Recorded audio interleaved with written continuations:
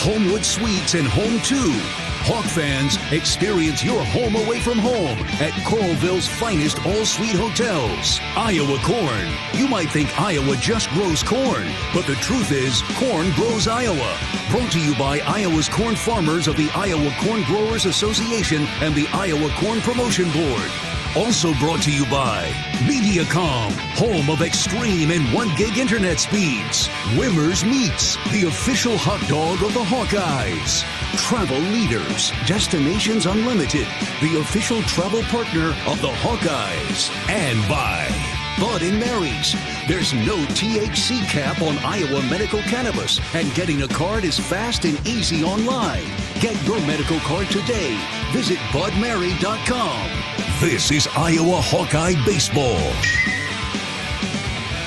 Welcome to Hawks Field at Haymarket Park in downtown Lincoln. John Evans and John Leo in the broadcast booth as we attempt to resume yesterday's game. We were scheduled to begin it at 11, but the tarp is on the field and we are in a lightning delay for probably another hour, would be our guess up here. So we will not be starting today's game at 11. We will not be resuming the game at 11. We'll have the finale to follow whenever that might be.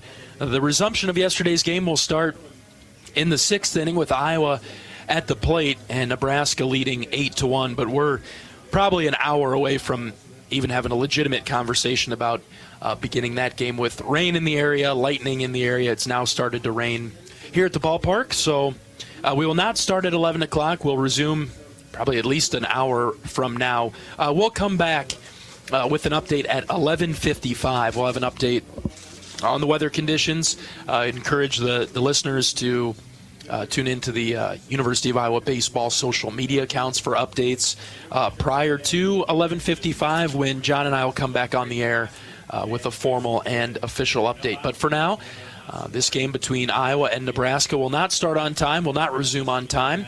We're in a lightning delay in Lincoln. We'll come back at 11:55 with an update. This is Iowa Hawkeye Baseball from Learfield.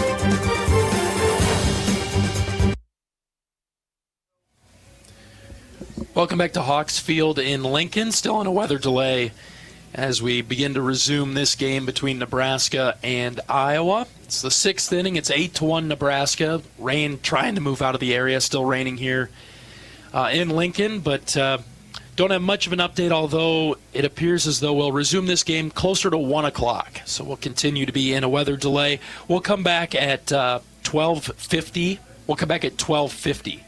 With a further update. Hopefully we're getting set to play some baseball, but until then we'll stay in a weather delay and we'll return at 12:50. This is Iowa Hawkeye Baseball from Learfield.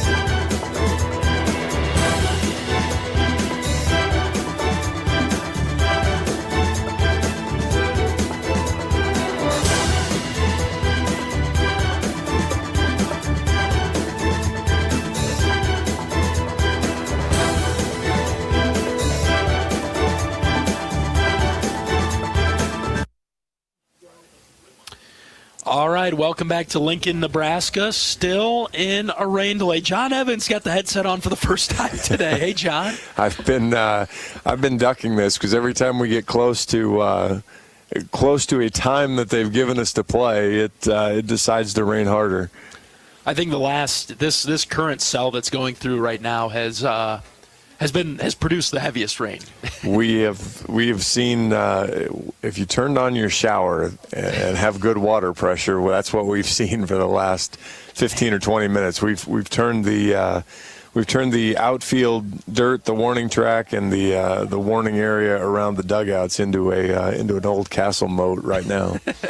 At least there's good music for us in the rain delay, huh? Well, and we've heard it when our pitchers are trying to pitch, and so it at least continues in these more appropriate times to keep blasting.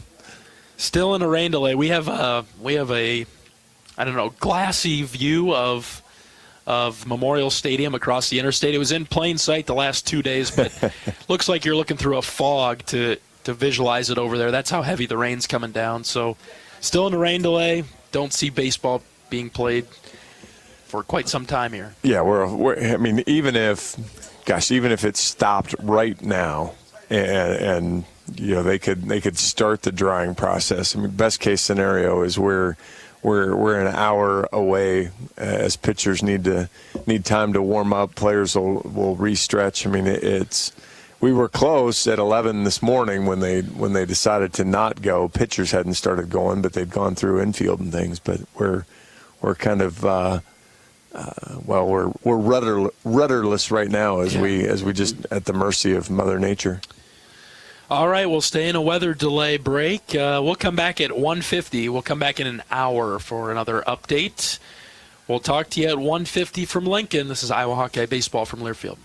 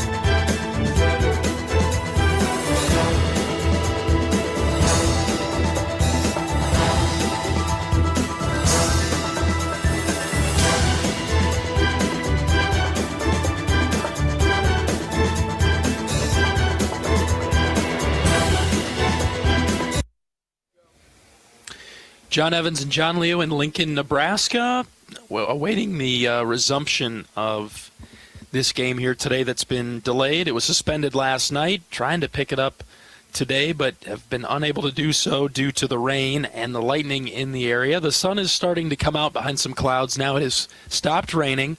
The tarp remains on the field.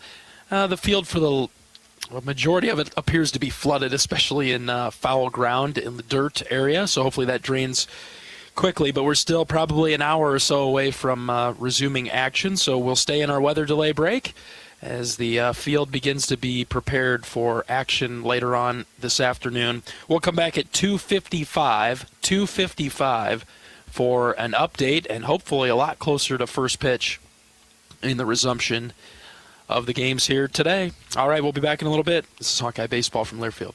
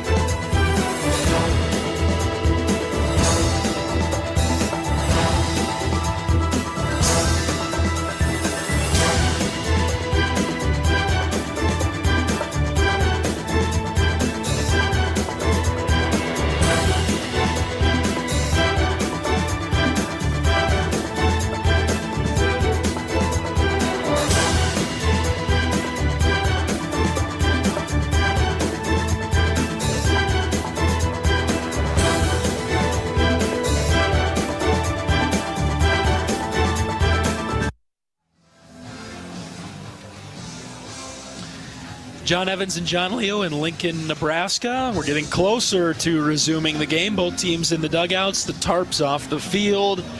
The lines are chalked. They're still working on that right field line in foul territory. John, I don't know. There's still some puddles down there. We're supposed to start at 3:15, but, man, I don't know if they can get it done in 5 minutes. Yeah, they told us 3:15. I don't we'll be close. But I'd be surprised, I guess, if it's 3:15 as certainly everything in fair territory is supposed to be dry. They were trying to make sure that the area directly behind home plate was also dry. So if you had a wild pitch or a pass ball, it wouldn't go into a puddle.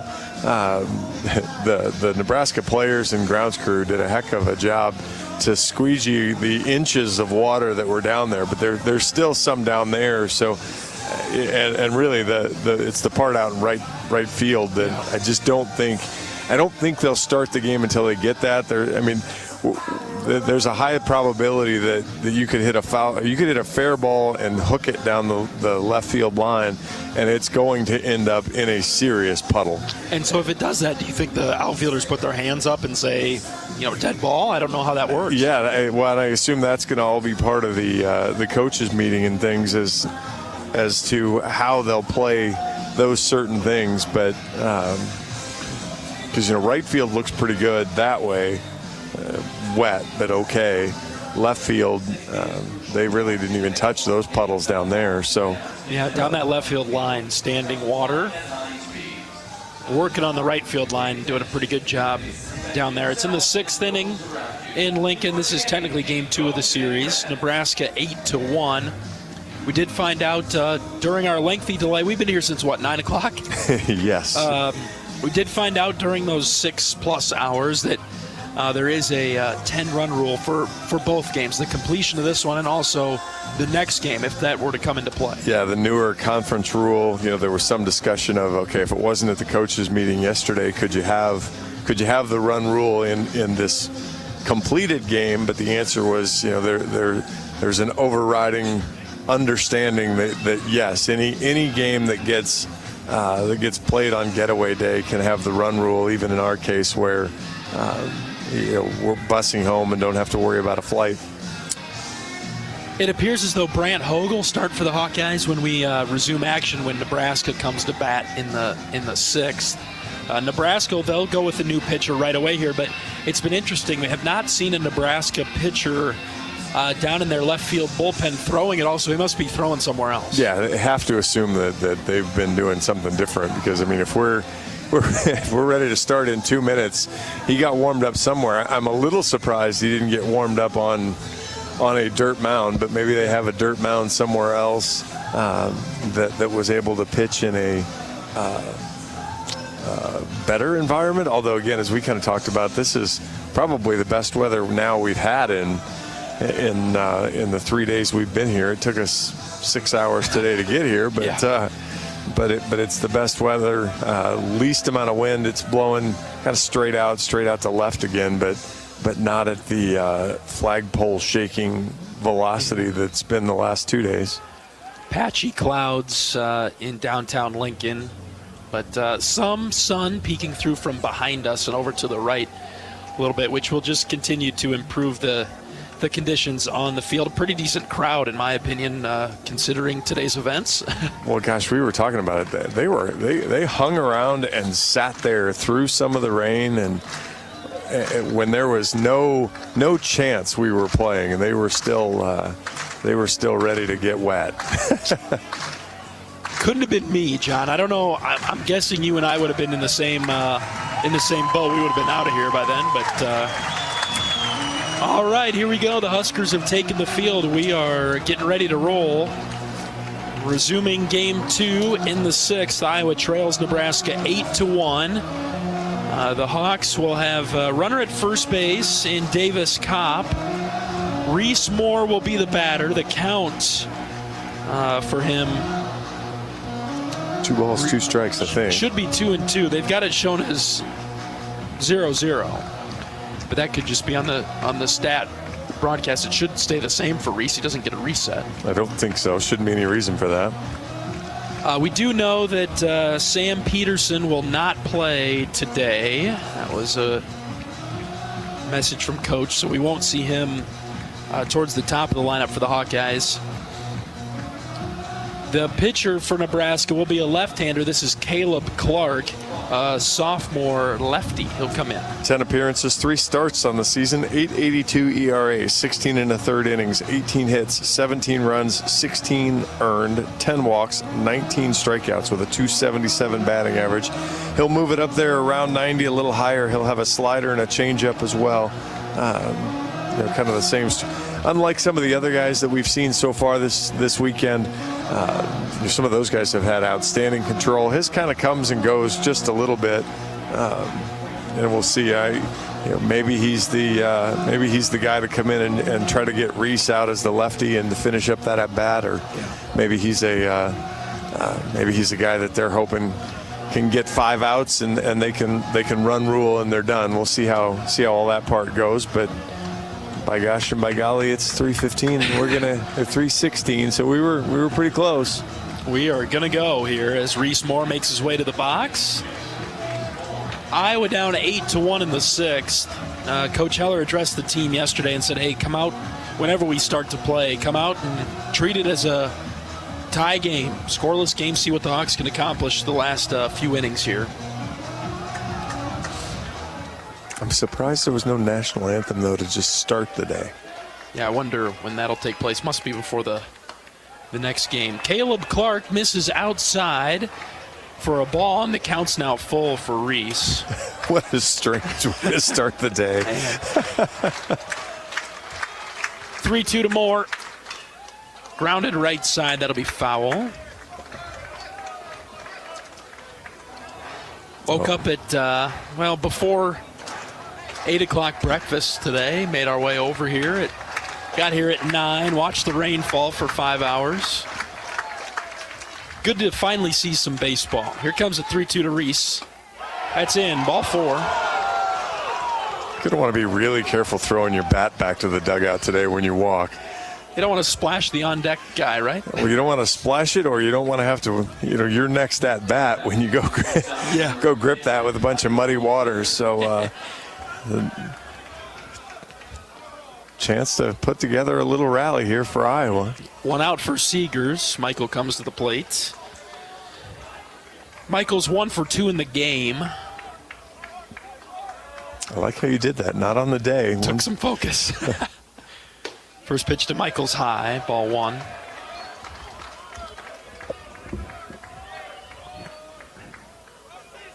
Coach Heller has really been emphasizing the fight from his team. 1 out of Seegers catches the outer edge. It's 1-1. This would be an opportunity for that to take place, to fight and scrap, even though you're down 7 in the 6th. Backs up against the wall. Pretty good lag there from Andy Nelson to throw the ball to the Nebraska dugout and miss the puddle. Yeah, I noticed that. 1-1. Michael watches it go by low and out. That's 2-1. Huge puddle for Iowa right in front of their dugout. Gable Mitchell's kind of straddling, or rather in between the puddles there. Right up next to the wall, so it's hard for him to actually get a swing. 2-1 to Seegers. Here's the pitch. Inside corner, strike 2. Chance here, you hope that, whether you come back from an 8-1 deficit or not, chance to get some good at bats again, see the ball well, get prepared for the second game of this modified doubleheader. 2-2. Ground ball fair down the right field line. They'll keep Kopp at third base. Uh-oh. And now Reese is too far off second base. He's caught in a pickle between second and third. He's tagged out. And Kopp will come down the line from third and score. Oh, boy. God, you can find a way to shoot yourself in the foot. It seems to be the way that it goes, is Reese just didn't get his head up, ran over Kopp, and I guess the good news was Nebraska really didn't try to make the throw home and allowed Kopp to score, but just running yourself out of an opportunity there. Runner at first and 2 outs for Gable Mitchell. He swings at the first pitch and drives it foul over to the right. It's 8-2 now. Nebraska leads in the 6th. That's that right there again is it's a fastball that Gable can't drive, and so it's just don't want to swing at that first pitch. 0-1 is lined up the middle, but on a hop and right to the second baseman. He'll take it to the bag for the third out. That'll do it for Iowa in the top of the sixth. 8-2, Nebraska with the lead. We're back in just a moment. This is Hawkeye Baseball from Learfield. Brown Deer Golf Club offers a pure golf experience. Manicured bent grass fairways with tees and greens carved into gracefully rolling landscape. Challenging, yet extremely playable. Improve your game with PGA instruction and our full-service pro shop. Treat yourself to Bunker's Bar and Grill for lunch or dinner. And our scenic Greenview Banquet Room is perfect for weddings or any special event. Brown Deer Golf Club, a stunning country club setting at affordable public rates. Tickets are on sale now for the Hy-Vee IndyCar Race Weekend Concert Series. Saturday, July 13th, see Luke Combs and Eric Church.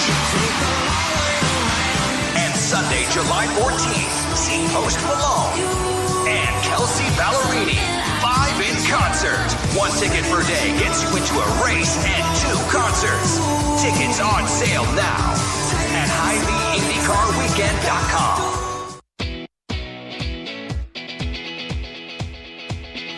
Oak Knoll's mission is to provide exceptional retirement living and health services through Life Care, a not-for-profit life plan community serving the Iowa City community for 57 years. Oak Knoll is conveniently located near University of Iowa hospitals and clinics, Kinnick Stadium, Carver Hawkeye Arena, and downtown Iowa City.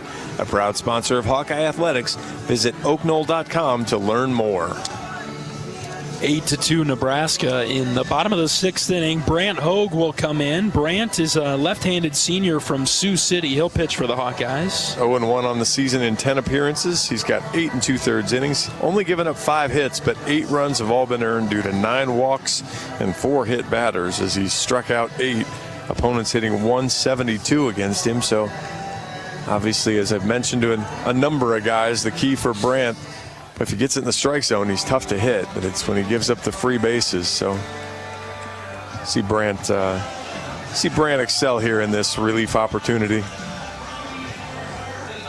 Garrett Anglem will lead it off for the Huskers. He entered last night for Case Sanderson out in right. Right-handed hitter. First pitch from Hogue is in for a strike.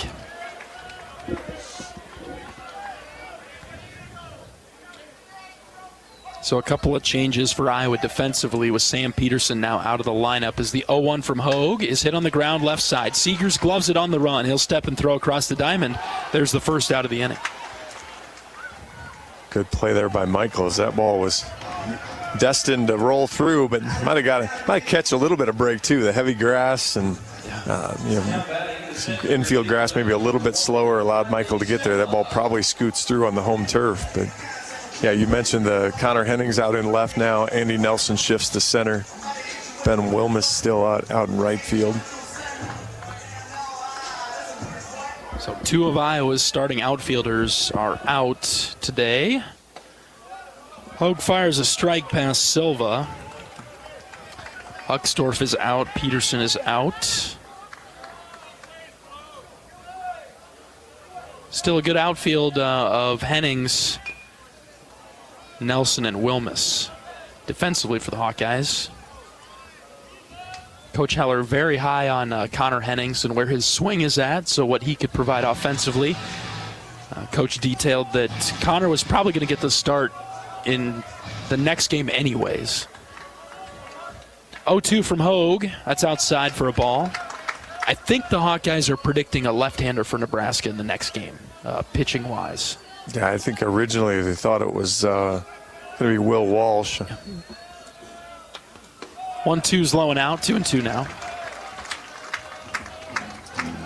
He's he had a great game in one of the Big Ten tournament elimination game last year in the Big Ten tournament. Yep. When they needed a complete game out of him, they got it. He struggled a little this year. Outside, ball 3. Brant is a big, tall lefty for the Hawkeyes. Kind of brings it across the zone. Silva, the left-handed hitter with a lot of speed, is in the box. Here's the 3-2. Ground ball right side. Guerin will field it foul. So we'll do it again.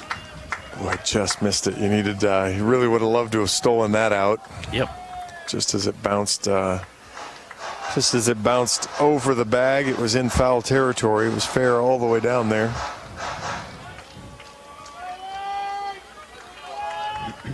Eight to 2 Nebraska in the bottom of the 6th. Iowa scored first in this game with a solo home run by Ben Wilmus in the 3rd. And then Nebraska ripped off 8 in a row. 3-2 from Hogue. Chopper right back to Brandt. Brandt picks it up. Underhand flip is in time for the second out. Nicely done from Brandt. Beal was throwing it around. Seegers throws it to Mitchell, and Brandt just stuck his glove out and stole it from him, and then flipped it and tossed the ball over to the dugout. But he stole the going around the horn throw. Here's Tyler Stone, another left-hander for Brandt to face. Hogue out of the windup. Here's the pitch. That's high. Iowa's changed into their gold tops now. Nebraska wearing red tops with Nebraska spelled out in white script. Outside for ball 2.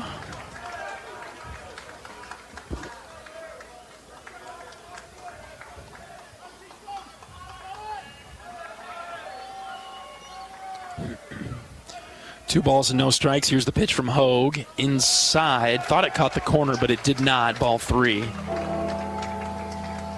Yeah, it probably, again, based on the way the two umpires have been, that's a call he gets on the outside part of the plate. Just haven't given that extra on the inside part of the plate.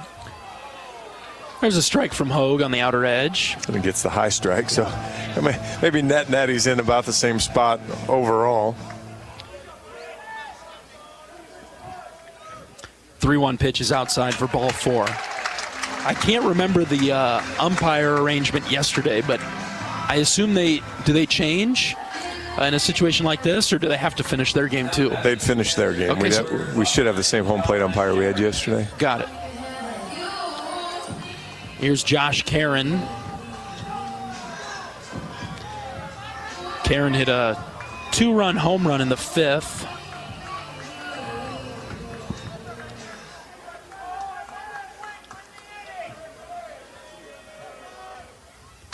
Hogue deals, and this is fouled back to the screen.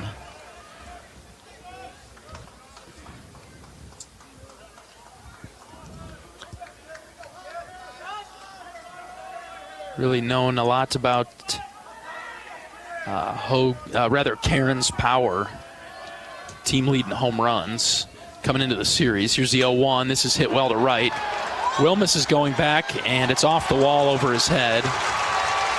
Stone's around second. Now he's around third. There'll be a play at the plate. Guerin cuts it off. Stone scores from first. And Caron really showing his power to the opposite field to right. It's 9-2 Nebraska.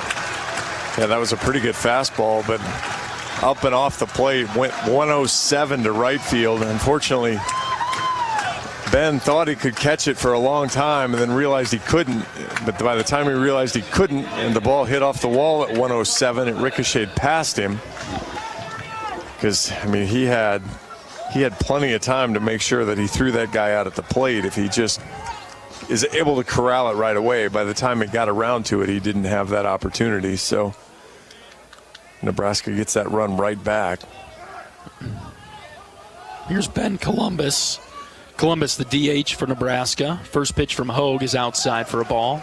And unfortunately, that's free base bite in Iowa again, too. You give up the walk, the 5-pitch walk, and then you give up a hit. And it just kind of causes the snowball, and that's kind of been the story of Brandt's Hawkeye career so far.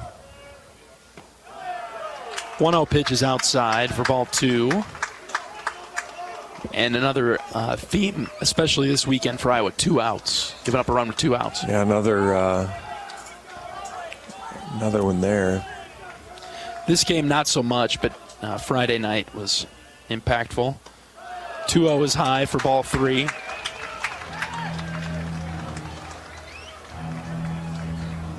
Yeah, 4 of the 7 Nebraska runs Friday night that way. Had a couple today. In this game, rather. I know what you meant. Caught up to me, John. Here's a 3-0 outside, 4-pitch walk. Yeah, ball 3 was a pretty good pitch that he didn't get, but balls 1, 2, and 4 weren't really close. Coach McGrath will come out of the Iowa dugout and go make his way to the mound. A little bit of a danger territory for the Hawks now. In the bottom of the 6th, down 9-2. 10-run rule in effect with Cole Evans coming to the plate, who's already hit a home run in this game. Today's game is brought to you by Brown Deer Golf Club in Coralville, featuring Bunkers Bar and Grill. Enjoy a great Bunkers menu with burgers, chicken, salads, and wraps, and Gimmy's Pizza and Wings. A new pop-up menu at Bunkers that's all about savory pizzas and mouth-watering wings. To-go orders are welcome, as are you and your family at Brown Deer Golf in Coralville. All right, mound visit concluded.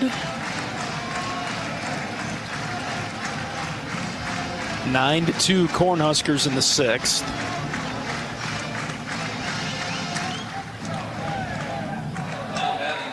Here's Cole Evans. 2 outs in the inning. Brandt's right on the doorstep of getting out of here with just allowing the 1 run, but Evans comes up. Couple runners on for him. First pitch from Hogues outside.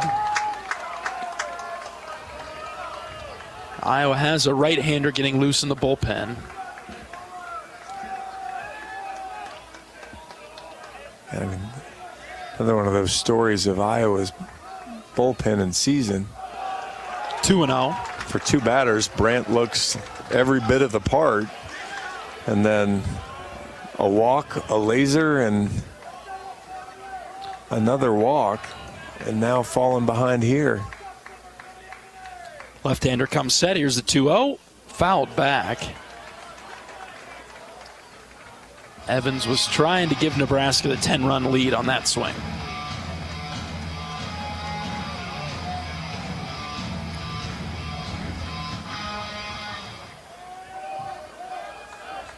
Two balls and 1 strike. Hogue comes set, checks the runner at second base. Here's the pitch. Hit well to right. Angling foul, and will land in foul ground and hop out of play. Let's say that's where you want Ben to. You want a guy to make every play he can make, but you want him to pull up early, because if he goes full speed and tries to jam on the brakes in that muck, he's got no chance to stop, and he's going to get into that wall pretty quick. Or worse, slide and kind of stop awkwardly. Yes. Still a hazard down there. 2-2 from Hogue. That's high, ball 3.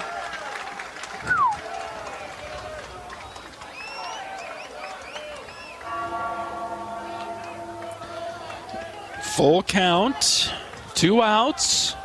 Hogue has the sign that he likes. Here is the pitch. Swing and a miss. Hogue got him out of the zone. Went up high, showed him the fastball, got him to chase. Hawks get away without any more damage. We'll go to the top of the 7th, 9-2 Nebraska. Back after this. This is Hawkeye Baseball from Learfield.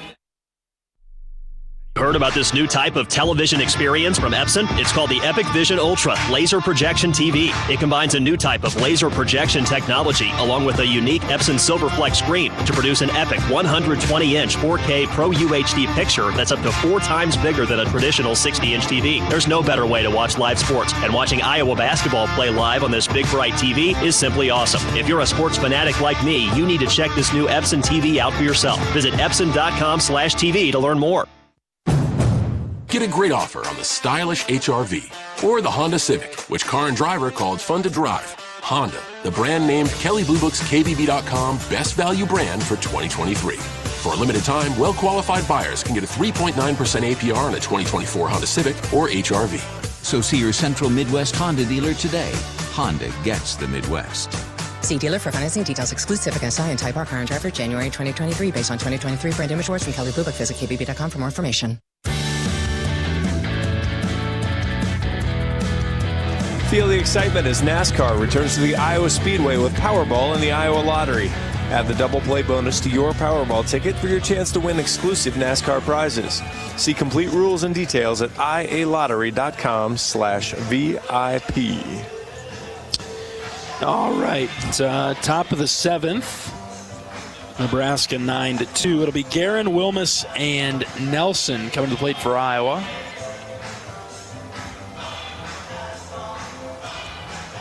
Clark continues to pitch for the Huskers. Blake had a double last night in this game. Hooked one into the left field corner. I think if he'd hit that again today, it might end up wet down there.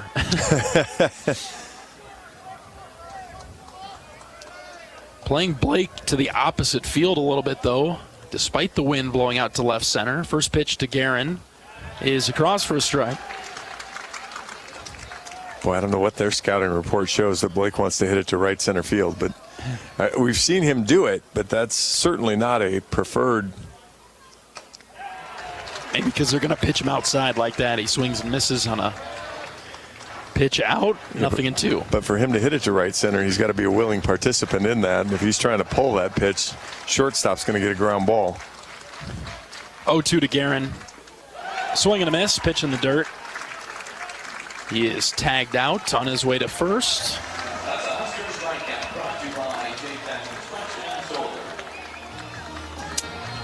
One down for Ben Wilmus. Yeah. Blake expanded the strike zone both on strike 2 and 3 there. Didn't do himself any favors.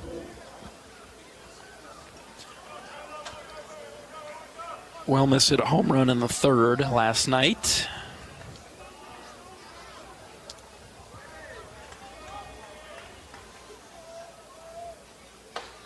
There's strike 1 right down Main Street.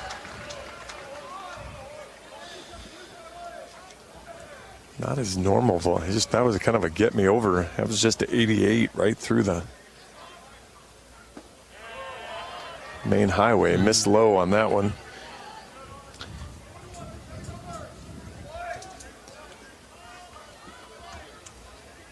One ball, one strike. Here's the pitch to Wilmus. Swing and a miss. Pulled his head a little bit too much. Nice changeup from Clark. Yeah, gave the same pitch as he threw the pitch before in the same tunnel as the first pitch, and Ben way out in front now. Now he's in trouble 1 and 2. Here it comes from Clark. Just low. Tried to bring a breaking ball in the back door. Yeah, that was a really nice slider there. Just dipped below the zone. He's shown it all to Ben. He'll have to be ready. Here comes the 2-2. Line drive, right side. That will carry foul. Ricocheted all over all the kids there. Hit off the top of the picnic table down there. Nice contact from Ben. Outside pitch was a little bit late on it. Another 2-2 to Wilmus. Lifted foul in the same spot down the right field line. Like pitching Ben away. Well, and Ben yesterday obviously showed a very willing right fielder right on the Anglem was pretty much right on the line there, protecting the puddle. Yeah. 2-2. Ground ball to third. Overbeek has this one. He'll throw it across for the second out. Good slider there. Busted him back inside after throwing all those pitches away. That's just good execution there on Clark's part. Yeah, Clark has done a nice job. He got to 1 and 2, and then nice chase pitch low, and then a couple of fouls from Wilmus. But Clark has done a nice job picking up this game for Nebraska. Top of the 7th, Huskers lead at 9-2. Top of the order, here's Andy Nelson. First pitch to Andy. That's a strike. That's one thing that we've noticed. Clark throws a lot of first pitch strikes. Yeah, both to Wilmus and then to Andy. He threw the fastball, and again, it's not particularly well located. It's just right there. 0-1 is popped up. Left side. High and on the infield in foul territory. The shortstop, Carey, makes a diving catch. He completely misplayed that. Don't oversell that diving catch, as he played that terribly and somehow still made the catch. Been that kind of weekend, hasn't it, for the Hawkeyes? All right, we'll go to the bottom of the 7th. It's time to stretch things out in Lincoln. 9-2 Huskers. Hey, Hawk fans, it's time for the Blue Bunny 7th inning stretch. You know what to do. Get up, stretch those legs, and go enjoy the best 7th inning stretch tradition of all, Blue Bunny ice cream. Blue Bunny's a proud sponsor of the Hawkeyes and the 7th inning stretch. And this is Hawkeye Baseball from Learfield. Our mission at Oak Knoll is to provide exceptional retirement living and health services through life care. I'm Steve Rowe, CEO. We are a not-for-profit life plan community and have served the Iowa City area for 57 years. Oak Knoll is located near University of Iowa hospitals and clinics, Kinnick Stadium, Carver Hawkeye Arena, Hancher Auditorium, and downtown Iowa City. Visit our website at oakknoll.com to learn more. We're a proud sponsor of Hawkeye Athletics. Go Hawks! The big game, family, friends. We know you count on Alliant Energy to deliver the safe, reliable energy you need, whether you're watching the game, cooking your famous burgers, or leaving a light on for loved ones. For us, it means going beyond the expected to make sure we're planning for the energy you need today and tomorrow. That way you can keep your eye on the ball and focus on what's most important to you. Find out more at alliantenergy.com/poweringbeyond.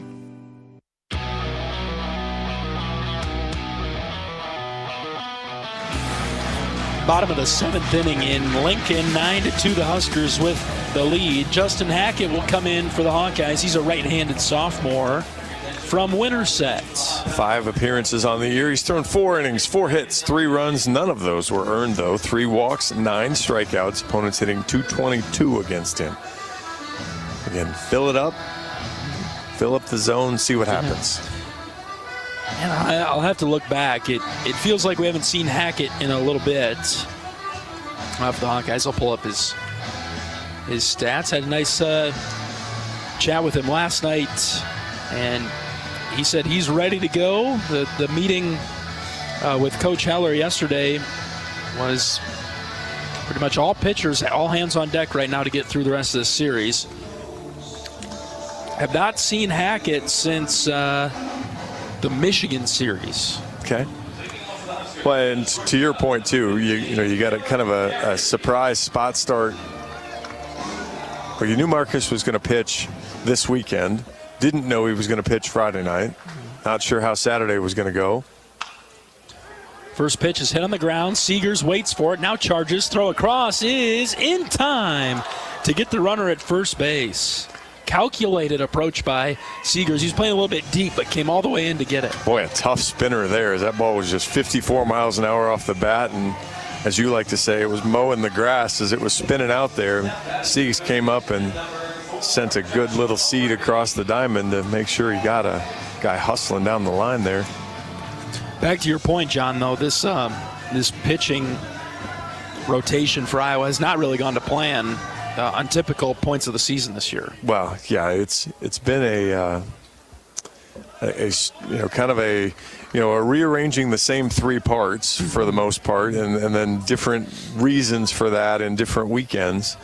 But this weekend, you kind of threw the parts in a bag, and it still didn't.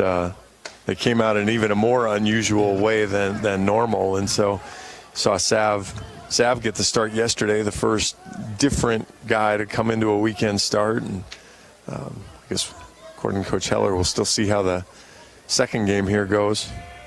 2-0 from Hackett is clubbed to right. That is long gone. That is the first earned run of the season, and that was an earned run. 104 off the bat, 422 on your TrackMan radar. Overbeek makes it 10-2 Nebraska in the 7th.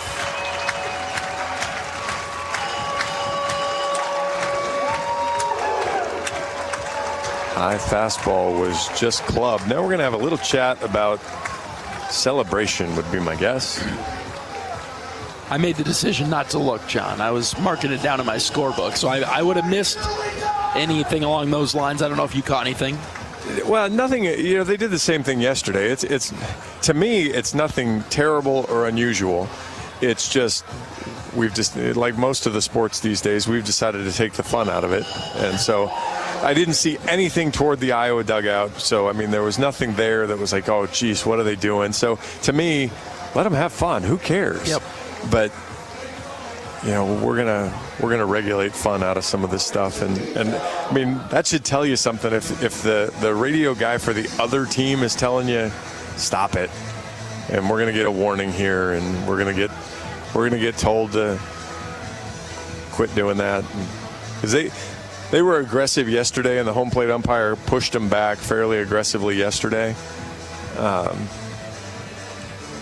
So yeah, we got our official warning.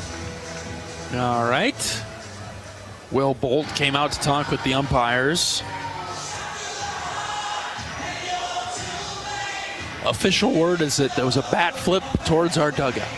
Then he should be thrown out, because if it goes to the dugout, there are no warnings. This is where this happened, Jacksonville State, right? Yeah, where Huck should have gotten an early shower. All right. No ejection here. 10-2, Nebraska in the 7th. And the umpire's mad enough he gave a high strike for Hack there. 0-1 from Hackett. This is hit well to left. Hennings turning around. Connor leaps up. It's over his head. That's off the wall.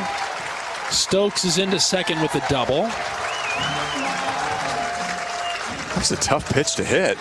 That was up, and you know, we talk a lot about the tic-tac-toe board. That was in the upper inside corner, and he goes up and just kind of uppercut hooks it up there, and kind of like a tomahawk. Yeah, swing at it. All right. And unfortunately for Hennings, to see your first ball, that's one of the hardest balls to get, is a line drive right at you anyway. That's right. Coach McGrath is out to talk with Hackett. Be the top of the order in Anglum for Nebraska with one out runner at second. It's 10-2 Huskers. We're in the 7th inning. Have that 10-run rule in effect, so careful. Winning run is at the plate, I guess, is the way to put that now. Those were the words I was looking to find, John. The succinct version? Yes. I don't need to have the audience or the listeners do any math. I'll just tell you. with your voice right now, you need the most succinct versions you can find. This is one of the strangest situations I've gone through. I am not sick. I guarantee I'm not sick. I feel great. For some reason, when I go to talk, nothing comes out. It's still 50-50 that you and I are going to switch roles in game 2, and I might need Coach Heller to go to the bullpen. You can have the quiet color roll, and give me the TrackMan data. Yeah, I'll give you that. And you can have you can have most of the game off. All right, we're ready for play. We'll get you some honey for the drive home. Hot tea and honey. I forgot it. First pitch to Anglum from Hackett. That's high. And if Hack hasn't figured it out yet, missing high to these guys is a bad plan. Yes. He's going to need to get that down, thigh high and lower if he's going to get these. He got a couple ground balls. Hogue got a couple ground balls. 1-0 is in the dirt. That might have been a little lower than I anticipated.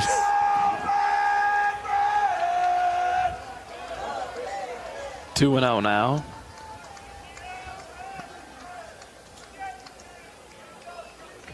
I'm going to need to figure out how to hit the mute button on that one. Yeah. Boy, I should have kept talking through that. That's the first time we've really heard that cheer this weekend. I don't know, maybe your ears have been opened up a little bit more than mine. 2-0 pitch is low. Must have been low. Called a ball. They thought maybe that Anglum went around, but he did not. And now it's 3-0.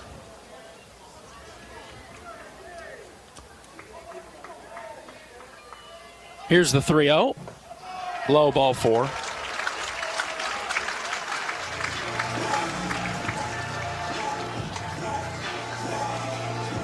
Iowa has a right-hander getting loose, and it looks like we will see who that is as Coach Heller is coming out of the dugout. Change is being made for Iowa. Bottom of the 7th, Nebraska leads it 10-2. We'll take a pitching change break. We're back right after this. This is Hawkeye Baseball from Learfield.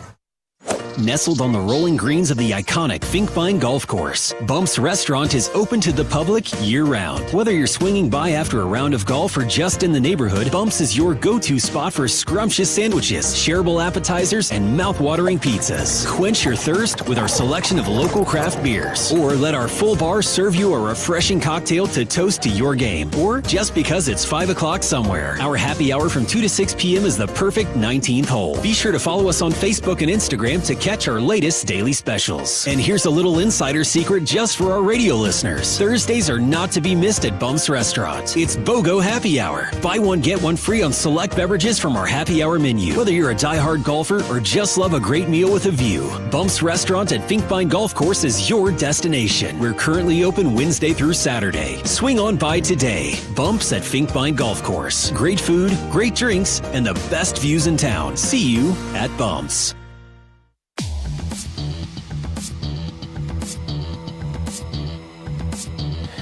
The Hawkeyes make a pitching change in the 7th. Drew Durhamer, the right-handed freshman from Omaha, will enter. He has 9 appearances, 8 innings pitched, 8 hits, 6 runs have all been earned, 6 walks, 6 strikeouts. Opponents hitting .267 against Drew. Going to get the fastball up there around 90 plus or minus. He'll throw a changeup and a slider as well. Again, it's just kind of, we'll keep pounding the recurring drum beat, pound the strike zone.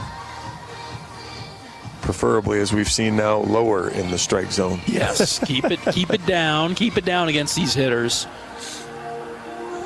Silva will be the batter for the Huskers.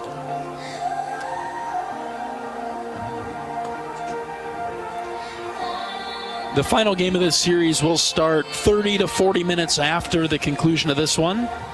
We've got some interviews loaded up in between. We'll hear from Coach Heller.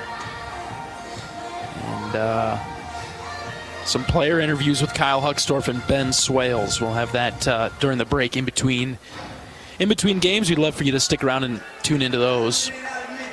Now batting the center fielder, number 1, Riley Silva. One out for Silva, who comes up.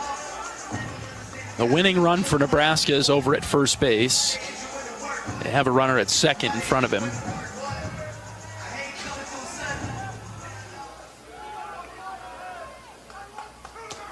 Durhamer comes set, righty on lefty matchup. First pitch is fouled back to the netting. Good start for Drew. Good fastball, low and away. Good spot, exactly. Exactly, got it where you want it to be.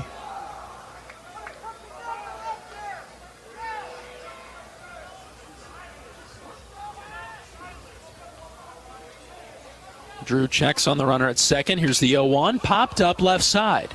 Seegers behind Tello. Michael moving back, backpedaling, and he caught it over his shoulder for the second out. They actually called infield fly on that, which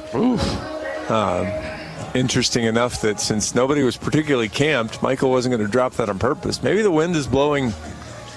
It's certainly blowing that direction. It's blowing out, and so for some reason, neither shortstop had really. Michaels wasn't quite as energetic and dramatic as the other shortstop, but here's Tyler Stone with 2 outs. He offers at the first pitch and knocks it foul over to the right. And we have seen Stone dent a baseball. 1 for 3 in this game. There's a couple of strikeouts, though. A 1 from Durhamer. Lined into center. That's down for a base hit. Throw comes into third. It's late. It's 11-2 Nebraska.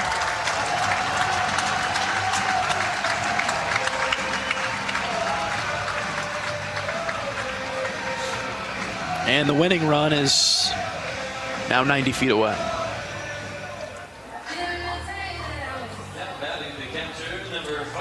It's Josh Karen who's really seen the ball well, and he's 3 for 4 in the game with 2 doubles and a home run.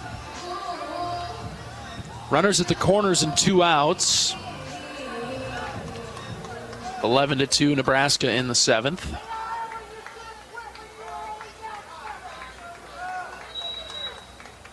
Dermer comes set. First pitch to Karen. In the dirt, ball one.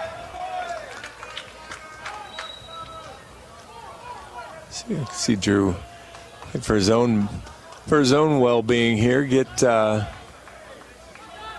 through this. Get an out here on a good tough hitter. 1-0 is low. 2-0. That was a pretty good pitch, but yeah, just down below the zone. Don't mind the spot. Karen got his hands going, but was able to stop them. 2 balls, no strikes now. Here's the pitch from Dermer.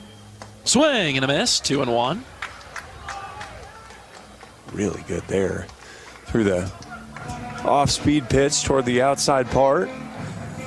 Confidence in that pitch to throw it in that spot. Right, and that's, Iowa pitchers do a nice job on the cross counting on 2-0. Don't just give in. Fastball high, 3-1.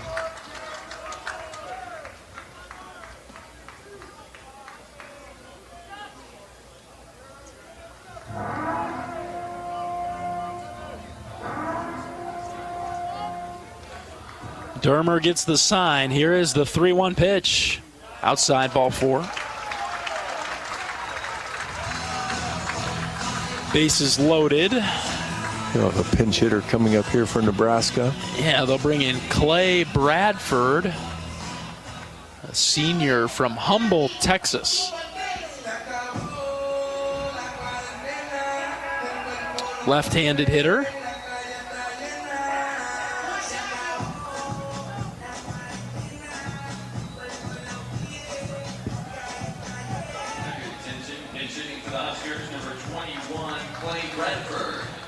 All right. Bases loaded for Nebraska. Their winning run is at third. Up 11-2 in the 7th. Dermer goes from the windup. First pitch to Bradford. Outside for a ball. Come on, Drew. Fill up the strike zone, buddy. See if he can find the zone. Bradford stands right in the middle of the box. Not really hugging the plate.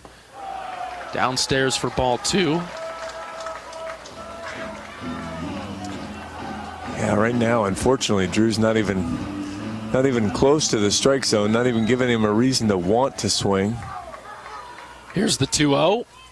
Fouled back, much better from Drew.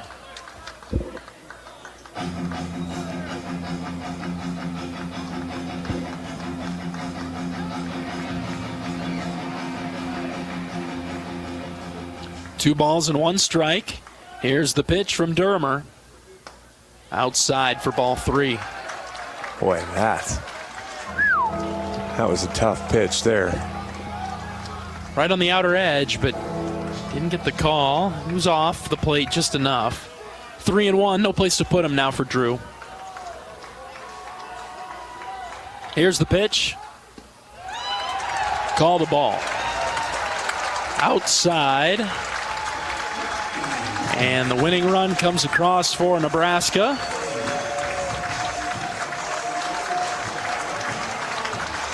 As the Hawkeyes come off the field, and Nebraska celebrates on the third base line. 12-2. 10-run victory in 7 for the Cornhuskers. All right, we'll take a 2-minute break. We're back right after this. This is Hawkeye Baseball from Learfield. The silly moments, the proud moments, even the hard moments. They're what make life remarkable. And they're why Wellmark Blue Cross and Blue Shield is here for every moment. Committed to making healthcare better, more affordable, with more choices for care. And service and coverage that give you peace of mind no matter what comes your way. So you can show up for every tender moment, every brave moment, and every wouldn't miss it for the world moment, knowing that Blue is here for you. Go to Wellmark.com/every moment to find a plan right for you. The big game. Family. Friends. We know you count on Alliant Energy to deliver the safe, reliable energy you need, whether you're watching the game, cooking your famous burgers, or leaving a light on for loved ones.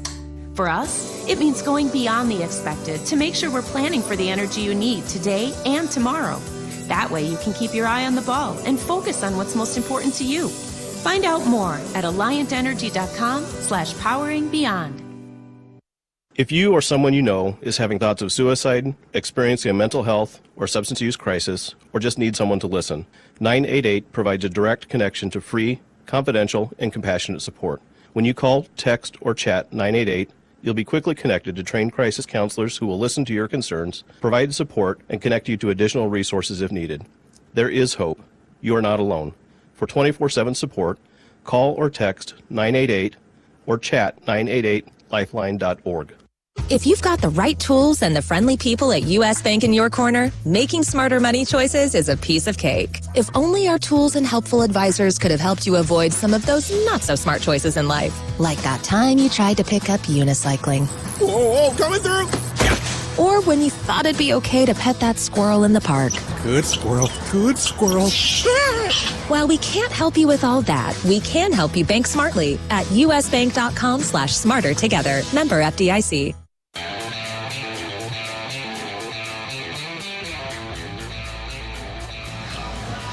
(12-2), Nebraska wins Game 2 of the series in 7 innings. Mason McConaughey gets the win. Aaron Savary gets the loss for the Hawkeyes. A quick regroup, 30 to 40 minutes before we start the finale of this series, and Iowa looks to avoid being swept by Nebraska, something that the Hawkeyes did to Nebraska last season in Iowa City. And so now hopefully Iowa steals Game 3 of this series and goes home with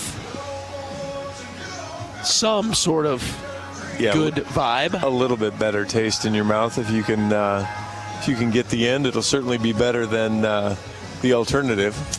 Let's pause 10 seconds for station identification. This is Iowa Hawkeye Baseball.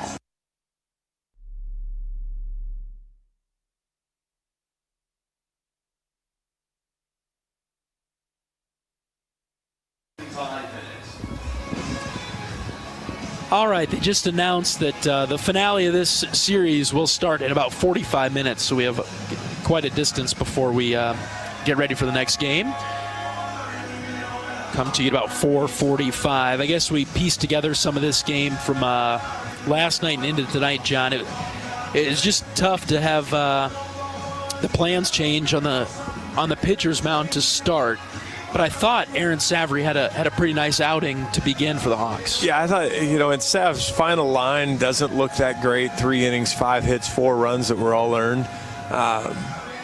Boy, I'd argue he pitched better than that, though. Yep. I mean, you had you've got a ground ball down the line with a runner on there in the 4th inning, and if Blake can just find a way to knock it down for you, you at least save some hassle there, and you don't necessarily get through the inning or out of the inning, but you get a little bit more out of it. So I thought he pitched well. I think the thing that he did really well was he was in the strike zone. Obviously didn't walk anyone, which Iowa starting pitching hasn't been able to say very often, even in a midweek game. That's and right. So I thought that was really good. Reese Buter came in after that. Had a couple of really well-hit balls off him.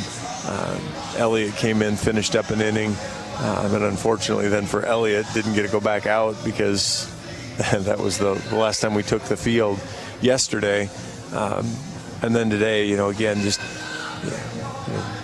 1 2/3 innings. There's 5 walks in there, and so that's just we struggle with that side of it. You can't have 5 walks in an inning and 2/3 and expect to have success. And so overall Iowa pitching in that game walked 7 batters, hit 1. So you had, I guess, so that was with Sav's 1 free base. He did hit the guy, which I think was his 3rd batter there of that inning. So all of a sudden 8 free bases just in the simple part of it there, and and then Nebraska was loud, 3 home runs, 3 doubles in their 13 hits, 6 extra bases. So when you're loud and get free bases, you're just adding you're adding horses to the carousel that get to go around. That's right.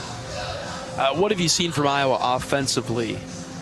This game finished up with 7 hits, 2 runs, struck out 5 times, walked a few times, but The extra bases are really lagging behind for Iowa right now. Right. Doing a nice job not striking out, but I'd probably contend that they're doing that because they're swinging at too many early pitch counts. We've heard Marty say a ton, trust your training. Don't swing at that pitch that's on the edge that you can't drive and can't really do anything with early in the count. Trust yourself that when you get later in a count, you can hit. You might strike out from time to time. You might also draw a walk later on because you've extended a pitcher and you've taken things. And so, if you aren't going to get a bunch of free bases from Nebraska, which this season they haven't shown a tendency to do, then you have to trust that they're going to be around the strike zone and you're going to put balls in play later in the count, and you're going to have to do damage because you've got to string together 3 singles to get a run. And so you're going to need to see some noisier at bats, and that gets really difficult when you take 2 of the bats out of the lineup that Iowa's going to take out. When you take out you're going to take out Huck and you're going to take out Petey, who I'm just looking. Huck's the team leader in home runs. Petey's tied for second.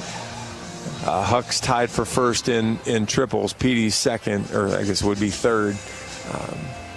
Both of those guys are maybe down a little bit in doubles, but Huck's second on the team in hits. Petey's tied for fourth with a guy that's missed those games, and so it's you hear Coach Ferentz talk about next man in all the time. You hear Coach Heller talk about next man in all the time. We're there. Yes. Whether it's the pitching staff, whether it's the guy stepping into the on-deck circle and then into the batter's box, next man in's got to do it. And again, they wouldn't be here if they weren't capable. That's right. Are either of them or any of them Sam Peterson and Kyle Huckstorf? No, but you don't need them to be. You need them to be the best. Pick your guy, whomever that they can be, and they'll be good. Seize the opportunity. Yeah, that they have. It's Wally Pipp the guys, or Walter. Yeah, Wally Pipp the guys. Lou Gehrig steps in and plays the next 2,000 games. You don't get to do that in college, but sure. but play the next 10 or 15 or whatever it is to seize the role and take it. We're pretty sure that it'll be Brody Brecht that'll start this next game for Iowa. You could see him warming up down there, at least stretching. So I think Coach Heller was hopeful that he'd be able to go today, and in the thinking, we'll hear from Coach in just a few minutes. But Brody had his best performance of the season his last time out against Rutgers, and hoping that he can build on that today against Nebraska, in which feels like a huge game now for Iowa to get things swinging back the other way. Well, pick your analogy. You need Brody to be the dude, the dog, whatever one you want to go with. You need him to be all that in a bag of chips right now. You need him to walk out there and you need him to boost the team. We talked about it at breakfast this morning. This group is always very professional and organized about how they do things.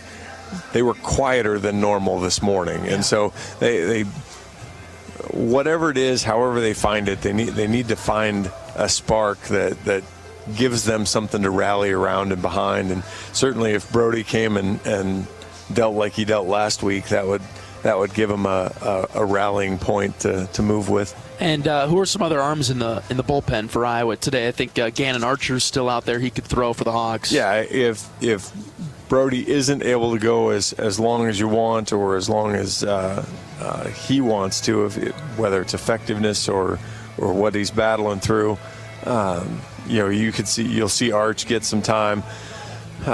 Jack Young still hasn't thrown this weekend. He'll kind of, if Brody comes out in the middle of an inning, Jack Young has tended to get the dirty innings. Jack Whitlock, who's been a little up and down this year, but he could be an inning eater. He was good in the was good last weekend and came into a spot. You could probably see Volk again. Sam Hart hasn't thrown yet. What the rumor was that we could see Watts or Dete on maybe a short leash. Yeah. That they could get some time too. So you can piece it together if you need to, but you'd really love for it to not be pieced together and just be a smooth, here's how it goes. But based on where are we now? We're 23, 40 games into it. Smooth hasn't been the name of smooth and this season haven't been two words that you tie together very often for Iowa baseball. We'll see if Brody Brecht can have another quality start for the Hawkeyes. And Coach Heller talks about wiping the slate clean and then fighting and scrapping and battling. And I do think I'd be a little bit surprised if the Hawkeyes didn't show some signs of life and fight and scrap and battle when we get to Game 3 of the series with Nebraska, with a possible sweep on the line. We'll see if the Hawks have a boost of energy here to battle the Huskers in just about 30 minutes. All right, we'll take a 3-minute break. We'll come back and hear from Ben Swales right after this. This is Hawkeye Baseball from Learfield. If you've got the right tools and the friendly people at U.S. Bank in your corner, making smarter money choices is a piece of cake. If only our tools and helpful advisors could have helped you avoid some of those not-so-smart choices in life. Like that time you tried to pick up unicycling. Whoa, coming through! Or when you thought it'd be okay to pet that squirrel in the park. Good squirrel, good squirrel. While we can't help you with all that, we can help you bank smartly at usbank.com/smarter together. Member FDIC. You might think Iowa grows corn, but the truth is, corn grows Iowa. While farmers work hard to grow the best crop, their Iowa corn checkoff investments are hard at work too. Opening local and global markets for corn and corn-fed products. Educating drivers on unleaded 88 as the best fuel at the pump. Finding new uses for corn and sharing the farmer's story. Iowa corn farmers are backed by researchers, educators, market experts, and more. To keep corn growing Iowa. The silly moments, the proud moments, even the hard moments. They're what make life remarkable. And they're why Wellmark Blue Cross and Blue Shield is here for every moment. Committed to making healthcare better, more affordable, with more choices for care. And service and coverage that give you peace of mind no matter what comes your way. So you can show up for every tender moment, every brave moment, and every wouldn't miss it for the world moment. Knowing that Blue is here for you. Go to Wellmark.com/every moment to find a plan right for you. The big game. Family. Friends. We know you count on Alliant Energy to deliver the safe, reliable energy you need, whether you're watching the game, cooking your famous burgers, or leaving a light on for loved ones. For us, it means going beyond the expected to make sure we're planning for the energy you need today and tomorrow. That way you can keep your eye on the ball and focus on what's most important to you. Find out more at alliantenergy.com/poweringbeyond. If you or someone you know is having thoughts of suicide, experiencing a mental health or substance use crisis, or just need someone to listen, 988 provides a direct connection to free, confidential, and compassionate support. When you call, text, or chat 988, you'll be quickly connected to trained crisis counselors who will listen to your concerns, provide support, and connect you to additional resources if needed. There is hope. You are not alone. For 24/7 support, call or text 988 or chat 988lifeline.org.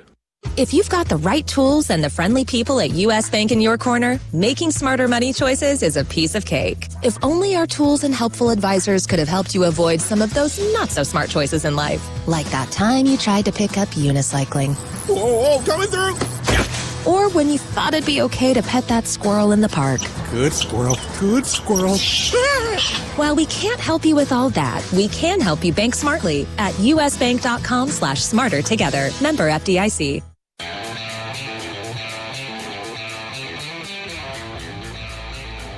Welcome back to Hawkeye Pregame. I'm here with Ben Swales. Ben, thanks for joining me, bud. Yeah, of course. Thanks for having me. So, again, I gotta ask this, even for guys like you where it seems fairly obvious, how'd you get to Iowa City? In Iowa you get to play for 5 years of high school baseball, so I've been playing varsity since I was in 8th grade, and then sadly I had a tragic injury right before my junior season that cut me out for the entire season, so I couldn't play. Junior year is kind of the year you start to get recruited and start to make your commitments and whatever. But I wasn't able to do that, so I knew I had to have a huge comeback season my senior year. then I ended up committed to Iowa Western. And then after my senior season, Marty and Rick reached out to me and then shot me an offer that I couldn't turn down. So, I mean, stayed home. Yeah, it's been fun to have you just down the highway and get to know you the last couple of years. So, you know, you get here, and obviously Iowa has, you know, Raider Tello comes in then too. So what have you learned? I mean, I see you guys hang out all the time, and what have you learned from that partnership? How have you helped him? How does he help you? Yeah, I mean, every single day I just try to learn what he does, and because he's a veteran guy, he's been out in college baseball for 4 or 5 years now. So, and I'm obviously a younger guy that needs to learn. But just building a good relationship with him, I think, was really important. Showing the coaches that we have a good relationship with each other, and we trust each other. Whoever's playing third base, and I love Raider. I love the relationship we have right now. Yeah. So obviously, you know, being a high level player, and you missed a lot of time with the injury, but being a high level player, what's it like now to sit and learn? How are you taking this experience to make you a better person and better player? It's definitely a bit different. I mean, in high school, everyone's that top dude who gets recruited by Division I colleges, but then you come here, everyone's the same talent, if not better than you. So it's definitely a humbling moment when you come here, but it also shoots you a sense of excitement that, you know, you can be as good as those guys one day and then make a huge impact at this Division I level. But yeah, I mean, it's definitely a big step to walk over, but it was a challenge I was willing to accept. Yeah. So how much, like right now, you're like if they need a pinch runner, you're kind of the first guy. Yeah. So how much notice do you get? What do you do to stay ready for kind of that? Yeah. Of hey, Swales, I need you to go run and score this big run for us. Yeah. You know, I've always been one of the faster guys growing up and in grade school and in high school, and I ran track all 4 years of high school, and I was pretty successful with that. So I mean, I knew that speed plays a big role in the game of baseball, and you know, I always just try to stay ready because I know we have some not so faster guys in the lineup, and late in the game if they need a big run or need a stolen base, I mean, I want to be that guy they go to. So I always just try to stay ready, run between innings, stretch, do whatever I have to do to stay ready, and when my name's called upon, go out and perform. That's a big part of Heller ball. He's putting pressure on team and going that way. So, all right, so that's the baseball side. What do we do outside of baseball? What's Ben Swales' fun afternoon that doesn't involve baseball? I mean, I'm a pretty chill guy. I sometimes like to play video games with my friends. I'm a big movie guy, so I like to sit down on the couch, watch a movie with my friends or whatever, with my girlfriend, whatever. But I also love the outdoors. I love always trying to stay active. I'm never gonna not do something during the day. So if I need to go work out or whatever, go play golf. I love golf when it's nice outside. So yeah, I always just try to stay active and not too interesting of a life, but I mean just pretty chill all around. Hey, I like golf. You're good there. Yeah. So where did you play? Brown Deer? Where do you play? Where's your favorite place in Iowa City? I just played Fink Pine for the first time, surprisingly, last week. But I love to play PV, Saddleback. Any of the area if I want to play a 9-hole course, I'll go to the Elks. The Quail right there? Or Quail. Yeah, but I mean, just the surrounding courses. Sounds good. Yeah. Now that we're getting rained on again, it looks like guys are starting to go hit. I better let you get going. Yeah. Appreciate your time, Ben. Thank you. Ben Swales, Hawkeye third baseman. Pinch runner extraordinaire. We'll be back. This is Hawkeye Baseball from Learfield. If you've got the right tools and the friendly people at U.S. Bank in your corner, making smarter money choices is a piece of cake. If only our tools and helpful advisors could have helped you avoid some of those not-so-smart choices in life. Like that time you tried to pick up unicycling. Whoa, coming through! Or when you thought it'd be okay to pet that squirrel in the park. Good squirrel, good squirrel. While we can't help you with all that, we can help you bank smartly at usbank.com/smarter together. Member FDIC. You might think Iowa grows corn, but the truth is, corn grows Iowa. While farmers work hard to grow the best crop, their Iowa corn checkoff investments are hard at work too. Opening local and global markets for corn and corn-fed products, educating drivers on unleaded 88 as the best fuel at the pump, finding new uses for corn, and sharing the farmer's story. Iowa corn farmers are backed by researchers, educators, market experts, and more to keep corn growing Iowa. The silly moments, the proud moments, even the hard moments. They're what make life remarkable. And they're why Wellmark Blue Cross and Blue Shield is here for every moment. Committed to making healthcare better, more affordable, with more choices for care.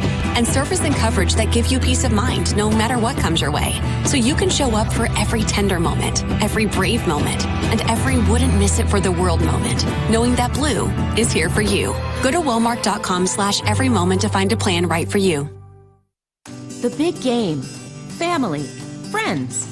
We know you count on Alliant Energy to deliver the safe, reliable energy you need, whether you're watching the game, cooking your famous burgers, or leaving a light on for loved ones. For us, it means going beyond the expected to make sure we're planning for the energy you need today and tomorrow. That way you can keep your eye on the ball and focus on what's most important to you. Find out more at alliantenergy.com/poweringbeyond. If you or someone you know is having thoughts of suicide, experiencing a mental health or substance use crisis, or just need someone to listen, 988 provides a direct connection to free, confidential, and compassionate support. When you call, text, or chat 988, you'll be quickly connected to trained crisis counselors who will listen to your concerns, provide support, and connect you to additional resources if needed. There is hope. You are not alone. For 24/7 support, call or text 988 or chat 988lifeline.org. If you've got the right tools and the friendly people at U.S. Bank in your corner, making smarter money choices is a piece of cake. If only our tools and helpful advisors could have helped you avoid some of those not-so-smart choices in life. Like that time you tried to pick up unicycling. Oh, coming through! Or when you thought it'd be okay to pet that squirrel in the park. Good squirrel, good squirrel.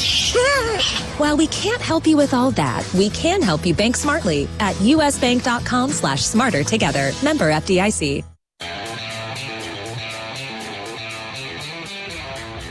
Welcome back to Hawkeye Pregame. I'm here with Kyle Huckstorf. Huck, I appreciate you joining me today. Appreciate you having me on.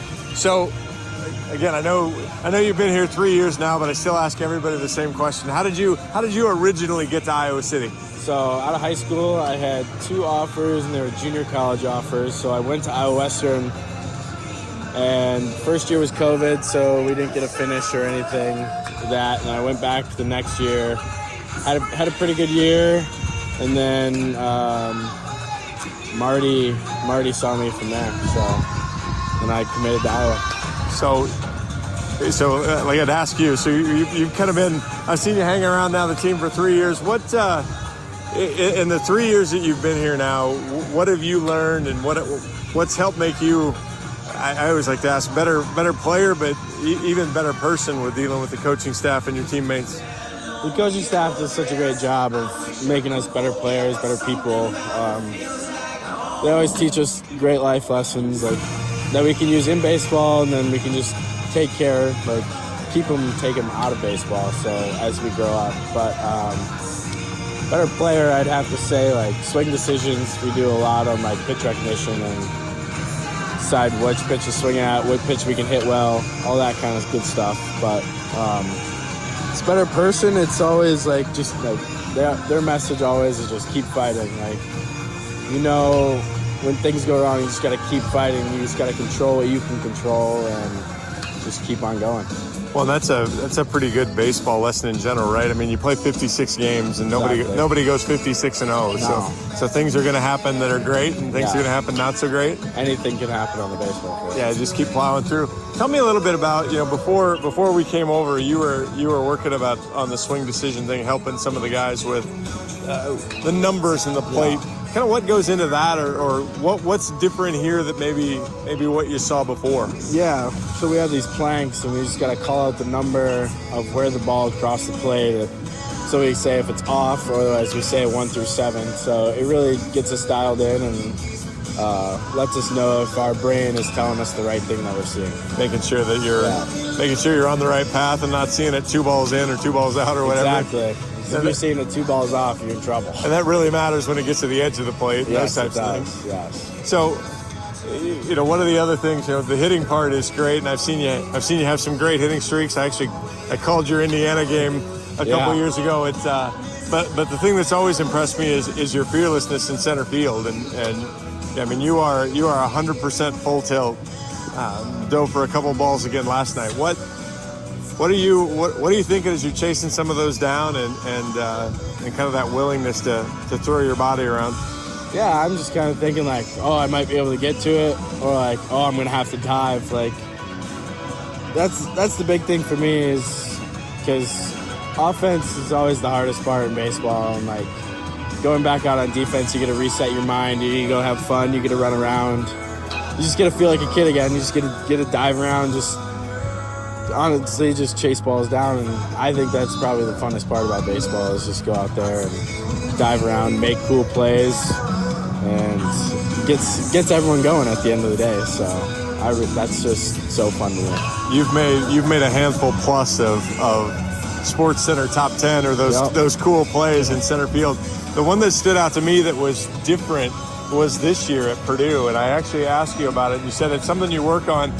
Just for me to kind of remind people, basically, if we were at this park, you were running straight out the 395 sign in center field, and you caught the ball while still running toward the fence, kind of over your shoulder. And tell me a little bit about what went into that. How do you track that and then make that catch? Yeah, so I was shaded into the left center gap, and that's where we were positioned for the guy that was hitting, and he just hit one dead center, and I just had to turn around and run because I was really far in because the wind was blowing straight in that day. And every day, like a lot of the days, us outfielders like to play a game, and whoever drops it, whoever doesn't catch it has to bring in the bucket. So you're always trying to catch it, and we always do the over-the-shoulder catches. So we work on that a lot, and I've just made me right for that moment. That was the very first one I've ever had in a game. I've seen a ton of great catches. That was the first one I'd seen from you like that, so it was pretty special. All right, so away from the field, what does Kyle Huckstorf like to do away from the field? I just like to hang out with the guys a lot. We would always so my house is me, Siegs, and Andy. And we just sit on our porch when it gets nice out, just hang out and talk. Whoever wants to come over can come over and talk as well.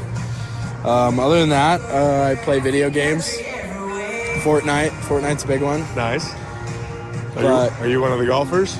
Yes. Every Monday we go golfing on our off day. So that's always really fun. It's a good sport to get into. And like with baseball, you can't be thinking about it all the time. It like allows you to get your mind off baseball and then just like relax and have fun with the guys. So where are you in the pecking order? Are you top, middle, bottom? I'm middle to bottom. I'm maybe more bottom. I'm not that good, but still fun, still relaxing. Good time to get out. Gets you up in the morning and walking around, gets your body going for the day. Where do you like playing in Iowa City? I like Finkbine, but they never really have tee times when we want them, so we go to Pleasant Valley. Yeah, you guys have a pretty limited window when you can probably play. Yeah, so we usually go at like 8 in the morning to noon-ish and then have weights at 3. So sounds good. Yeah, no, it's a good time. Well, I appreciate your time. I'll let you get going. I know we're still kind of messing around with practice, but I appreciate you joining me. Thank you. Thanks, buddy. Appreciate it. Kyle Huckstorf, Hawkeye center fielder. We'll be back. This is Hawkeye Baseball from Learfield. If you've got the right tools and the friendly people at U.S. Bank in your corner, making smarter money choices is a piece of cake. If only our tools and helpful advisors could have helped you avoid some of those not-so-smart choices in life. Like that time you tried to pick up unicycling. Whoa, coming through! Or when you thought it'd be okay to pet that squirrel in the park. Good squirrel, good squirrel. While we can't help you with all that, we can help you bank smartly at usbank.com/smarter together. Member FDIC. You might think Iowa grows corn, but the truth is, corn grows Iowa. While farmers work hard to grow the best crop, their Iowa corn checkoff investments are hard at work too. Opening local and global markets for corn and corn-fed products, educating drivers on unleaded 88 as the best fuel at the pump, finding new uses for corn, and sharing the farmer's story. Iowa corn farmers are backed by researchers, educators, market experts, and more to keep corn growing Iowa. The silly moments, the proud moments, even the hard moments. They're what make life remarkable. And they're why Wellmark Blue Cross and Blue Shield is here for every moment. Committed to making healthcare better, more affordable, with more choices for care. And service and coverage that give you peace of mind no matter what comes your way. So you can show up for every tender moment, every brave moment, and every wouldn't miss it for the world moment, knowing that Blue is here for you. Go to Wellmark.com/every moment to find a plan right for you. The big game. Family. Friends. We know you count on Alliant Energy to deliver the safe, reliable energy you need, whether you're watching the game, cooking your famous burgers, or leaving a light on for loved ones. For us, it means going beyond the expected to make sure we're planning for the energy you need today and tomorrow. That way you can keep your eye on the ball and focus on what's most important to you. Find out more at alliantenergy.com/poweringbeyond. If you or someone you know is having thoughts of suicide, experiencing a mental health or substance use crisis, or just need someone to listen, 988 provides a direct connection to free, confidential, and compassionate support. When you call, text, or chat 988, you'll be quickly connected to trained crisis counselors who will listen to your concerns, provide support, and connect you to additional resources if needed. There is hope. You are not alone. For 24/7 support, call or text 988 or chat 988lifeline.org. If you've got the right tools and the friendly people at U.S. Bank in your corner, making smarter money choices is a piece of cake. If only our tools and helpful advisors could have helped you avoid some of those not-so-smart choices in life. Like that time you tried to pick up unicycling. Whoa, coming through! Or when you thought it'd be okay to pet that squirrel in the park. Good squirrel, good squirrel. While we can't help you with all that, we can help you bank smartly at usbank.com/smarter together. Member FDIC. Welcome back to pregame coverage of Iowa Hawkeye baseball. Today we're joined by head coach of the Hawkeyes, Rick Heller. Coach, another crazy schedule today for your team, finishing up the first game and then wrapping up the series coming up with Nebraska. Yeah, we're hopeful. We can resume game 2 at 11, but it's still a little sketchy with the radar and the forecast. It's been crazy. It's been one of those weekends where the forecasters have been right in the sense that we're going to have stuff, but they've been wrong a lot with when, where, and that's kind of the case this morning. But right now we're planning on going 11. In your experiences, Coach, how do you keep a team locked in when this schedule's so all over the place? Well, this is probably a good thing for us. At least I hope that the way that game was going, we're down 8-1, and we can look at it as a fresh start. Their starter's out of the game, and he was doing a really good job yesterday. And Slider was tough, and let's just see if we can go out and score a bunch of runs here these last 4 innings and make it interesting, and maybe come back and get them. I mean, that's the plan. But if not, then game 2 will be the first game of this series where we have our actual starter that was penciled in with Brody Breck going, and we'll go from there. Yeah. So Brody will be good to go for the game 2. Yes, Brody will go game 2, and the only another bit of adversity. We lost Huck to the broken hand, and then Sam Peterson's injury has flared back up, and Sam's going to be out today, which is a pretty big blow when you've lost Huck yesterday. So the two guys that have Huck's played center field pretty much every game, but Petey is the backup center fielder and does a lot of work over there during the week. But he now we'll put Andy Nelson over in center, and then Connor Hennings will come in and play left field, and Ben Wilmus will move over to right. But it just keeps coming at us. Man, how do you handle that, Coach? I know you preach to the team to adjust and handle the adversity. What's your approach? That's just what I do. I mean, as soon as it's a fact, there's no sense worrying about anything. You just got to move on to what the plan is to try to get it done, knowing that situation. And that's right where it was super disappointing, obviously. But you just move on. You just, okay, what's the next plan? What's the next step? And try to get them ready to go. Have you had a year like this in your coaching history, Coach? Yeah. Oh, yeah. I mean, it happens. It happens from time to time, and thankfully not very often. But it seems like every 7 or 8 years you have a year where the baseball gods test you and challenge you. And this year has certainly been one of those. But the guys are dealing with it in a positive way, and the team is in a good place with their attitude, and they still go out and play hard and give a good effort. And we've prepared for the worst, and that's kind of how we always do it. We prepared for this situation to happen in the fall. Talk about it a lot. We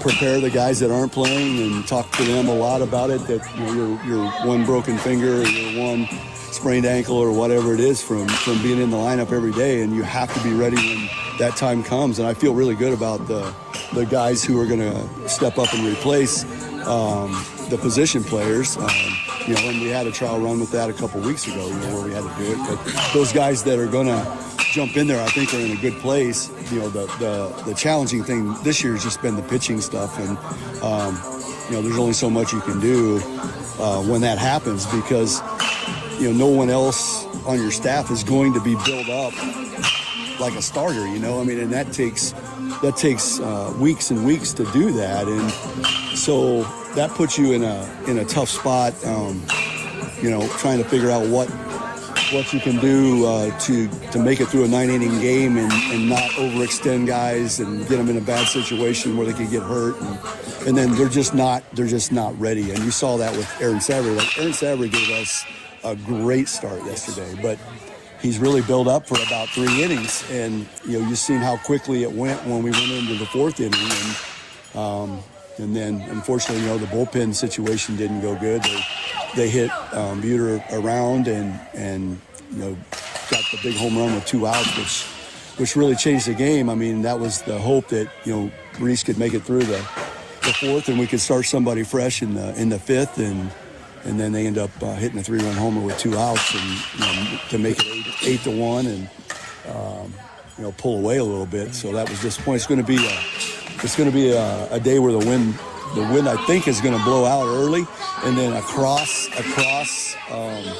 from I think right to left as the day goes on. But it's going to be a factor where I think it's going to be advantageous to the hitters. So we talked to the team about it on the bus yesterday. Hey, we get a fresh start. Let's go out and see if we can score some runs, get back in this game. Yeah, that's right.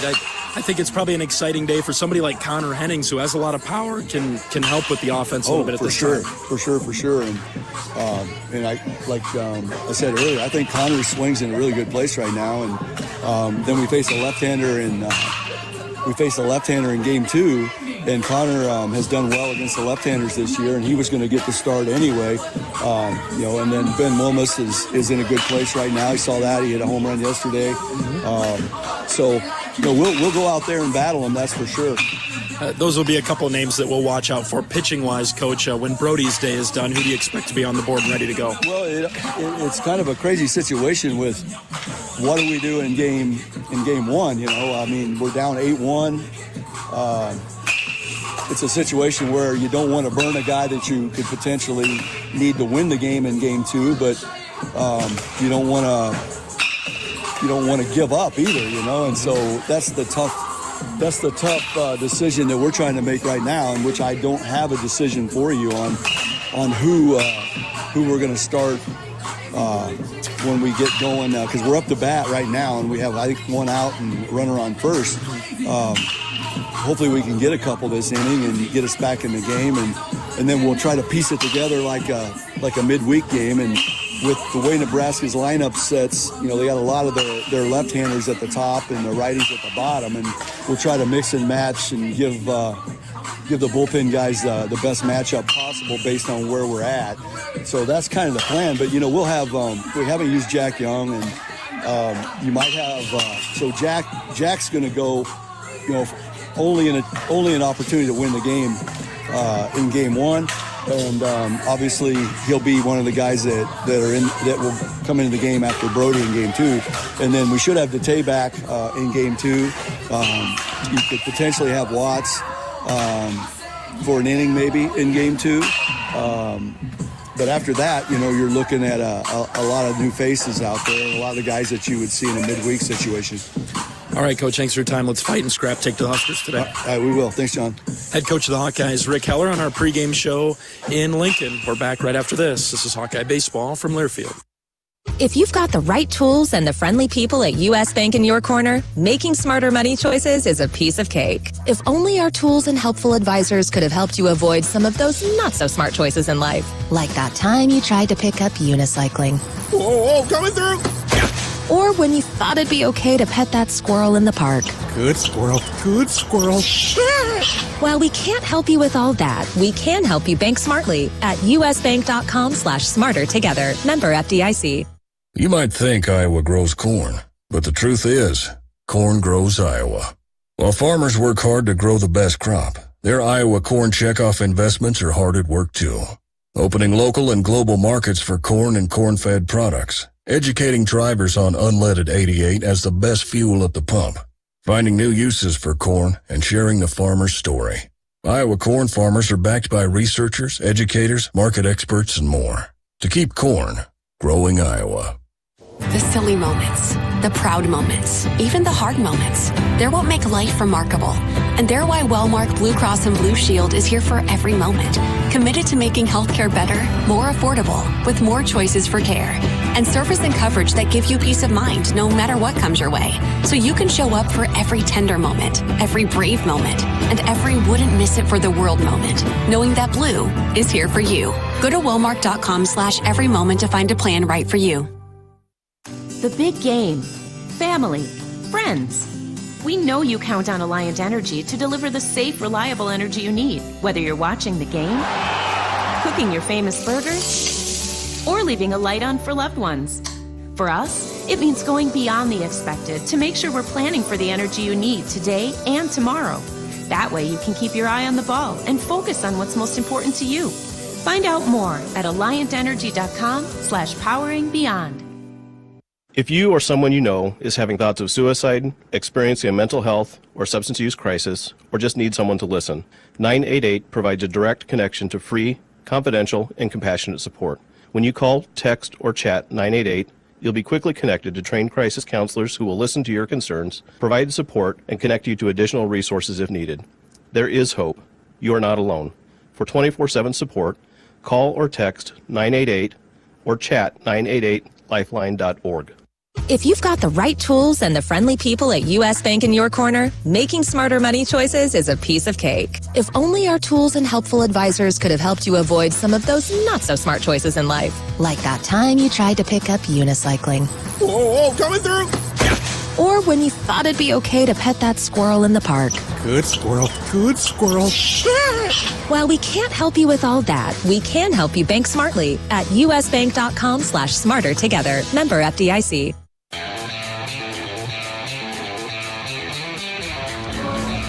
John Evans and John Leo with you in the broadcast booth at Hawks Field at Haymarket Park in Lincoln, Nebraska.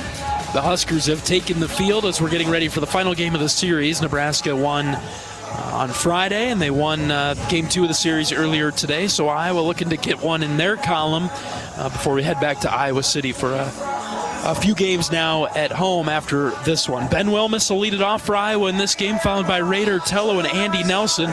Davis Kopp is the DH this afternoon. Connor Hennings will bat fifth in left. Michael Seegers is the shortstop batting sixth. 7, 8, 9 is Blake Guerin at first, Gable Mitchell at second, and Cade Moss, who will catch. The starting pitcher for Nebraska this evening is the left-hander Will Walsh. 4-2 on the season in 7 starts and 10 appearances, a 4.97 ERA, 41 2/3 innings, 51 hits, 26 runs, 23 of those were earned, an impressive 6 walks allowed, 36 strikeouts. Opponents do hit him at a 309 batting average, though. Fastball is going to be in the upper 80s. He'll throw a slider that's in the mid-70s, and he'll throw a changeup as well that's a little firmer than that. And again, he's another one of those guys. He's going to throw a ton of strikes, but he does depend on you to chase below the zone. And if Iowa chases below the zone and beats a bunch of balls into the ground, Will Walsh will have himself a day, and Iowa hitters will not. A little bit of a change with Wilmus going to lead it off for Iowa in this game. Well, at this point, we've got the your typical guys that you normally plug in there aren't available, and so you make some arrangements. Now, Ben has been in the leadoff before. He was there a little bit last year. He was there earlier this year. What you want to see from Ben in this spot is that good plate discipline that he has. Trust himself, trust his training, and get after it when he gets an opportunity. All right, clean slate. First pitch is outside for ball one. Wilmus takes it. Boy, Walsh, like John mentioned, very low walk rate. 1-0 is inside, ball two. Nebraska entering the series was the best in the Big Ten, issuing the fewest walks. And I think for the most part that's been the case this weekend, continuing. Yeah, certainly seen that true today, or true this weekend. There's a strike to Ben. It's 2-1.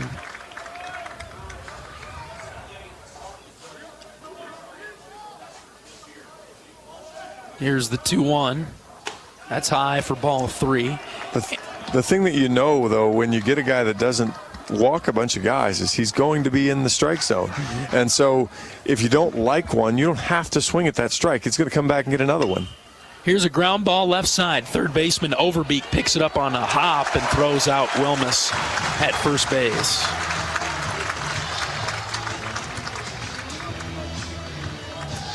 And that was probably a little bit there. Ben got jammed up by the fastball, moved in on him all the way across the plate. And good pitch there from Walsh on the 3-1. And rode all the way down the line on a high chopper, and Overbeek picked it on the short hop. Here's Raider Tello.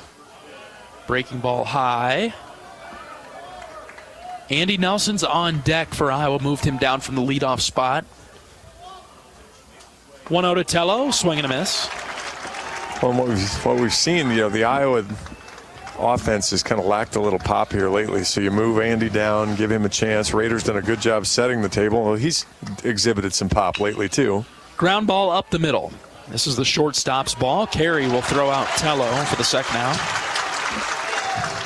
And just what I opened with, if Iowa beats a bunch of balls into the ground, especially with the infield being wet, you're not roping a bunch of balls through this infield. So you're going to have to get that ball up. You've got to wait for the mistakes and get it up, because anything knee high, if you don't elevate it. Walsh has not thrown a first pitch strike in this inning, but he's been able to battle back. 1-0 pitch to Nelson. Popped up right side. This will be in front of the Iowa dugout, and then it will go foul a couple rows back. Didn't get too deep there. Looked like he was trying to make a play on it the whole way as he was chasing it. Karen, the catcher, moved over there, and Stone came down the line from first. 1 ball, 1 strike for Andy. Walsh is ready to pitch, so as soon as Andy gets in there, he'll have to be ready. Here's the 1-1. Breaking ball for a strike, 1-2. Tip your cap there, good pitch. Yep, exactly. And this is what we talked about too. Iowa hitters will have to step out a little bit, take their time. Inside with the breaking ball. Andy with a really nice dose of plate discipline not to offer at that. Because Walsh jumps back on and peers right over the glove right away. 2-2. Outside, ball 3. I mean, he just basically sprints back. Yeah, that's what he sprints back up there. And I mean, he peers over the glove, and as soon as he gets the 3-2's in the dirt, and Nelson will draw the 2-out walk. Again, this is one of the things that Iowa tends to be really good at, is guys that come in, hey, we don't walk anybody, we're great at this. And Iowa can work counts and show some discipline and draw a few walks on people that don't tend to walk guys. The approach has been the same the whole season. It's been the execution, and then when you do force these walks or Oh, jeez. Whoa. Called a strike. Rode the line of the opposite batter's box from Davis Kopp. What in the world? We've had an outside strike zone all weekend, but that was outside of outside. 0-1 has popped up, foul over to the right. I know I've credited Karen with bringing the ball back in. He must have done an outstanding job on that. My goodness. Well, he had to snap it back 6 inches to get it to the edge of the plate. Oof. 0-2 on Kopp. Here's the pitch. No, we'll wait a second. They'll throw it over to first base. But back as I was saying, the approach for Iowa has been the same for years, as long as Coach Heller and Coach Sutherland have been here, that you force the pitcher to come in a little bit and throw more strikes. It's been the execution this year for Iowa that's held him back a bit. Kopp rips this into the left field corner. It's down for a base hit. Nelson's around second. Mitch Bowe's waving him around third. Andy's going to score. Kopp with an RBI double to give Iowa the lead in the first. Free base comes back to bite Nebraska for a change. Good piece of hitting there, as that's a breaking ball down below the zone, but Kopp stayed with it, saw it the whole way, and they were playing him to playing him to go opposite field and then throw him inside. Kopp does a great job turning on that pitch. Left fielder has no chance chasing that ball into the corner to throw Nelson out at home plate. Well, the Hawkeyes on the board first, the third game in a row. Yeah. Here's Hennings, lifted high down the line and right. That'll go foul. Iowa led early on Friday, got up to 3-0.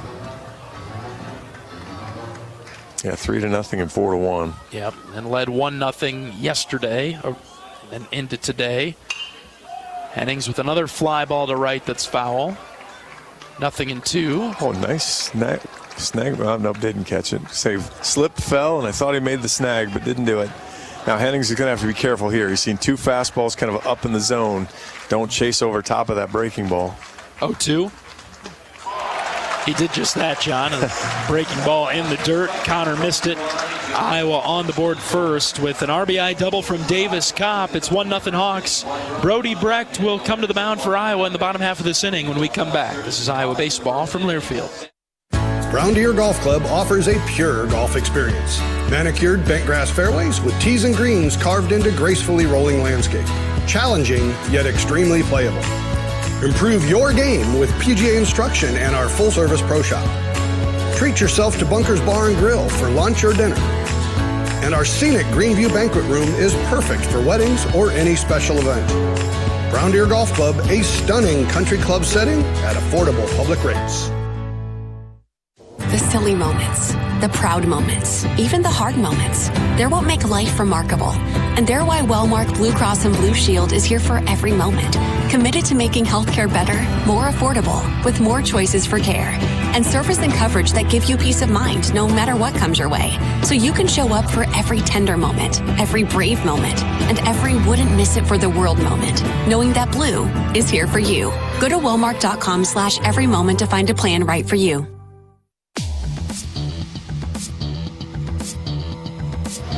Welcome back to Hawkeye Baseball. Are you or someone you know in crisis or having suicidal thoughts? Call 988. Call the 988 Suicide and Crisis Hotline for 24/7 free and confidential support.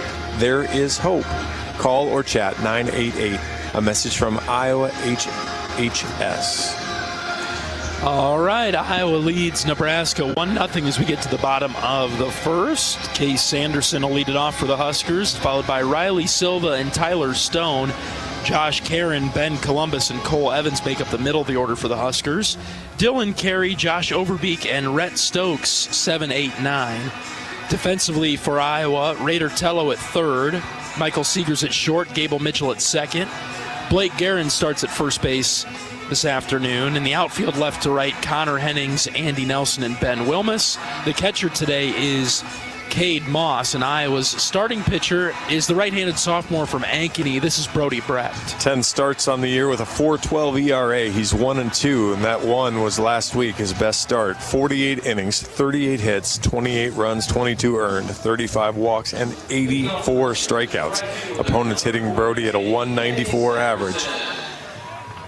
Last week he had all his pitches at his command. See if he can duplicate that at some relatively high level today.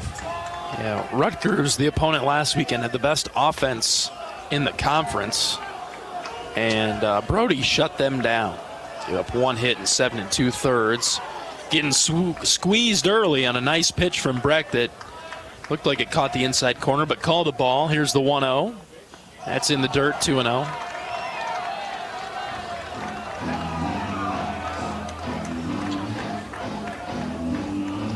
Brody started the Friday game against Nebraska last year through 4 innings. Gave up 4 runs, struck out 7. Falling behind on Sanderson, 3-0, and you can tell how the dynamic of this at-bat has already changed with that first pitch that was called a ball. The first pitch right on the inside part of the plate. Doesn't get the call, but now you got to bounce back. There's a strike from Breck. It's 3-1.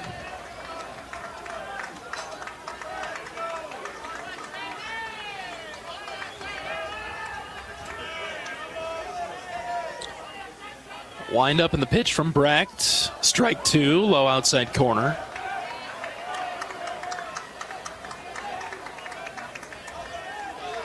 He's gotten to this position, battled back, see if he can finish the deal. Here comes the 3-2.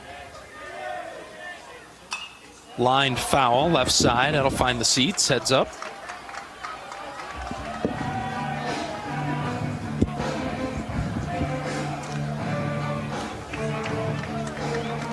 Brody's been almost exclusively fastballs. 2-0, he cross-counted him a little bit, but otherwise been a lot of fastballs.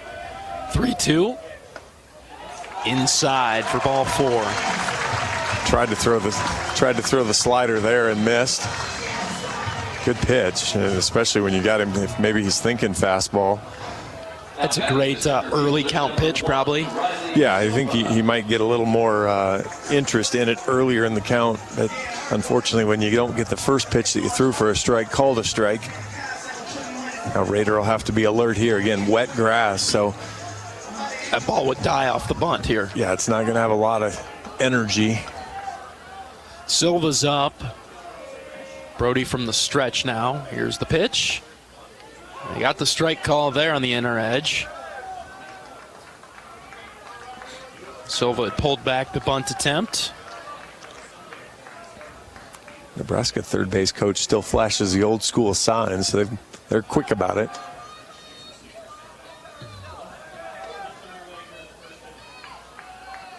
The old-fashioned approach. Yeah. There's an indicator in the whole spiel there as he's going along.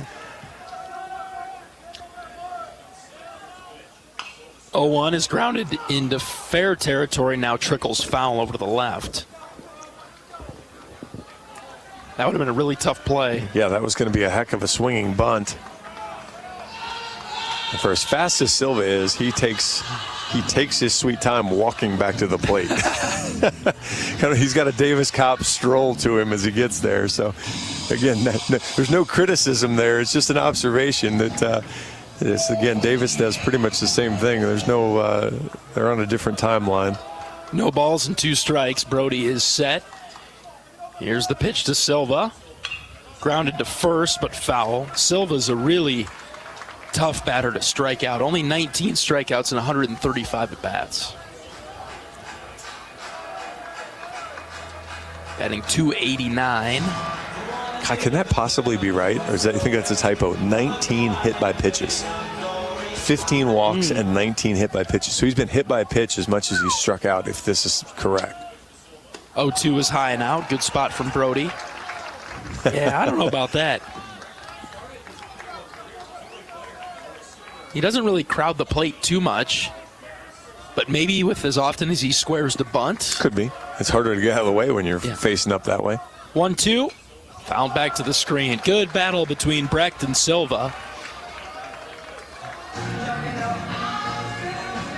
Yeah, this is what they're not allowed to do. Yeah, John looked up the rules on the music playing during a college baseball game, and this is technically illegal, but nobody seems to care. We care. 1-2 from Brecht. Nobody out. Runner at first. The pitch. Swing and a miss. The slider down and in. Great pitch there from Brody. Broke it towards the back foot there. Able to get the first out of the inning. It's turned into a nice day in Lincoln. Puffy clouds in the sky, but the sun peeking through now and again. Wind blowing out to center at Hawkes Field. Very nice ballpark, the home of the Lincoln Salt Dogs.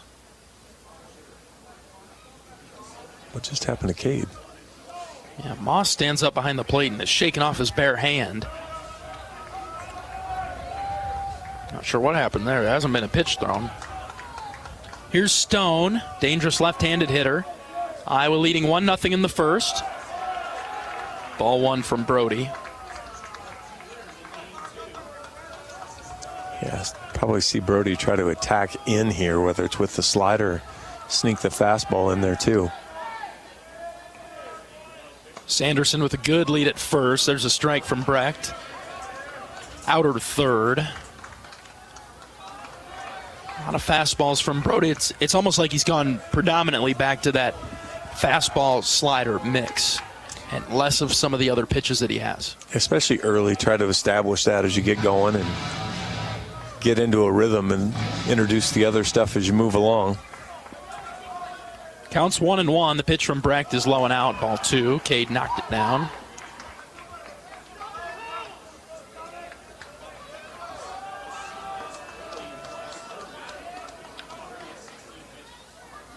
Really feel if he can get Stone to bounce into a ground ball, he'd be a great double play threat, but he seems to elevate the ball more times than not. Long pause from Brecht. From the belt, here's the 2-1. Runner takes off. Here's a high fly ball to right center. Shallow, so Gable Mitchell goes back from his position at second base, and he'll make the grab for the second out of the inning. Launched that straight up in the air, speaking of elevating. Gable had to really play with the wind there to track that. Just kept kind of drifting back and back and back, and then was able to get there. Here's Josh Karen. Karen's up over 300 now with a nice batting average after a productive game 2 in this series. Right-handed hitter. He's a starting catcher for Nebraska. Runner at first with 2 outs. Brody starts him with a high slider.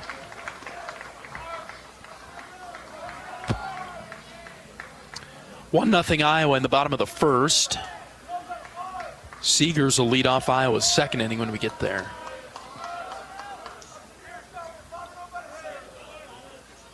One-0 is a fastball for a strike, low inside corner. What have you seen from Brody's velocity, John? It's been good, 97 to 99 in most cases. He's been 95, 96 on a couple of them, but for the most part, well into the upper 90s. 1-1 is low and out. Cade Moss with a nice backhand stop, 2-1. Could see him guide that one, though. Pitch count's getting up there in the first inning here. This is pitch number 21. But with 2 outs, just 1 pitch away from getting out of it. 2-1. In the dirt. Runner takes off for second. There's the throw down. Caught him! There was a delay in the call, but Cade Moss, nice recovery, threw it down to Gable Mitchell to get the runner out at second. Yeah, not the greatest dirt ball read, but worked out for the Hawkeyes. That was the 1 pitch to get out of it that you mentioned. There we go, 1-0 Iowa. We're back for the second right after this. This is Hawkeye Baseball from Learfield. Are aches, pains, or injuries keeping you on the sidelines? At Athletico, our movement experts are here to help you turn your setbacks into comebacks and create a personalized game plan for your recovery.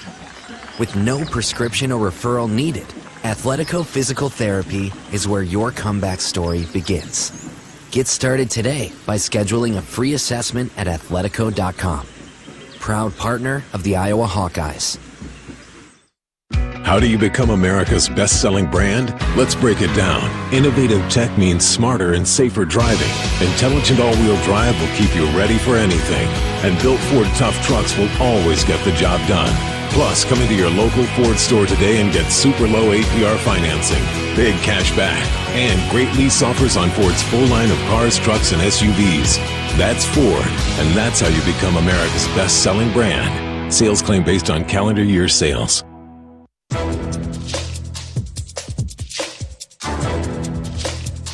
This copyrighted broadcast is an exclusive presentation of Learfield under the broadcasting rights granted by the University of Iowa. Reuse of this presentation is prohibited without the expressed written consent of the university and Learfield. Announcers are provided by Learfield and approved by the university.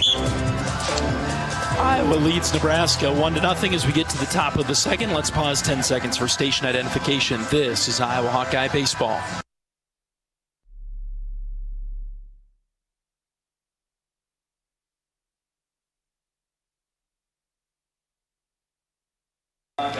Seegers, Guerin, and Mitchell come to the plate for Iowa in the second. 2-out walk and double for the Hawkeyes in the first generated their run. Off of Will Walsh, the left-handed starter for the Huskers. Corners come in for Nebraska. First pitch to Michael is high and out.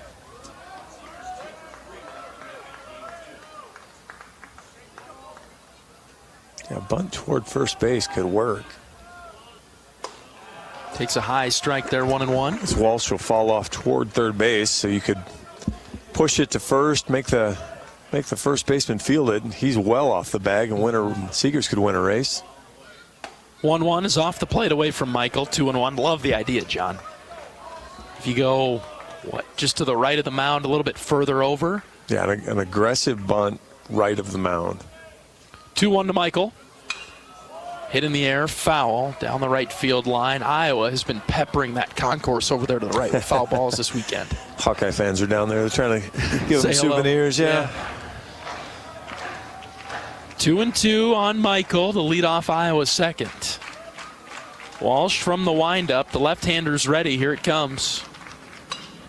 Blooped up the middle and caught by the second baseman. Now, Walsh does a really nice job. He did the same thing to Wilmus after he fell behind. Throws that fastball inside, jams up the Iowa hitters, and kind of keeps him off balance after he's been working away the whole time. Really nice sequencing and setup by Walsh. Just get it in on the handle like that. If Iowa can make that adjustment, though, especially with 2 strikes, see if they can start turning on a few pitches.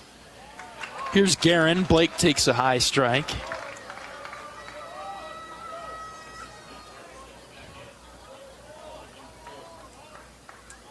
Oh, 1. Swing and a miss. 0-2.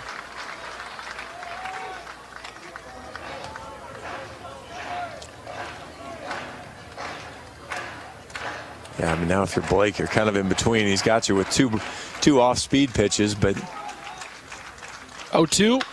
Grounded weakly to the left side. Third baseman picks it up. He'll throw out Guerin for the second out. And get you with the third one off the plate. Now batting the second baseman, number 2, Gable Mitchell. That brings up Gable Mitchell. Probably needs to take a pitch or two here. It's been pretty quick. He'll bat from the right side against the lefty Walsh. Strike 1. Boy, that is up and out. Good grief. It's a 6-hour rain delay that's making me a little impatient with the strike zone right now. That one's too far outside, 1-1. I think off the air I noted something similar to you, John. We've been sitting here for 6 hours, 6+. 1-1. Mitchell rips it down the left field line, carrying well into the corner, and it is gone. It's a home run. Gable Mitchell over the left field wall, and it found the grass for a solo home run on the hill and left. 2-0 Hawks. Took the changeup, hit it 356 over the left field wall there. Got into his kitchen. He paid attention, though. Went up and got it, or went down and got it.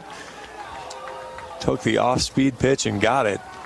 Hawks with singles in both the tops of the first and second now. Excellent. Well done. Gable Mitchell from the right side. We talk about his hitting prowess from the left side, but it's a home run from the right-handed batter's box. 2-0 Iowa in the second. Cade Moss steps up. don't think either of us are surprised by this, John. The Hawks are gonna punch and keep kicking and fighting. Here's a ground ball that's knocked off of Walsh's back. He picks it up, and he'll throw out Moss to end the top of the segment. Iowa's fighting hard early. Fighting hard early, getting some good at-bats. Even that's a well-hit ball. Didn't smoke it, but it's a well-hit ball, and got another run. Bottom of the second coming up, 2-0 Iowa. We're back in just a moment. This is Hawkeye Baseball from Learfield. The silly moments, the proud moments, even the hard moments. They're what make life remarkable.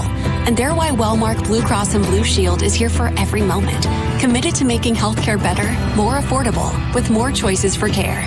And service and coverage that give you peace of mind no matter what comes your way. So you can show up for every tender moment, every brave moment, and every wouldn't miss it for the world moment. Knowing that Blue is here for you. Go to Wellmark.com/every moment to find a plan right for you.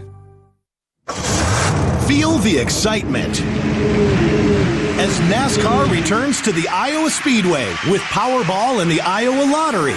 Just add the double play bonus to your Powerball ticket for $1, then enter it in the VIP club, and you could win tickets to the sold-out NASCAR race or other exclusive race weekend prizes. Feel the power of NASCAR and double play today. Woohoo! See complete rules and details at ialottery.com/VIP. Hawkeye Baseball is brought to you by Riverside Casino and Golf Resort, home of the Draft Day Sports Lounge, a luxury hotel and spa, 5 restaurants and more, just minutes south of Iowa City. Bottom of the second inning, Iowa leading Nebraska 2-0. Brody Brecht out for another inning. Gave up a leadoff walk to Case Sanderson, but then got a strikeout and a pop-out, and then Sanderson was caught stealing to end the first inning, and so Brody will see middle of the order 4, 5, and 6. Karen, Columbus, and Evans when we're ready to roll. Moss sends it down to second base, and we're set with Karen coming to the plate. Now we'll reset the count for Karen.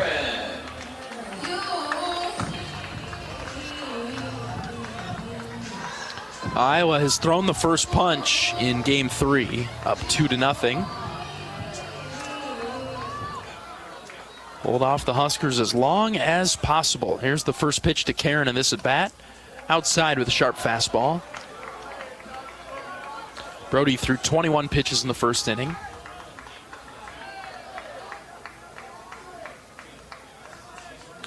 One ball, no strikes. The pitch from Brecht. Outside again. He's falling off that mound a little bit funny right now, John.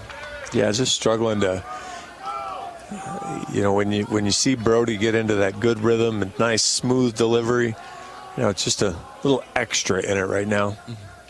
2-0. That's across the heart of the plate, 2-1. I'd like to take a little something off a fastball and throw it 96. Have that luxury. I mean, I suppose if I threw 2 and you added them together, I could take a little off one. There's a scooped foul out of the stadium over to the right. Brody's battled back nicely with a pair of pitches that have been low in the zone, good spots. And now he's back in the count. 2 balls, 2 strikes on Karen. Brody from the windup. Here's the pitch. Swing and a miss. Down he goes. Solid bounce back there from Brody after falling behind 2-0. And never really gave a pitch to hit. They were all good pitches, well located. Yep, 2 low fastballs and then the slider on the edge, maybe outside a bit.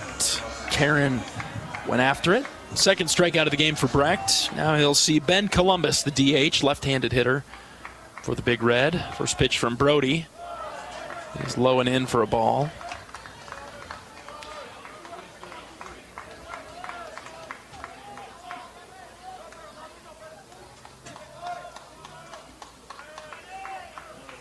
One-0 from Brecht. That's across for a strike. I think that was the splitter of 91. Probably the first time we've seen that today, maybe the second. So. Another beautiful pitch from Brecht, low outside corner, 1-2. Went fastball there, so he hasn't shown the slider to Columbus yet. Let's see if he buries it. 1-2. He sure did. Swing and a miss. Right on the shoelaces. Have you thought about calling pitches? That was pretty good. Back-to-back strikeouts for Brody in the second. He is unfazed by the music at improper timing. We'll just throw that in there. Just mix in every now and again, John. Well, and so, all right, here's where I'll go to the brief defense of the Nebraska person is they do the pro ball stuff here, and good pitch there from Brody. They have different rules, and so, and clearly if nobody's called them, and it probably shouldn't bother too much. It's not like they're trying to call plays or anything, but 0-1 is waved at and missed, nothing in 2. You clearly feel like there's an advantage because you're not trying to rally your crowd when your pitcher's on the mound. Yeah. So you feel like there's some distraction there, or you wouldn't do it. 0-2 from Brecht. Here it is. Swing and a miss. Brecht strikes out the side in the second, and he quiets the Husker bats. It's 2-0 Iowa. We'll be back for the third right after this. This is Hawkeye Baseball from Learfield. Get a great offer on the stylish HR-V or the Honda Civic, which car and driver called fun to drive. Honda, the brand named Kelley Blue Book's KBB.com Best Value Brand for 2023. For a limited time, well-qualified buyers can get a 3.9% APR on a 2024 Honda Civic or HR-V. So see your Central Midwest Honda dealer today. Honda gets the Midwest. See dealer for financing details. Exclude Civic SI and Type R car and driver January 2023 based on 2023 brand image awards from Kelley Blue Book. Visit KBB.com for more information. Are aches, pains, or injuries keeping you on the sidelines? At Athletico, our movement experts are here to help you turn your setbacks into comebacks and create a personalized game plan for your recovery. With no prescription or referral needed, Athletico Physical Therapy is where your comeback story begins. Get started today by scheduling a free assessment at athletico.com. Proud partner of the Iowa Hawkeyes.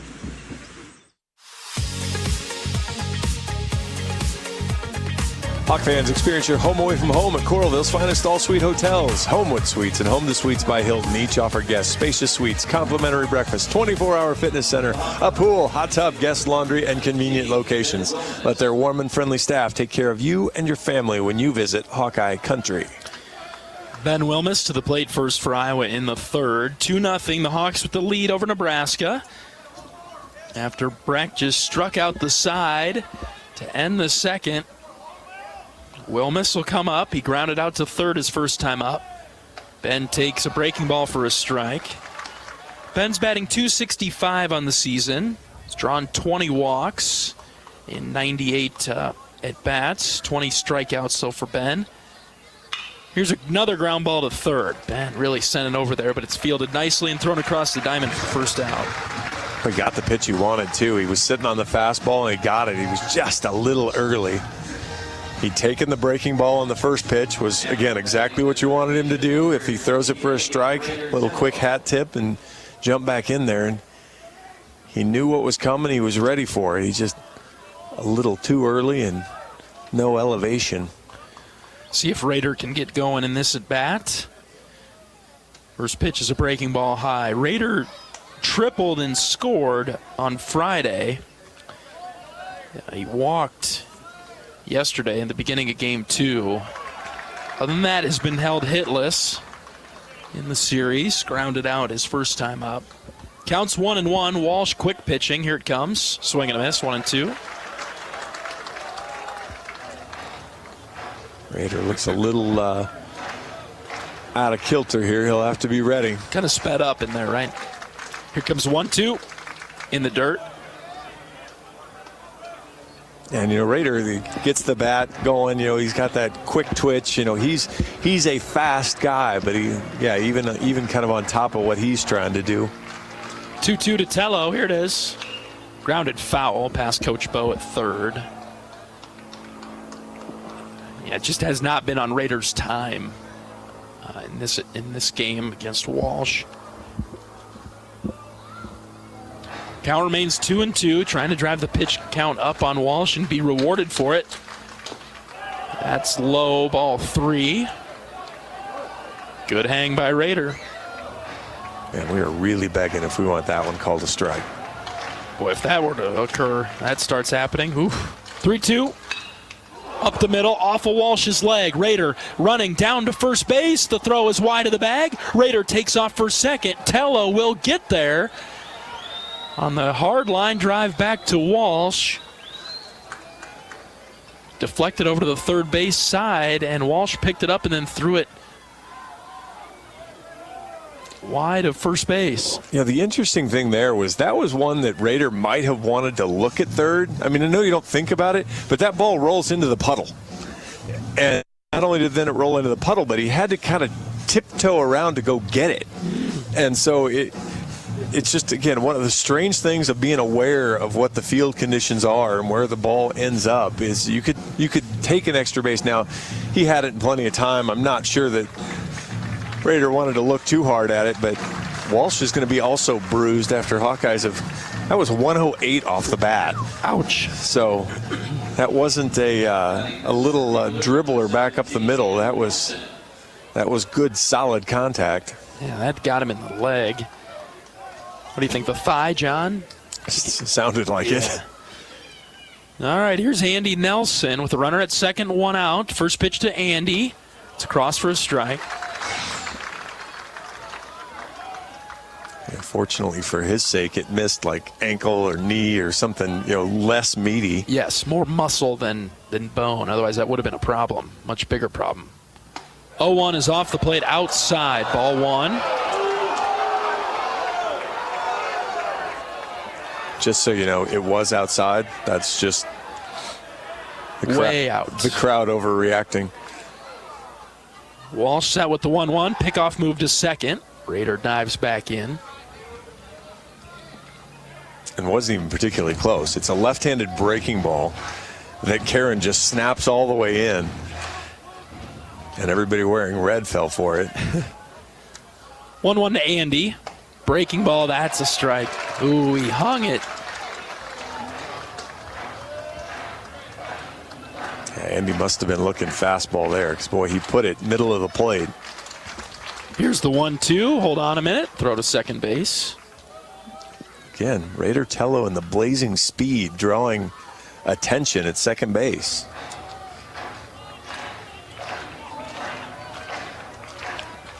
A lot of room on the right side of the infield for Andy if he could push one that way.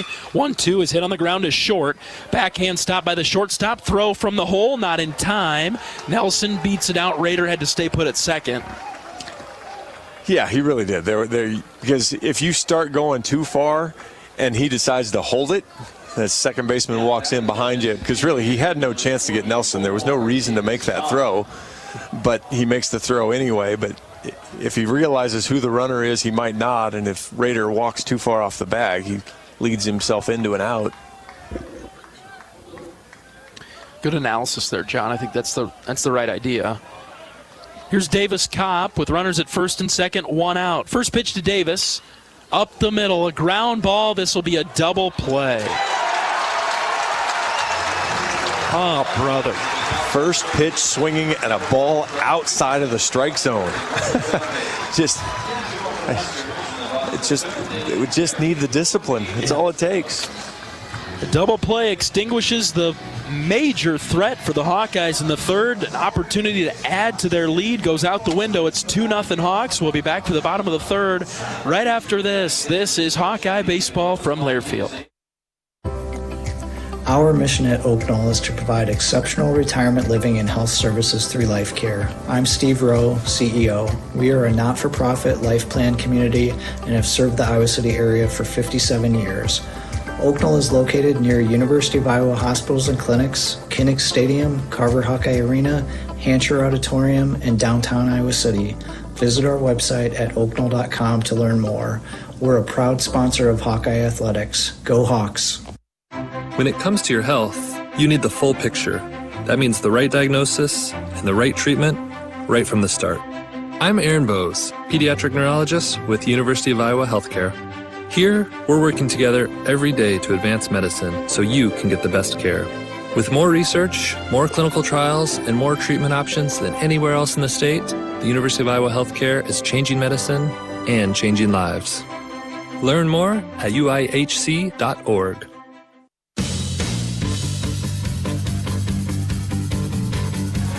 For comprehensive coverage of college baseball and softball all season long, tune to SiriusXM Big Ten Radio Channel 372 in the car and on the all-new SiriusXM app.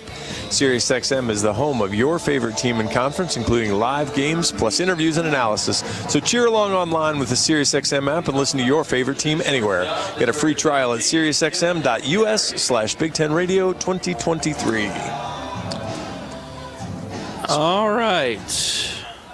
Bottom of the third, Iowa leads Nebraska 2-0 in the series finale. The Hawkeyes trying to avoid being swept by the Huskers. And speaking of softball, John Leo in his craggly voice is going to do a softball game tomorrow. The Iowa series got postponed a day.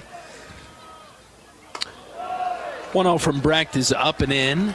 Tomorrow, Iowa and Minnesota at 11 a.m. It'll be strange not having you with me, John. I would actually enjoy doing a softball game. I can't do it tomorrow. The day job does call. 2-0 from Brecht. That's over for a strike, 2-1. Yeah, I got to find some hot tea and honey. It's the beginning of every inning, and then I think as I get going, it's a little bit better. Work it out a little. 2 balls and a strike. Here's the pitch from Brecht. Swing and a miss, 2-2. Hopefully we don't get too many super long innings on this side at least. Yes. I'll help you get through the other ones. We've talked about broadcasting styles before. Here's the 2-2 from Brecht. Swing and a miss. Brody has 4 strikeouts in a row, 1 down in the Nebraska third. We've talked about it. I learned from my mentor Gary Rima that anytime you talk, whether you're on the radio or you're at the grocery store or you're out to eat, everybody should be able to tell that it's the same voice. You shouldn't turn on a radio voice. I think at times I'm still working on that a little bit, but today might be a little bit of a different story. I might sound a little bit different than I usually do. Yeah, you might have radio voice today, but it's not an intentional manufactured one today. Yes, leave that out. I'm still working on that in the normal setting. There's strike 1 to Overbeek, the third baseman for Nebraska. Brody up to 5 strikeouts. So we sit in the bottom of the third. Sharp to begin for Brody. Keep it rolling. Here's the 0-1. It dropped low.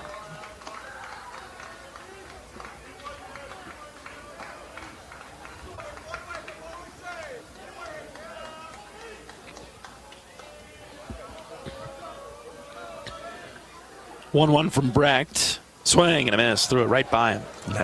99 up. Whew. In-house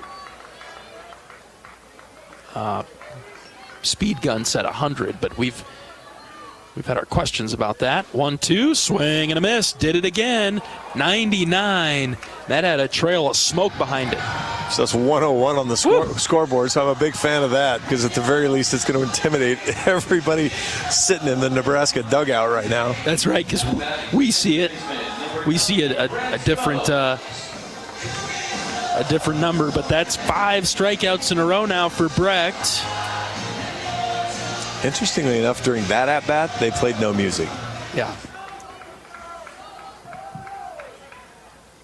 Bottom of the order, this is Stokes. And I think what I'm most bitter about is that they've made me notice that. We are mentally tough up here, John. But clearly I'm not. About that particular note, you're just observing, John. You say it all the time. It's just an observation. It's not necessarily a complaint. 1 ball, 1 strike. Brecht gets even with Stokes. Here's the next pitch. High.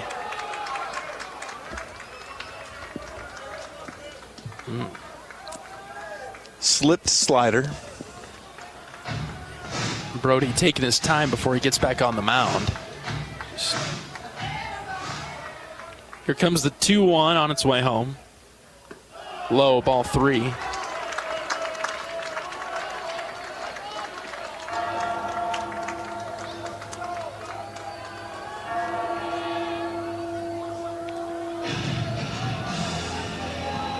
Brody trying to find the strike zone with 2 outs in the third. Here's a 3-1. Outside corner, strike 2. I don't know what you do with that. 98 low dotted on the black of the plate on the outside part. Besides hurt your hands when you swing at it. Fastball, John? Yes. 3-2. Swing and a miss. Down goes Stokes. Breck strikes out the side again. It's 6 in a row. 98 on the TrackMan gun, 100 on the scoreboard gun, and 6 in a row for Brody. We'll go to the fourth. Iowa leads it 2-0. This is Hawkeye Baseball from Learfield. How do you become America's best-selling brand? Let's break it down. Innovative tech means smarter and safer driving. Intelligent all-wheel drive will keep you ready for anything. And built Ford tough trucks will always get the job done. Plus, come into your local Ford store today and get super low APR financing, big cash back, and great lease offers on Ford's full line of cars, trucks, and SUVs. That's Ford, and that's how you become America's best-selling brand. Sales claim based on calendar year sales.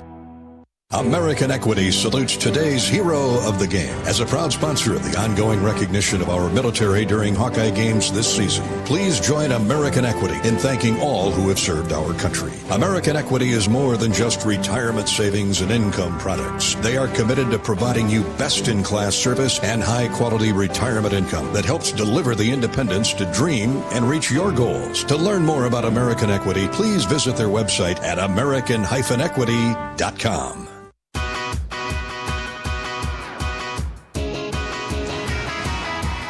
University of Iowa Healthcare has the game plan for your same-day healthcare needs. If you need treatment for a common illness or minor injury, visit one of several UI quick care or urgent care locations throughout the Iowa City-Cedar Rapids corridor. Their care and expertise will help you get back in the game. UI Healthcare is proud to sponsor your Iowa Hawkeyes. Connor Hennings will lead off Iowa's fourth inning, 2-0 Hawks. Walsh delivers high and out for ball one.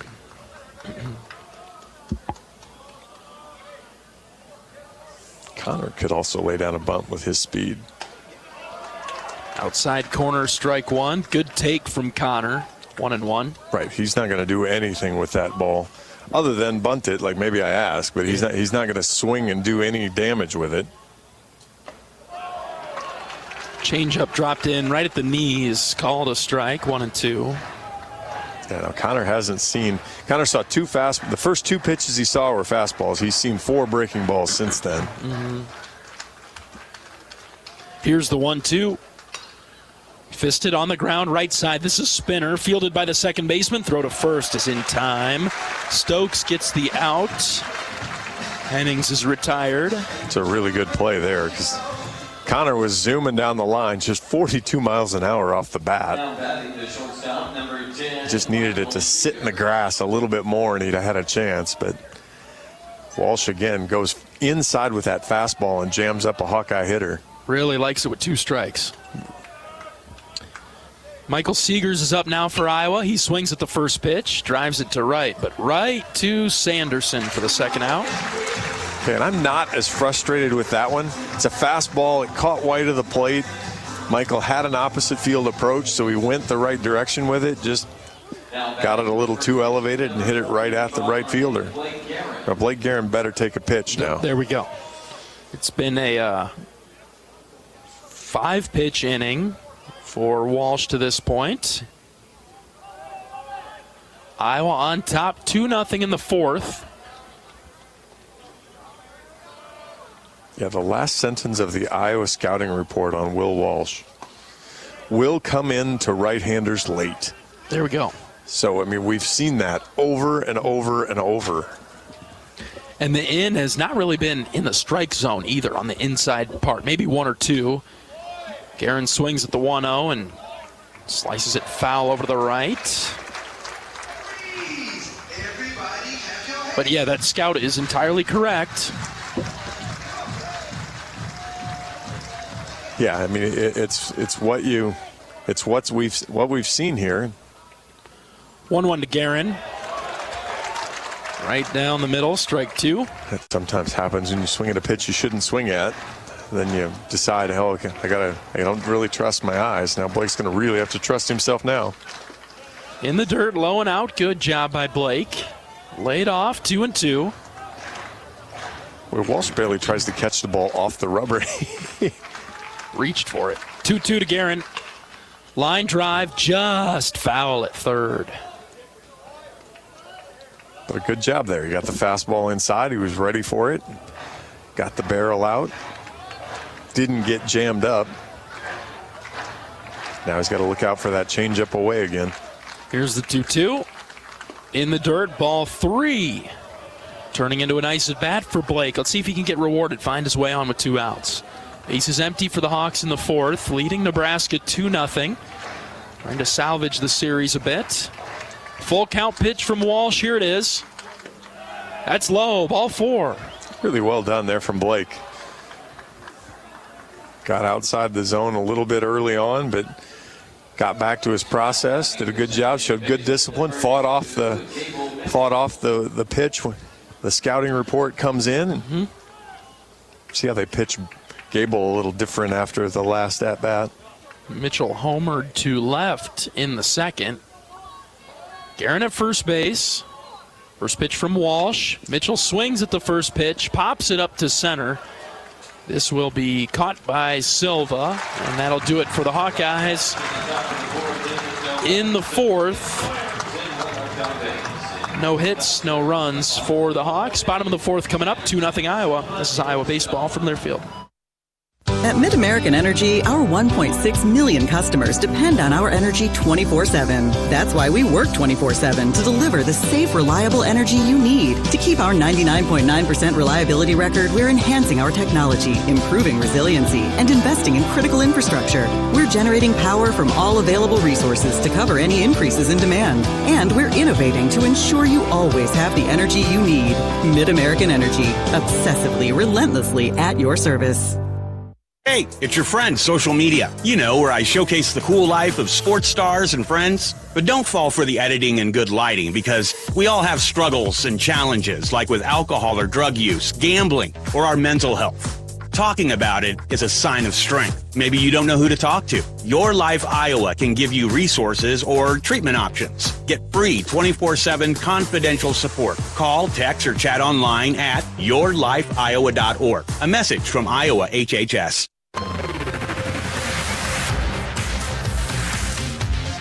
When corn grows fuel, Iowans win. Ethanol is a renewable fuel that's better for our environment, our health, and our wallets. Share your winning moments using hashtag IowansWin, and you could win even more from Iowa corn. John Evans and John Leo in the broadcast booth at Hawks Field, downtown Lincoln.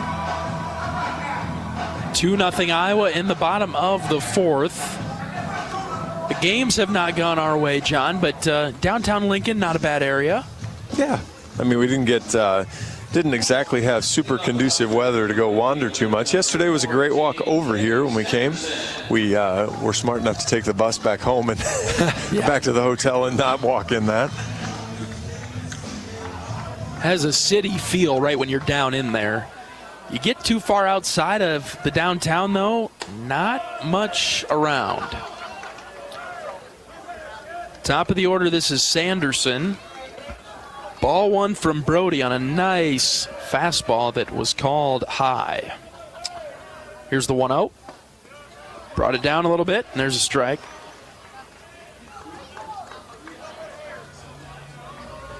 Yeah, Brody, lots of pop and good movement on the fastball as well. Here's the 1-1. Just low. Through the splitter there. Dropped right off the table and ended up just below the zone. I'm sure it looked good all the way in. Yeah, great pitch there, but a good job from Sanderson to not go chasing around. 2-1. Line drive into center, down for a base hit. Sanderson gets Nebraska's first hit of the game. It comes in the 4th. They were bound to get one eventually. Yep. That breaks the streak of 6 straight strikeouts for Brecht. And that was 101 off the bat, so it wasn't cheap. It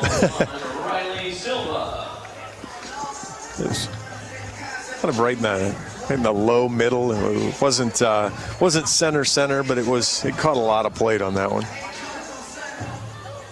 So Sanderson's been on twice today. He walked his first time up. Now he singles. Here's Silva. the speedster for Nebraska. Squared to bunt and missed it. Missed the slider. But yeah, I don't think you're going to see timeout here as we're going to bring Silva over. He'll talk with Nebraska's head coach Will Bolt over to the left side. Well, because there's probably, hey, do you want to really bunt it at Raider Tello, who's in on the grass, or do you think you can take that outside slider, maybe just slap it by him, and because you've got Seegers that's shaded up the middle, and he seems to have exceptional back control, so could at least be a reasonable question. Also, maybe just talking about where you want to place the bunt, but with Raider in so far, he's got a lot of room to punch it through on that side. No balls and 1 strike for Silva. We'll see what they elected to do. 2-0 Iowa in the 4th. Sanderson, the runner at first base. Brody from the belt. Here's the pitch. Grounded foul. 0-2 now. Swung over the top of the slider there as Brody back foot him quite nicely. Now maybe you see Brody heat him back up. Like something outside maybe. Draw some weak contact with the fastball. Here's the 0-2 from Brecht. Up and in. Missed the zone, 1-2. Went high fastball.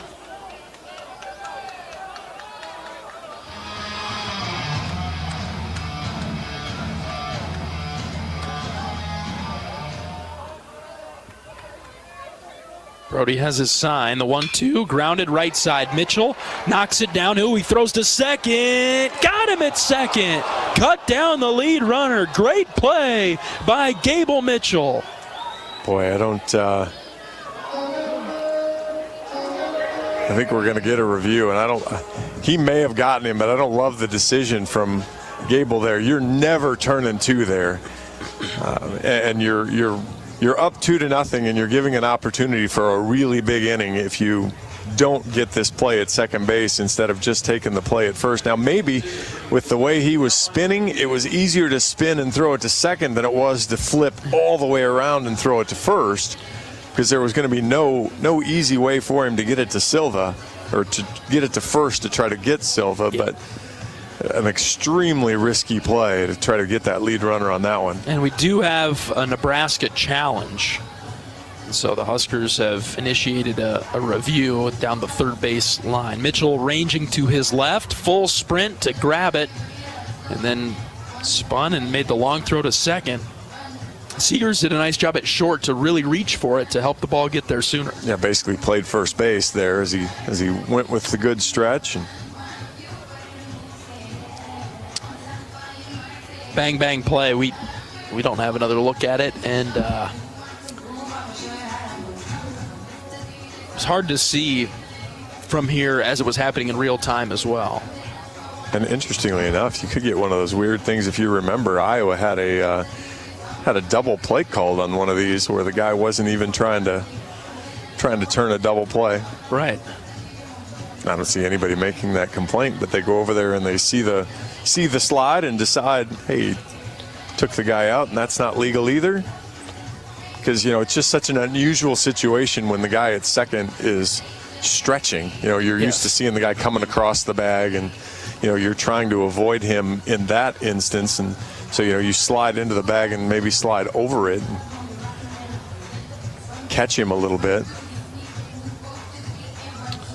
All right, headsets are being removed. And here's the official call. Let's see. He is out. Did not overturn it. Call is confirmed on the field. And Sanderson out at second. Silva will be at first base. Coach Heller might have went full nuclear. If that had been the one. Yeah, the one call that we actually had good camera. We had enough camera work on there because we've gotten mixed reviews, even from the umpires to the coaches. There have been mixed messages on how good the cameras are. Pickoff move to first. You think Silva might be going here? Brody has a decent move, and Cade is great behind the plate. And Silva's 24 of 26. Yes. So yes, strength on strength here. Right. Brody with a quick throw over. You're seeing Brody's best move. His quickest move, at least. I mean, the kicker is, that means you're going to give Stone a fastball if you want to try to give Brody something, or try to give Cade something to throw. Stone popped up his first time. Grounded right side, foul. Past Guerin. Actually threw the slider first. Good pitch, though, down in the zone. Now he kind of changed things up, right? And you don't necessarily assume that you're going to see a first pitch slider, although from Brecht, anything's possible. So now Stone could be guessing. Here comes the 0-1. This is hit well to right center. Nelson's over. Andy dropped it. It's down. They'll keep the runner at third base. Stone gets to second. We'll see how that's scored. It was in the gap. Andy kind of slid. I don't know if he needed to, but he dropped it. Well, I'm not sure if that's field conditions that caused him to slide, but boy, you had a double play hanging out there because Silva had rounded second base, and so he would have had to retouch second and go back, and gave that ball a hit. Boy, it's a long run and it's a tough play, and so it was anything but routine. But man, Hawks just can't find a break right now.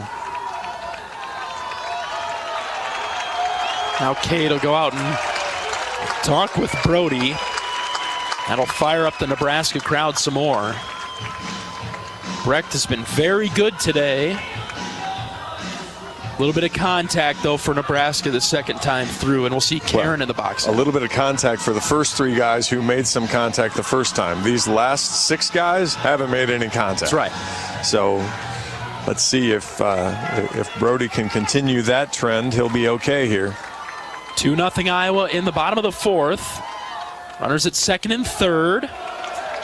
There is a ball called high. Iowa dugout asking some questions about that. Yeah, Coach Heller is up over the rail, leaning forward, letting the home plate umpire hear about it. 1-0 pitch from Brecht. Here it is. Check swing, didn't go. Low and out, ball two. Brody's fine here. Runners at second and third and one out. Hitters count, though, for Karen. Got to be careful. Brody from the belt. Here's the pitch. Swing and a miss. 2-1. Boy, what a pitch there. Just completely fooled him. Got him to chase. A slider down below the zone. Good block by Cade Moss. Now you're back in this at bat. Yeah, Cade has to be really solid behind the plate. The runner at third. 2-1 from Brecht. Swing and a foul tip. 2-2.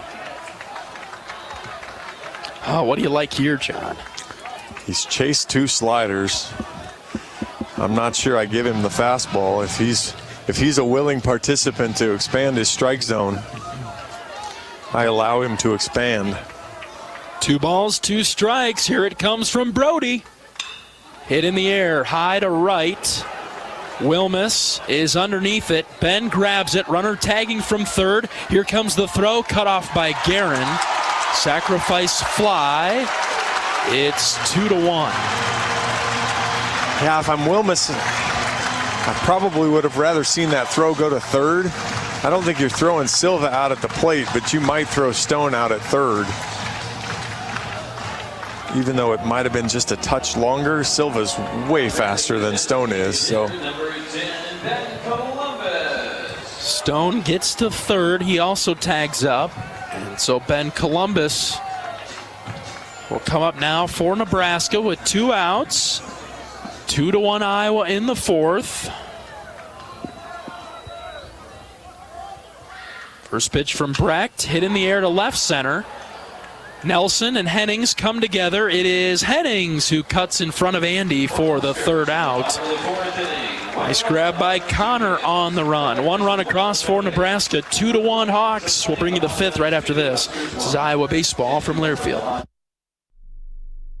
Even the simplest act can set a chain of good in motion. Like choosing Delta Dental of Iowa for your dental and vision insurance. Because we invest in your community. So whether you get your plan at work or purchase it through us, you make a difference for others. Visit sharinghealthysmiles.com and choose Delta Dental for your smile, for your health, and for your community.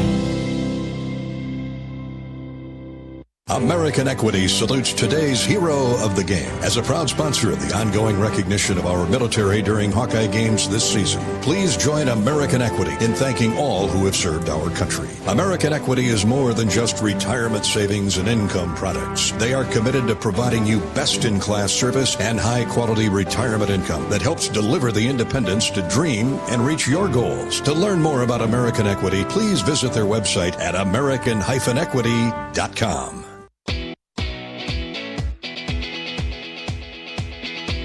At the game or at home, Wimmer's premium quality hot dogs and sausages will score with family and friends. Take the highest quality beef and pork and you get the best tasting hot dog. Wimmer's, the official hot dog of the Hawkeyes.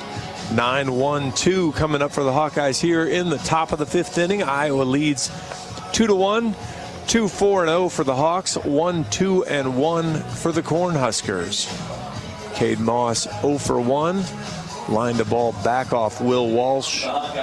Back in the 2nd inning, Walsh recovered and threw Cade out at first.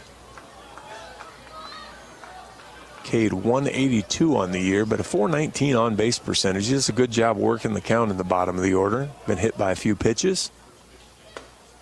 Takes that up and away for a ball. 2-1 Iowa in the 5th. See if Iowa can get that run back. There's a strike call, outer edge. 1-1 on Cade.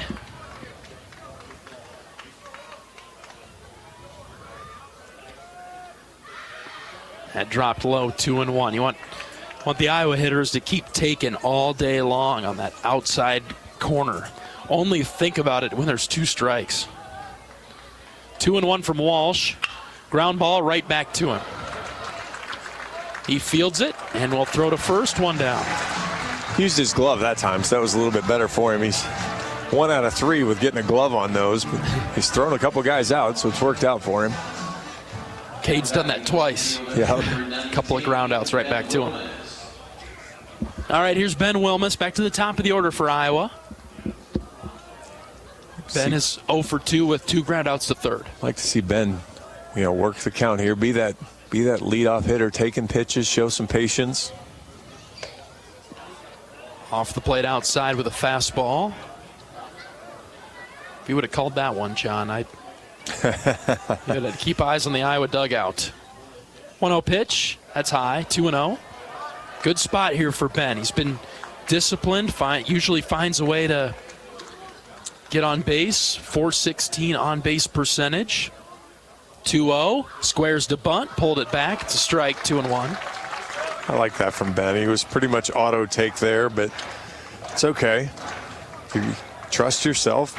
Watch the breaking ball here now.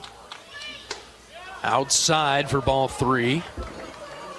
Actually threw the good high fastball again. Right off the edge. I think we've seen that be called a strike today, but probably a little bit too high this time. A little high, yeah. 3-1 to Wilmus.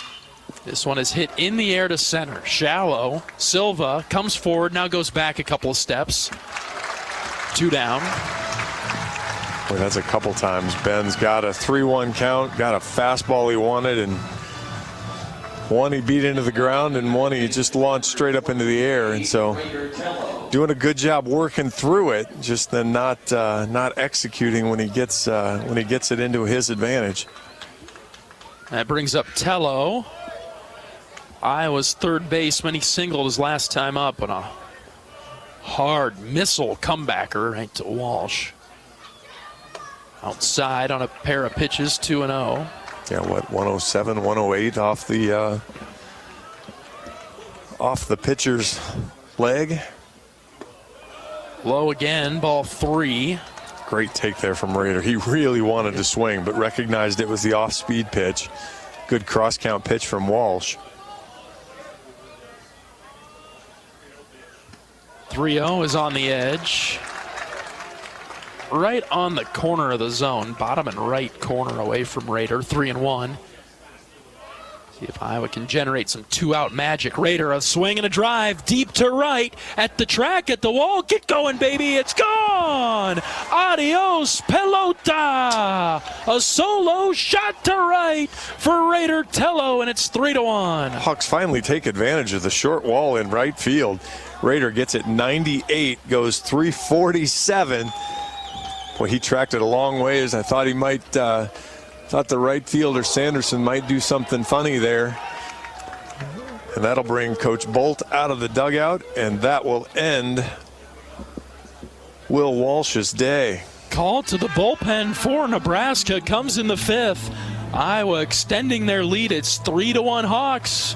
There are 2 outs in the inning. A new Nebraska pitcher is coming into the game. We'll introduce him in a moment. We'll take this pitching change break. Back in just a moment on the Hawkeye Radio Network from Learfield. Nestled on the rolling greens of the iconic Finkbine Golf Course, Bumps Restaurant is open to the public year-round. Whether you're swinging by after a round of golf or just in the neighborhood, Bumps is your go-to spot for scrumptious sandwiches, shareable appetizers, and mouth-watering pizzas. Quench your thirst with our selection of local craft beers, or let our full bar serve you a refreshing cocktail to toast to your game, or just because it's 5 o'clock somewhere. Our happy hour from 2 to 6 p.m. is the perfect 19th hole. Be sure to follow us on Facebook and Instagram to catch our latest daily specials. And here's a little insider secret just for our radio listeners. Thursdays are not to be missed at Bumps Restaurant. It's BOGO Happy Hour. Buy one, get one free on select beverages from our happy hour menu. Whether you're a diehard golfer or just love a great meal with a view, Bumps Restaurant at Finkbine Golf Course is your destination. We're currently open Wednesday through Saturday. Swing on by today. Bumps at Finkbine Golf Course. Great food, great drinks, and the best views in town. See you at Bumps.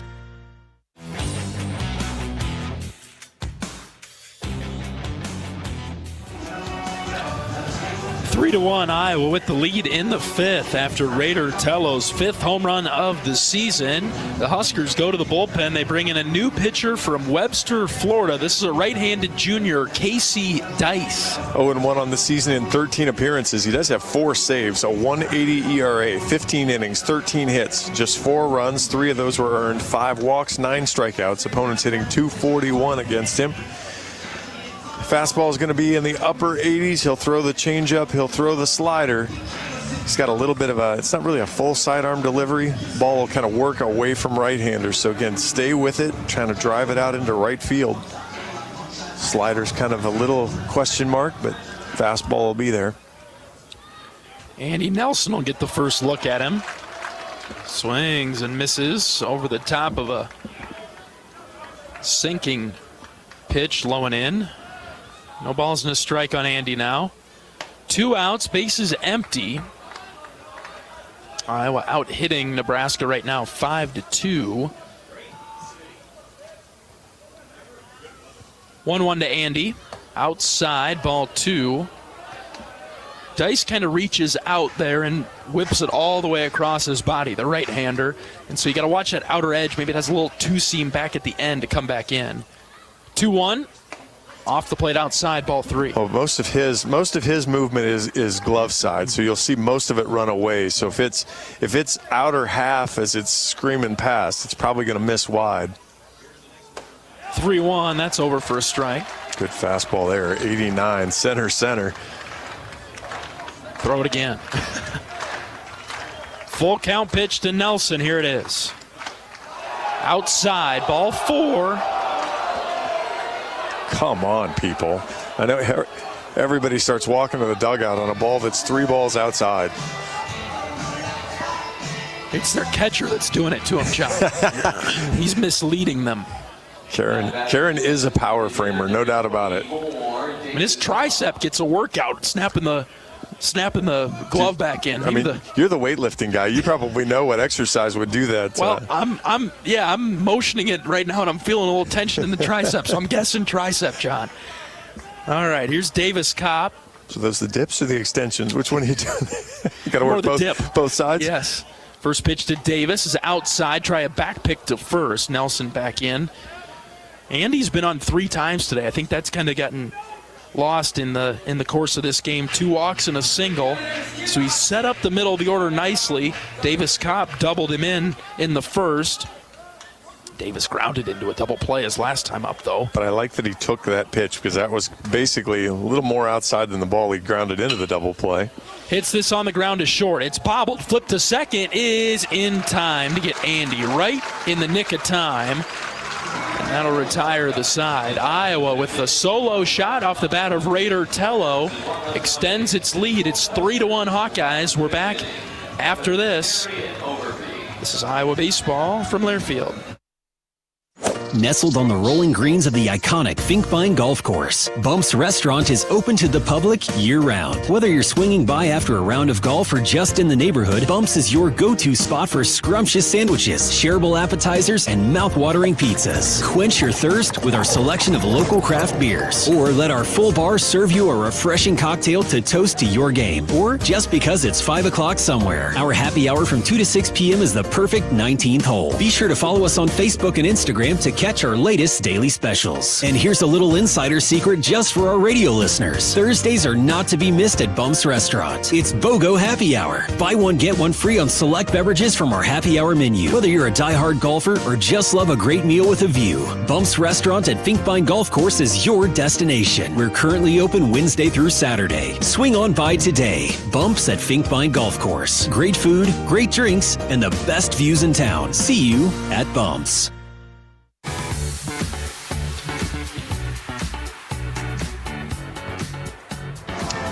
3-1 Iowa in the bottom of the 5th inning over Nebraska. Final game of the series. Let's pause 10 seconds for station identification. This is Iowa Hawkeye baseball.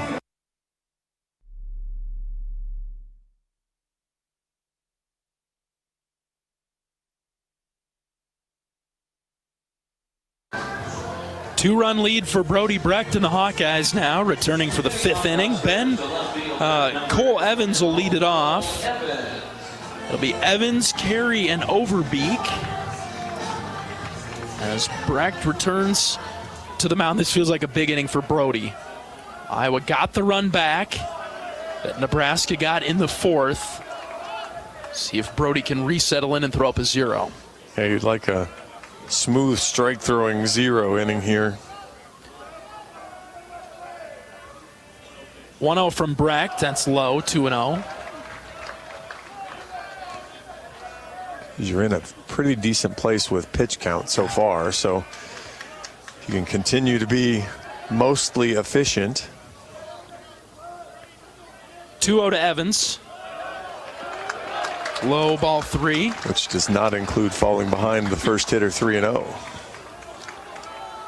It's been right around but has missed on each edge. Yeah, and I mean, he definitely missed. 3-0. Outside corner, strike 1. And he definitely dotted the edge there. Whew. 95. Outer edge. Out of the windup, here's the pitch from Brody. Up and in, ball 4.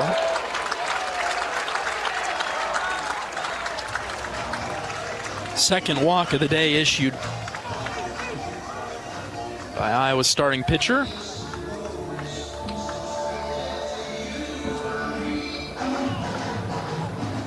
That'll bring up Dylan Carey, the shortstop for the Big Red. Bats from the right side. See if Brecht can throw strike 1. Runner at first is Evans, has a short lead. Squares to bunt. The pitch is out of the zone. Brody needs to just settle in here. Even as he catches that ball, he just looks rushed right now. He just take a deep breath, settle down, find your spot. See if Carey shows the bunt. He does not. The 1-0 is on the edge. Outer corner, 1-1. Okay, catch a break there. That's the one. You've seen that one called a little bit, sometimes not, just with the elevation in it. Maybe that builds Brody's confidence back up now in the 5th. 1-1. Hit in the air to right. Wilmus is backpedaling. Ben makes the catch. That's the first out of the inning. No tag from Evans at first. So he'll go back to the bag. Good fastball there, away again. Got it out almost to the black of the plate there on the outside. A little bit off the end of the bat there. Just sent a little flare out to Wilmus. Maybe more than a little flare, but still. Well, it was good contact, but too high, right? The launch angle that helped keep it in the ballpark. Wind is shifting a little bit now, maybe over to right. Yeah, helping that direction. It was mostly left to start. Now it's coming back the other direction. Josh Overbeek comes up, left-handed hitter. Swing and a miss. Good start from Brody.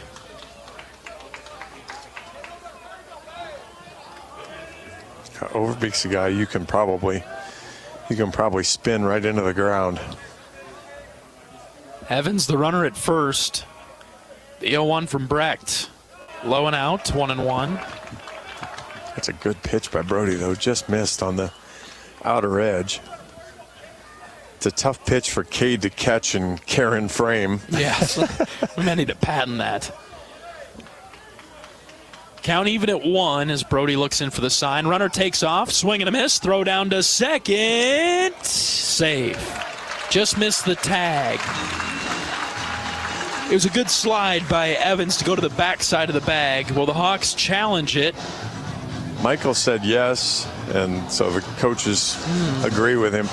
Wow. Very, very similar to the play at third yesterday or Friday. I can't remember which game it was. There was a close play at third. I think it was yesterday because Wilmus was in left. So. Yep. Yeah, the throw. Yeah, because Wilmus had the throw in, and took Tello off the bag. Had to try to come back to it. Again, even if Michael is right and he got him, which Michael wasn't. To me, Michael wasn't emphatic enough to say I had him. Yeah. He went to his ears kind of as he sat there and looked at the dugout. But I want a guy jumping up going, I got him. He was out, because otherwise they're just not turning this thing over. The throw took Michael to the right side of the bag. It's almost into the runner, but by that time the runner had already slid to the backside and I think was past Michael as he reached for him.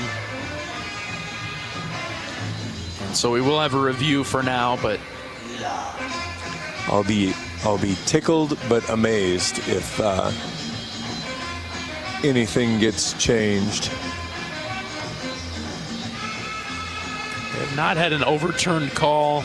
I don't know if we had one this year. In 6 years. No, we have had one. You know, we were talking about that with Jake earlier, and there's been one. I don't remember all the circumstances, but yeah, generally speaking, these do not end well for the challenging team. Taking a long look at it down the third base line. Headsets are coming off, so we'll have an answer here soon. I'm with you, John. I'm just guessing. Probably going to be safe. We'll see. Yep. Safe at second.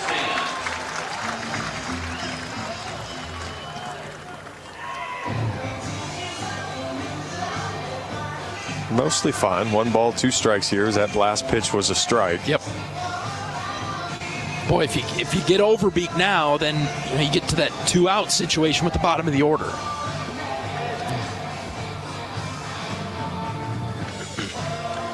Brody struck out Overbeek with the low inside slider his first time up. We'll see if he goes back to it now. 1 ball, 2 strikes with 1 out. Brody comes set. Here's the pitch. Got a piece of it, knocked it foul over to the right. Slider was down, but probably a little more away than he wanted. Would have wanted to get it more into the plate, actually, as strange as that sounds. Here's the 1-2 from Brecht. Longer pause this time. Here it comes. Swing and a miss in the dirt. Runner takes off for first. He's out there, and Evans goes from second to third on the pitch in the dirt. Yeah, so in theory, that doesn't hurt you a ton. It depends on what happens next for how bad it hurts you. Just maybe puts a little bit more pressure on Cade behind the plate.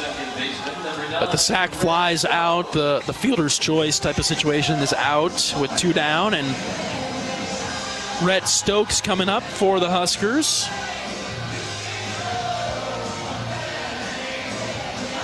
And we talk a lot about trusting yourself. This is a guy that trusts himself. You're going to have to throw strikes early in the count, get ahead. Brody deals high and out for a ball. Brody approaching 80 pitches. Don't you say any more than that about Nothing more. 3-1 Iowa in the bottom of the fifth. 2 outs, runner at third. Here comes the 1-0 from Brecht. Swing and a miss. Good slider right at the bottom of the zone, even below the zone. Got him to swing over top. Pitch didn't have a ton of horizontal movement, but enough vertical to make it start out looking like a fastball. Here comes the 1-1. Low and away. Exactly what you talked about. That's a great job from Cade Moss, sliding out there, blocking it. Doesn't let it really get anywhere, just plugs right in front of him. Easy pickup. Top of the order awaits on deck. Go right at this 9-hitter. Here comes a 2-1. Inside, ball 3. First time we've really seen Brody come inside to right-handed hitters. Yeah, he stayed kind of down and away for the most part. Sanderson's been a tough out, so you're not dying to see him with a couple guys on. Come back and get Stokes here. Moss flashes the signs, and now Brecht comes set, looks at the runner at third. Here's the 3-1. Ground ball left side. Rader picked it up. He'll step. He'll throw for the third out. And the Hawkeyes eliminate any threat and get a 0 on the scoreboard defensively. We'll go to the 6th. It's 3-1 Iowa. This is Hawkeye baseball from Learfield. Hi, I'm Gary Dolphin, and if you want your home to be exceptionally comfortable during these cold Iowa winters and hot, humid summers, you need to turn to Dave Lennox and your local Lennox home comfort specialist. Lennox has been serving Iowa consumers since 1895, when Dave Lennox built his first furnace in Marshalltown, and Lennox is still building its high-efficiency furnaces and air conditioners there today. For the best home comfort system you can buy, it's Lennox and your local Lennox dealer. Lennox and the Hawkeyes. Now there's a winning combination. How do you become America's best-selling brand? Let's break it down. Innovative tech means smarter and safer driving. Intelligent all-wheel drive will keep you ready for anything. And built Ford tough trucks will always get the job done. Plus, come into your local Ford store today and get super low APR financing, big cash back, and great lease offers on Ford's full line of cars, trucks, and SUVs. That's Ford, and that's how you become America's best-selling brand. Sales claim based on calendar year sales.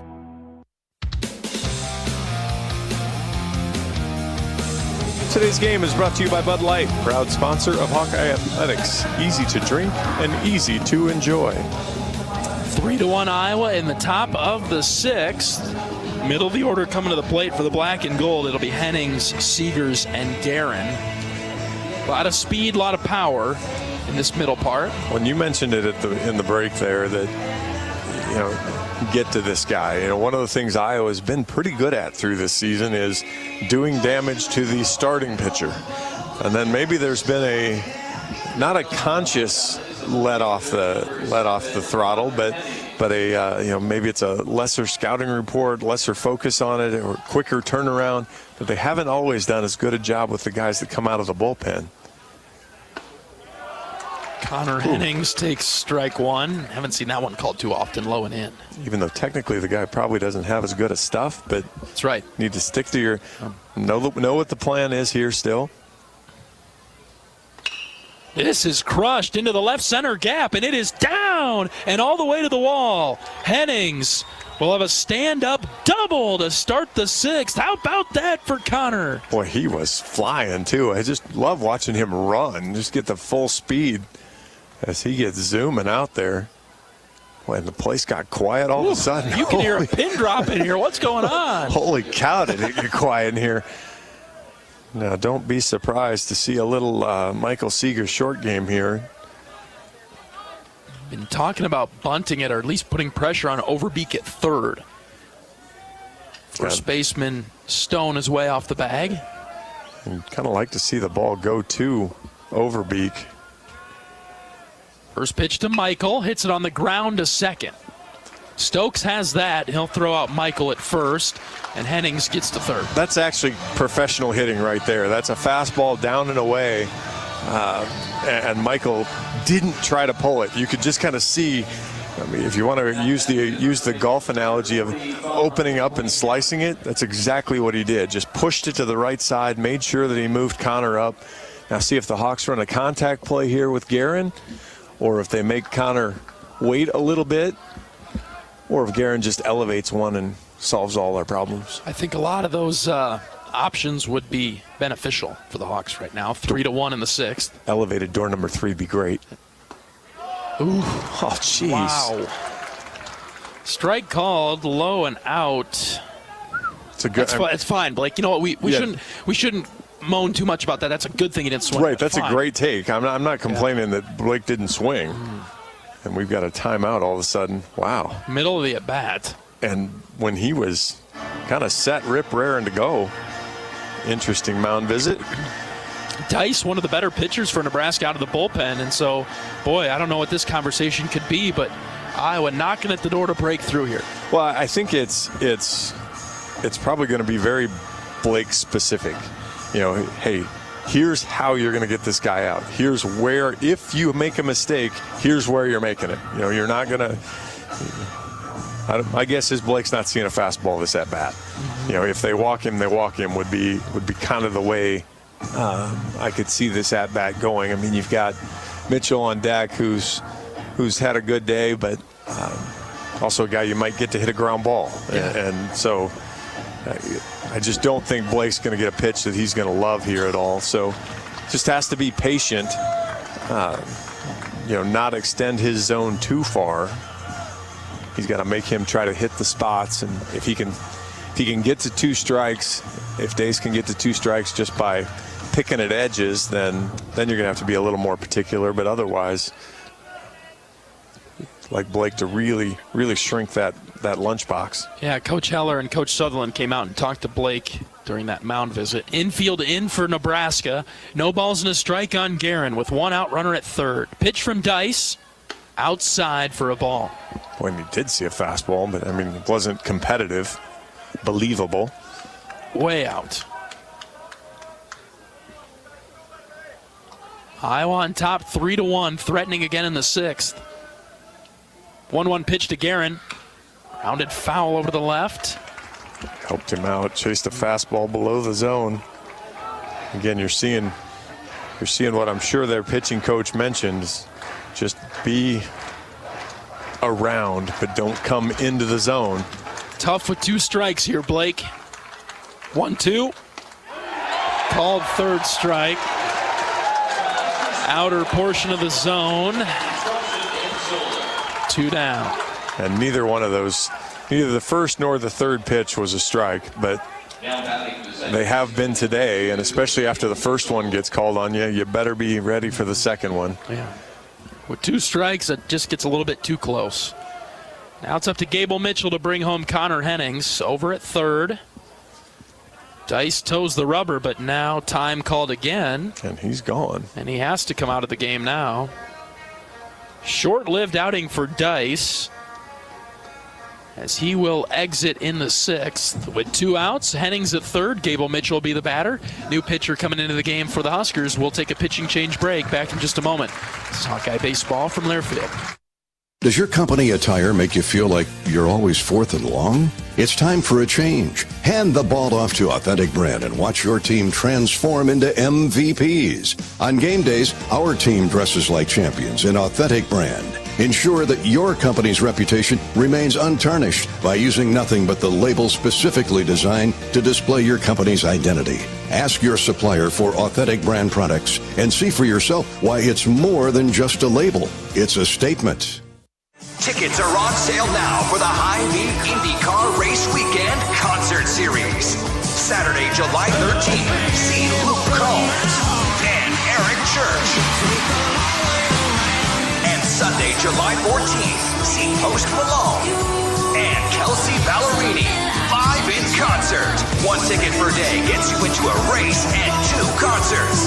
Tickets on sale now at HyVeeIndyCarWeekend.com.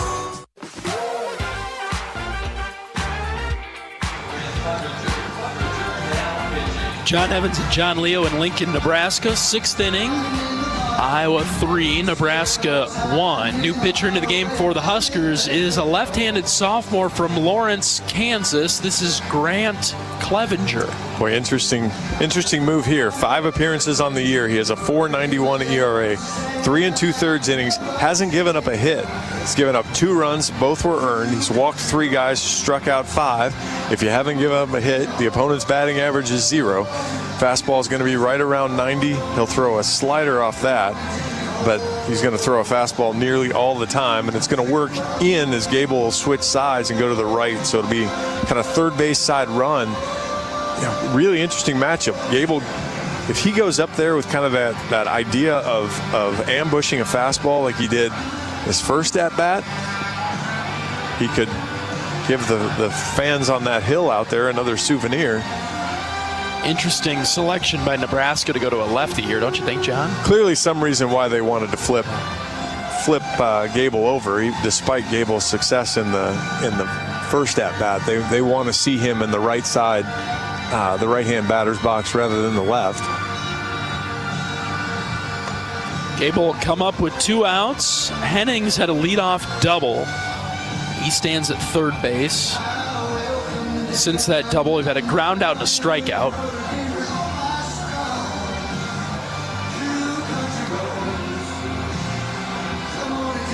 All right, we're ready for play now. Mitchell in the box. 1 for 2 today with a home run. Clevenger ready from the stretch. The lefty deals. It foul down the right field line. Boy, he got what he was looking for. 92, right almost in the center of the plate, just a little outside. A little bit behind it, you think, John? 100%, yeah. 92 snuck up on him. 0-1 in the dirt. Good read by Hennings. The ball didn't get far away from Karen.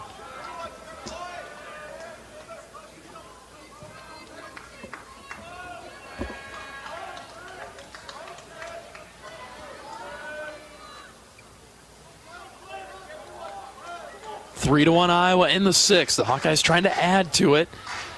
Need a clutch 2-out hit. 1 ball, 1 strike. Clevenger ready. Here's the pitch. In the dirt, all the way to the backstop. Here comes Hennings. He'll score without a slide. Didn't need a clutch 2-out hit. On the wild pitch, it's 4-1. Nice job there. Hawks will take it. I mean, you really like drawing up somebody being a hero, but you'll take the alternative there in a game like this that you really want to make sure you get away. Now he can hit a home run and be a hero. That's fine. Yeah. Start the rally over with 2 outs, whatever you needed to do. 2 balls and a strike. See how Gable's approach changes. Clevenger comes set. Kicks and fires. Swing and a miss. 2-2. Gable's got to make just the adjustment that he's staying away from him a little bit. So drive that ball out into right field. 2-2. Swing and a miss. Good pitch on the outer part of the plate. Gable couldn't lay off. He strikes out to end the top of the 6th. Another run across for Iowa. It's 4-1 Hawkeyes. Back in just a moment on the Hawkeye Radio Network from Learfield. Brown Deer Golf Club offers a pure golf experience. Manicured bentgrass fairways with tees and greens carved into gracefully rolling landscape.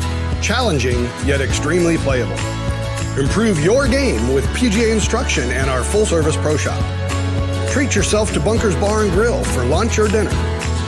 And our scenic Greenview Banquet Room is perfect for weddings or any special event. Brown Deer Golf Club, a stunning country club setting at affordable public rates. Tickets are on sale now for the Hy-Vee IndyCar Race Weekend Concert Series. Saturday, July 13th, see Luke Combs and Eric Church. And Sunday, July 14th, see Post Malone and Kelsey Ballerini live in concert. 1 ticket per day gets you into a race and 2 concerts. Tickets on sale now at HyVeeIndyCarWeekend.com.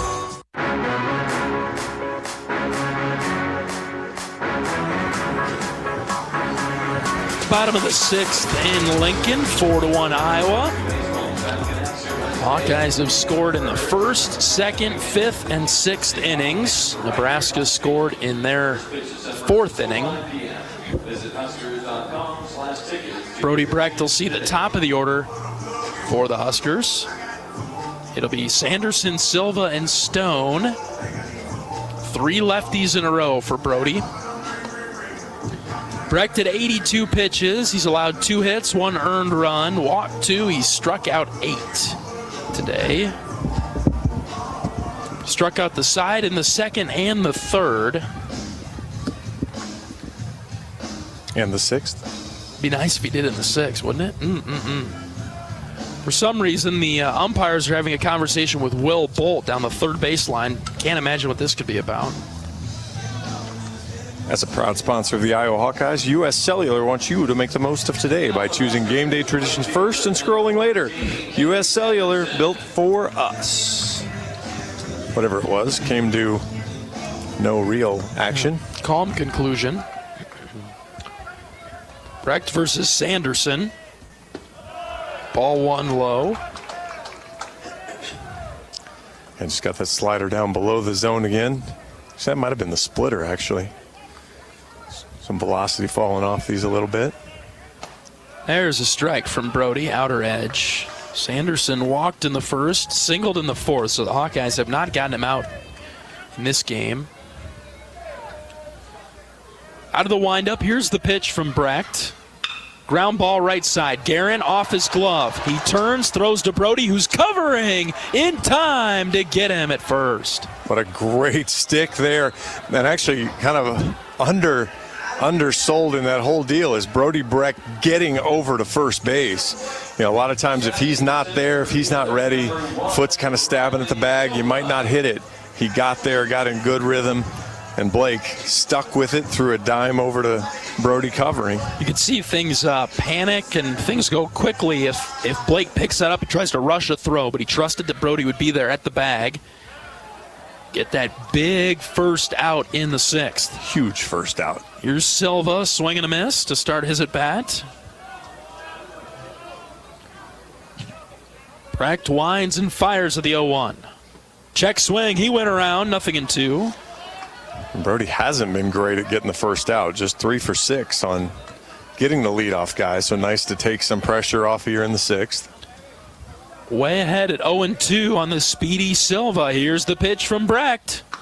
Off the plate away. Yeah, Brody struck out 8 Cornhuskers, all of them swinging.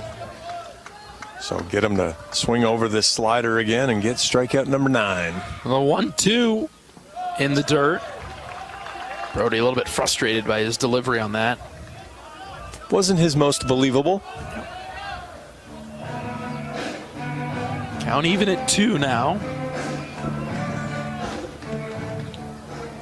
1 out, base is empty for the Huskers in the 6th. Here's the pitch from Brecht. Chopper right back to him. Brody comes off the mound, fields it, steps, throws, 2 down. Good job there. Busted the slider inside. Silva did a good job getting bat on ball. Just to get any piece of it. 43-mile-an-hour little squibber. And really, if that's anything other than right at Brody, he's probably got a chance to beat it out, because it took Brody picking it up and throwing a good fastball to first as it was to get him. 2 down for Tyler Stone, who doubled his last time up. He has 1 of 2 Nebraska hits. Fastball called, a ball up and in. A strike called for a ball. Yeah, wow. And he had in the dugouts giving it to him. Coach Heller not amused. It's a pitch that doesn't get called a strike very often, but it's been called a time or 2 today. Low and in, ball 2. That one's been called a number of times. Coach Heller has to step away from the rail or he's going to say something he regrets. Coach Bo down there also equally as frustrated. 2 balls, no strikes. Here's the pitch to Stone. There it is, strike 1, 2-1. Yeah, we were talking about the bat flip in the continuation game. He almost punched that strike at the Hawkeye dugout. Just he should warn himself for taunting now. Here's one. 2-1 is downstairs for a ball.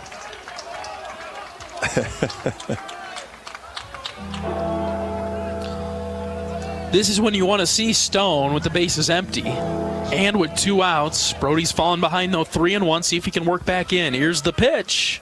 High for ball 4. All right, 2-out walk. Don't let it hurt you, Brody. Yeah, because this is a guy that, although Karen's shown a willingness to expand the strike zone too, but you've got to throw those believable pitches. He'll chase your slider,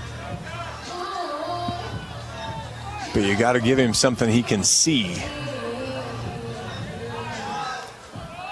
2 outs for Karen. 4-1 Iowa in the bottom of the 6th. Brody kicks and fires out. Ball 1. Yeah, I might draw Coach McGrath out of the dugout. He will walk out and chit-chat with Brody. Mechanically, Brody fell off the mound in an odd fashion on that last pitch. Well, and he's approaching 100 pitches, so obviously he's going to be getting a little tired here. And he's been battling through some things. So the talk is, hey, are you okay? Mm-hmm. You know, where are you there? I mean, he's probably going to tell you he's okay. And so then 2, it's all right. Don't overdo it. Just stick to the routine, stick to the process. You need 1 out. Get us 1 more.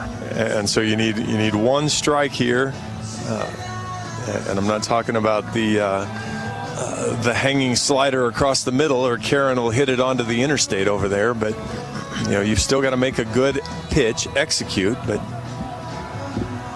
you don't need 4 more innings out of Brody. You need him to buckle in right here and get this one.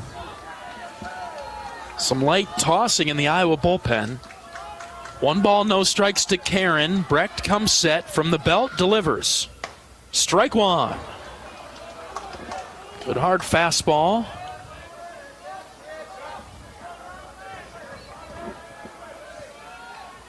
Stone is the runner at first base. Karen is the batter, right-handed hitter. Swing and a miss, 1-2.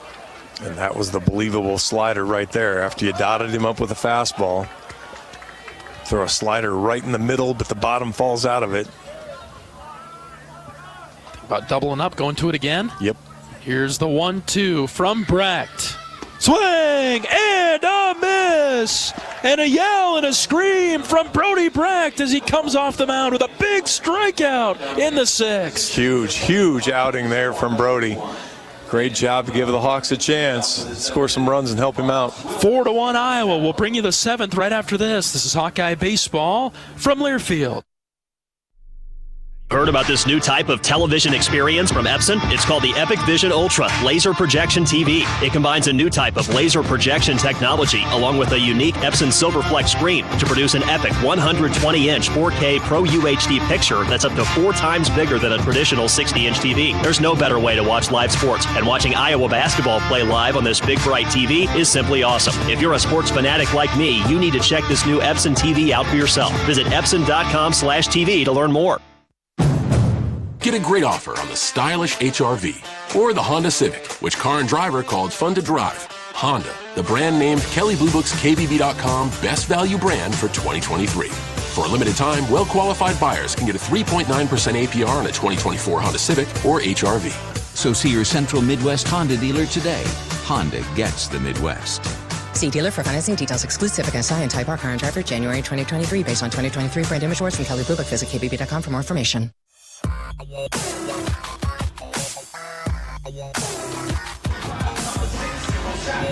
New pitcher into the game for Nebraska in the 7th. They'll turn to Evan Borst, a hard-throwing right-hander from Des Moines. He's 2-0 on the season in 12 appearances with a 5.06 ERA, 10 2/3 innings, only 5 hits, 7 runs, 6 earned, 9 walks. Something very unusual with this Nebraska staff. 11 strikeouts. Opponents hitting only 139. Fastball is going to be in the low 90s. He'll throw a slider and a changeup, but the fastball command has been a little iffy. If he gets ahead, he's going to come with the slider because he really likes it. It'll be in the low 80s. But again, it's just that maintain the eye discipline. Make him come into the strike zone, and you'll get some pitches to hit. And you've got a couple of good batters for Iowa in that regard with Moss and Wilmus coming up first. Good disciplined hitters that will force you to come into the zone to them. Yeah, willing to take a few pitches. Yeah, not about pitch count or anything right now. It's about just having good at-bats and getting a pitch you can drive somewhere. 4-1 Iowa in the 7th. For a taste of unique flavors you'll love, stop by Molly's Cupcakes in downtown Iowa City for homemade cupcakes, cookies, cakes, bars, and coffee drinks. Molly's Cupcakes is a proud supporter of the Iowa Hawkeyes. All right, here comes Cade Moss. Couple of ground outs today. Iowa out-hitting Nebraska 6-2. The Hawks have 4 extra base hits to just 1 for the Huskers. And we talked about that in the open, too, of Iowa hasn't been very loud with their hits and had to string things together. A couple of loud ones today and makes scoring runs a little bit easier. Borst goes from the stretch only. Missed in to Moss, ball 1.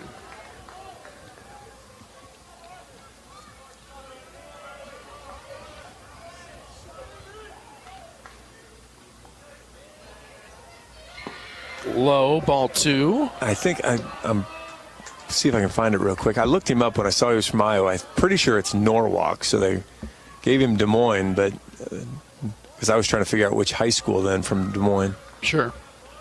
2-0 to Moss, way outside, ball 3. Spent some time at Iowa Central before transferring here to Nebraska. Because their media guide is like 8,000 pages long. I'll let you search for it, John. I'm pretty much done. Giving up on it? Yep. 4-pitch walk to Moss to start Iowa's 7th inning. I figure the parents and grandparents of Evan Borst are either here or listening to the Nebraska broadcast and not us.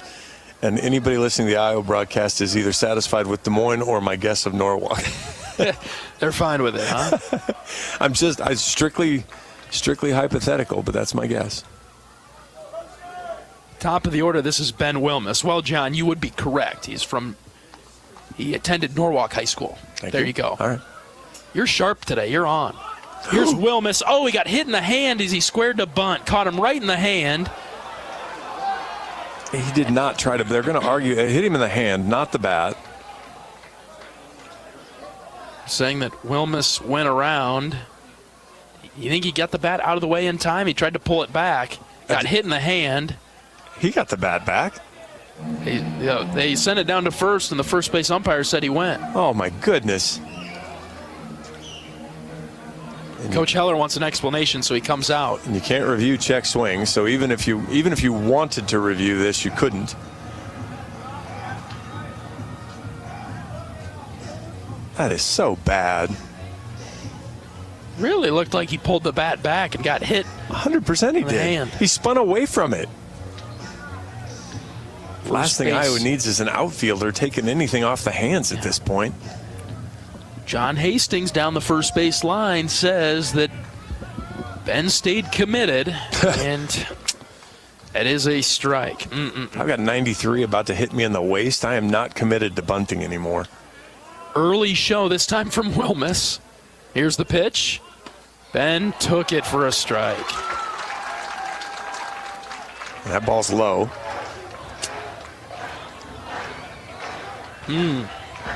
Now what do? Probably swing away, huh? You still show discipline here. He's going to throw the slider. Yeah, you 100% swing away, but he's going to throw the slider. Just stick with it. 0-2? In the dirt. Good call, John. It was a slider low and out.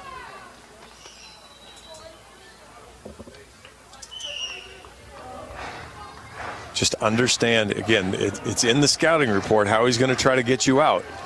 Commit to the slider now. Fight off the fastball as you need to. Throw it over to first base and send Moss diving in.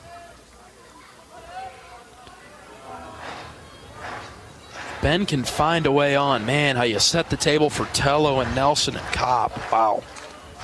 Late innings, any runs you get here is gravy. Here's the 1-2. Swing and a miss.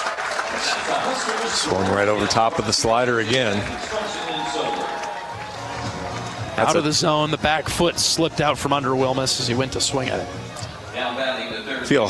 I'm not going to be terribly critical of that because he got, he got a tough run by both the first base umpire and the home plate umpire on strike 1 and 2. Raider Tello comes up now. Raider takes downstairs below the knees. Raider hit a hard home run over to right. His last at bat in the 5th. Iowa leading 4-1 now in the 7th. Moss is the runner at first base with 1 out. 1-0 to Tello. Here it comes. Fouled off the end of the bat. 1-1. Way ahead of a hanging slider there. Oh. Wind is shifted out to left. If Raider barrels one up like that next time, wouldn't matter which way the wind's blowing. I say, man, this wind is everywhere right now. Count even at 1 for the Iowa third baseman. Here is the delivery. Check swing, hit foul over to the right. Fastball up and in. Borst is a little bit of everywhere with his pitching. The slider's been the one that he's located the best and kind of where he's wanted to. Look out now, Raider. 1 and 2. Slider. Going over to first base. Cade will get back safely. It's funny, we never got rid of the puddle in right field. Still out there. In play. Not the one down the line. We got rid of the one down the line, but the one in play. Yeah, on the warning track. That water went nowhere. 1-2 to Tello. Here it is. High, ball 2. Whoa. All right, I take back some of the things I said about the other pitches Brody didn't get. Whew. That ball is a strike all day, every day. Top right corner of the 9-box grid. Wow. 2-2. Raider stays alive. Cade takes off. Pitch is hit on the ground through the right side. Moss is around second. He'll head to third. Raider Tello is on with a single. He does a great job to get Moss to third. What an execution of the hit and run there. Fastball below the zone, but you know you got to protect and swing. You're swinging anyway because you had the runner in motion. And bounced it through the hole there. Corners now with just 1 out. Huge spot for the Hawkeyes in the 7th. Try to add to the lead. It's 4-1. Here comes Andy Nelson. He's 1 for 1 today with 2 walks. Patience, buddy. Sorry. Yeah, no, you're right on. We've seen Iowa in these positions before this weekend where you have a runner in scoring position with 1 out and then ground into a double play, something like that. Saw it earlier this game. Lay off the slider. Look for a hunt fastball. First pitch to Andy. Squared to bunt. Pulled it back. Pulled a strike way outside. Are you kidding me? That pitch is... I can't even... That ball is in the left-handed batter's box. That is terrible. Coach Sutherland is letting him have it. Oh, my goodness. 0-1 to Nelson. Strike 2. High strike, nothing in 2. My goodness. This strike zone has gotten to be just... It was really good for 5 innings. 0-2 to Andy. Swing and a miss. My, oh my. And Coach Heller's just chewing on him. That, man. 2 down for Davis Kopp.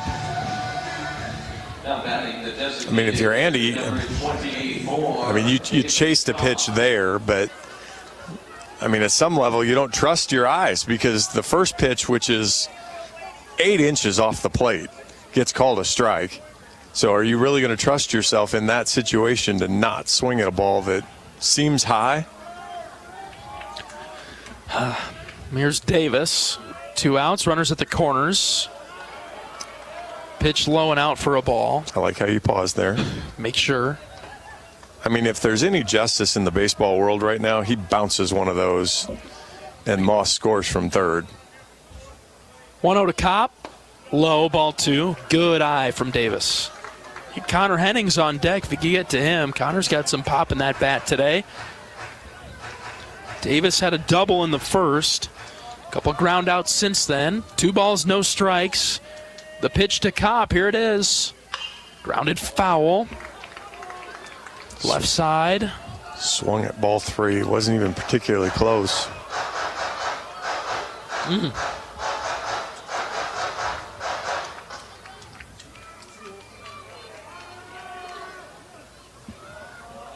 Now the count's 2-1. Tello at first, Moss at third. The pitch. Outside corner, strike 2. 2-2. Hang in there, Davis. Time is called. Kopp will walk over and talk with Coach Sutherland down the first base line. I love it when Davis does this. It's just a veteran move. The crowd's getting into it. Pitcher wants the quick pitch and is ready to go. And you just want to get settled, get regrouped. We've talked about it, kind of joked about it. Davis slow walks around, so you like the timing. And maybe it's just, hey, Marty, what do you think he's going to throw me here? Yeah. What should I look for and what should I fight off? Scouting report, he just dotted a fastball. Scouting report says he's probably going to throw you that slider. But do you think he's going to double you up here? It's worth asking the question, making sure. 2 balls, 2 strikes with 2 outs. 2 on for Davis. Kopp. Here's the pitch. In the dirt. Tello takes off. He'll take second base. Now 2 in scoring position and a full count for Davis. Kopp. I think that was the changeup. Just a firm changeup they missed wide with. Full count pitch from Borst. On its way home. Swing and a miss. Kopp chased one out of the zone. And that'll do it for the Hawks in the 7th. We'll go to the bottom of the 7th after we stretch things out. Iowa 4, Nebraska 1. Hey, Hawk fans, it's time for the Blue Bunny 7th inning stretch. You know what to do. Get up, stretch those legs, and go enjoy the best 7th inning stretch tradition of all, Blue Bunny ice cream. Blue Bunny's a proud sponsor of the Hawkeyes and the 7th inning stretch. This is Hawkeye Baseball from Learfield. Our mission at Oak Knoll is to provide exceptional retirement living and health services through life care. I'm Steve Rowe, CEO. We are a not-for-profit life plan community and have served the Iowa City area for 57 years. Oak Knoll is located near University of Iowa hospitals and clinics, Kinnick Stadium, Carver Hawkeye Arena, Hancher Auditorium, and downtown Iowa City. Visit our website at oakknoll.com to learn more. We're a proud sponsor of Hawkeye Athletics. Go Hawks! The big game. Family. Friends. We know you count on Alliant Energy to deliver the safe, reliable energy you need, whether you're watching the game, cooking your famous burgers, or leaving a light on for loved ones. For us, it means going beyond the expected to make sure we're planning for the energy you need today and tomorrow. That way you can keep your eye on the ball and focus on what's most important to you. Find out more at alliantenergy.com/poweringbeyond.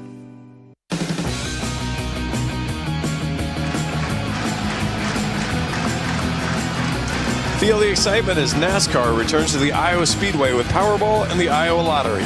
Add the double play bonus to your Powerball ticket for your chance to win exclusive NASCAR prizes. See complete rules and details at IALottery/VIP. Bottom of the 7th inning at Hawks Field in Haymarket Park, downtown Lincoln on the campus of the University of Nebraska. 4-1 Iowa. Brody Brecht comes out for the 7th. I'm not going to lie. My fuse is a little short after sitting here for 6 hours and just kind of waiting to do anything. But wow, what did we just see? A super strange top half of the inning strike zone. And then we don't get that. See, I was just about to say, we'll be fine with it if it goes both ways, and somehow that's called a ball high to Ben Columbus to lead off the bottom of the 7th. Oh, my goodness. 1-0 from Brecht. There's strike 1. I mean, even I'm criticizing the ones he didn't call or did call last inning. He also missed a super one that seemed obvious it was a strike as well that the Nebraska pitcher didn't get the call. Ground ball to Guerin at first. He drops to a knee to knock it down. Blake will race to the bag, and that's a big first out in the 7th. Yeah, I think what you're going to see at this point with Brody's pitch count is you're going to see Brody pitch until a guy gets on base, and then if somebody gets in, somebody gets on this inning, you'll see you'll see Jack Young come in and deal with the dirty inning if Brody can't finish this inning. He started right at 100 pitches, so. Here's Cole Evans, right-handed hitter. There's strike one. Okay, fair enough. You just stopped me from complaining if you're going to call it both ways, because at 4-1 with Iowa on top, call them all. Yeah, that was probably a ball and a half out, but we'll take it. Same spot, a little bit lower, and gets a swing and a miss. Definitely a strike, nothing in two. Definitely a strike with a swing. Brody way out in front, seeking his 10th strikeout of the game. Here comes the 0-2 out of the windup. Swing and a miss. Down he goes. 3 straight sliders, not a single one of them. Well, one of them called in the strike zone, but not a single one in the zone. And he had to swing at that because that's a pitch that's called a strike, and he has virtually no chance to hit that ball. So, again, right now with where the score line is, make this strike zone gigantic, sure. Man. 10 strikeouts now for Brody Brecht. As Dylan Carey steps in, he offered at the first pitch. It was called a strike, I believe, anyway. 0-1 either way. 2 down, bases empty, bottom 7. Iowa 4, Nebraska 1. Off the plate and low. 1-1. Yeah, Brody just serving up Nebraska hitters a full dose of slider right now. Count even at 1. Here's the pitch. Swing and a miss. Went back to it again. 1-2. Because why wouldn't you? Right now, Nebraska hitters don't seem to be able to see it. And there is not a single reason I'd throw a different pitch right now. 1-2. Swing and a miss. He got him. Back-to-back strikeouts and some passion and energy from Brecht off the mound. You wanted it to work one time. It worked in spades right there. 11 strikeouts for Brody as he walks off the mound through 7. We'll bring you the 8th right after this. 4-1 Iowa. This is Hawkeye Baseball on the Hawkeye Radio Network from Learfield. Our mission at Oak Knoll is to provide exceptional retirement living and health services through life care. I'm Steve Rowe, CEO. We are a not-for-profit life plan community and have served the Iowa City area for 57 years. Oak Knoll is located near University of Iowa hospitals and clinics, Kinnick Stadium, Carver Hawkeye Arena, Hancher Auditorium, and downtown Iowa City. Visit our website at oakknoll.com to learn more. We're a proud sponsor of Hawkeye Athletics. Go Hawks! Even the simplest act can set a chain of good in motion, like choosing Delta Dental of Iowa for your dental and vision insurance. Because we invest in your community. So whether you get your plan at work or purchase it through us, you make a difference for others. Visit sharinghealthysmiles.com and choose Delta Dental for your smile, for your health, and for your community.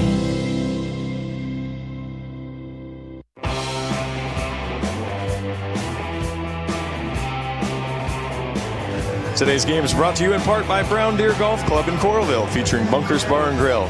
Enjoy a great Bunkers menu with burgers, chicken, salads and wraps, and Gimmy's Pizza and Wings, a new pop-up menu on Bunkers that's all about savory pizzas and mouth-watering wings. To-go orders are welcome, as are you and your family at Brown Deer Golf in Coralville. I think I'd try just about everything that's on that menu at this point, John. It's been a long day. Everything I spit out there. Well, yeah, and we didn't get our friendly food ticket that we'd been getting the last couple days, and so and not only have we been here, so not only is it the 6-hour window, there might be some hangry in there, I guess, because we haven't had anything else going on since breakfast. We had breakfast at 8 this morning at the hotel, and so we've not had a ton of nourishment. We forgot the new pitcher. All right, yes, new pitcher in for Nebraska. Let's see where our priorities are at, John. Exactly, food. They go with Rans Sanders, right-handed senior. 14 appearances, 0-1 with 2 saves, a 3.18 ERA, 11 1/3 innings, 8 hits, 5 runs, 4 earned, 4 walks, 7 strikeouts. Music continuing to blare while he throws the first pitch. I think it messed him up, John. He threw it outside for a ball. It should have. Fastball's going to be in the upper 80s. He'll throw the slider and the changeup as well, and he's going to throw a ton of sliders. Hennings hits it sharply on the ground to third. Backhand stop and long throw is converted in time to get the speedy Hennings at first. Top of the 8th, 4-1 Iowa.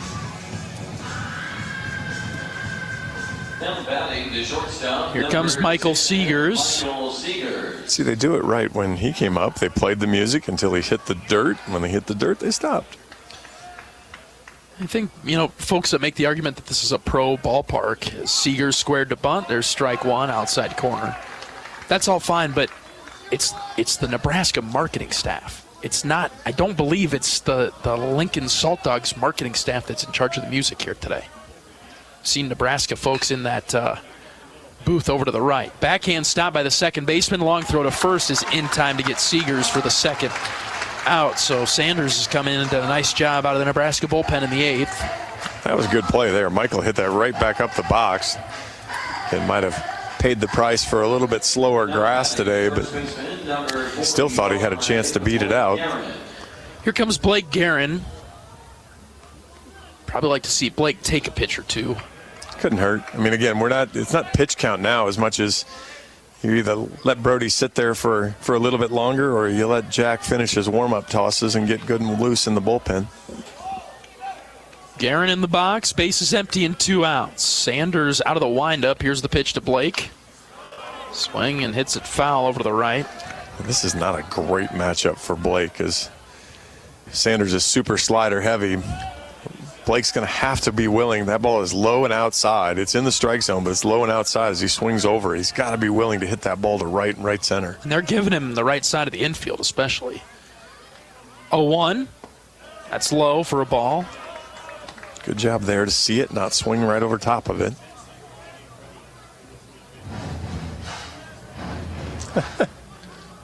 One to Guerin. Took it for a strike, 1-2. Blake seems puzzled by that one. That was pats his chest a little bit. Hopefully that's my fault, coach. I got this one. Expect this one to be out of the zone. Here's the 1-2, way outside. Went fastball there, 2-2. Yeah, I think that's just for show. That was, I'm going to throw as hard as I can in the left-handed batter's box, and if you swing at it, great. Quick pitch, the 2-2's in the dirt. Full count. That really was a quick pitch. I barely looked back up from the TrackMan data, and he was slinging it already. And Nebraska does jump right back on the mound for the most part. They don't have guys that stare around a lot. Full count pitch to Guerin. Here it is. Swing and a miss. Foul tip into the glove. Iowa goes down 1-2-3 in the 8th. 4-1. The Hawks with the lead. We'll bring you the bottom of the 8th right after this. This is Iowa baseball from Learfield. Nestled on the rolling greens of the iconic Finkbine Golf Course, Bumps Restaurant is open to the public year-round. Whether you're swinging by after a round of golf or just in the neighborhood, Bumps is your go-to spot for scrumptious sandwiches, shareable appetizers, and mouth-watering pizzas. Quench your thirst with our selection of local craft beers, or let our full bar serve you a refreshing cocktail to toast to your game, or just because it's 5 o'clock somewhere. Our happy hour from 2 to 6 p.m. is the perfect 19th hole. Be sure to follow us on Facebook and Instagram to catch our latest daily specials. And here's a little insider secret just for our radio listeners. Thursdays are not to be missed at Bumps Restaurant. It's BOGO Happy Hour. Buy one, get one free on select beverages from our happy hour menu. Whether you're a diehard golfer or just love a great meal with a view, Bumps Restaurant at Finkbine Golf Course is your destination. We're currently open Wednesday through Saturday. Swing on by today. Bumps at Finkbine Golf Course. Great food, great drinks, and the best views in town. See you at Bumps.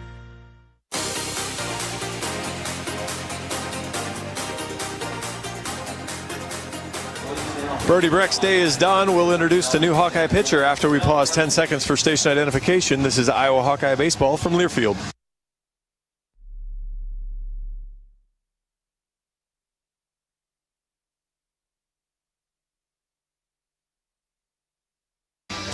Jack Young is the new Hawkeye pitcher. 21 appearances on the year. He's 2-0 with a save, 3.86 ERA, 18 2/3 innings, 19 hits, 11 runs, 8 are earned, just 5 walks, 27 strikeouts. Jack will get the fastball up there right around 90 and throw a variety of frisbees at the Cornhusker hitters. And he'll see 8, 9, and 1. Overbeek, Stokes, and Sanderson.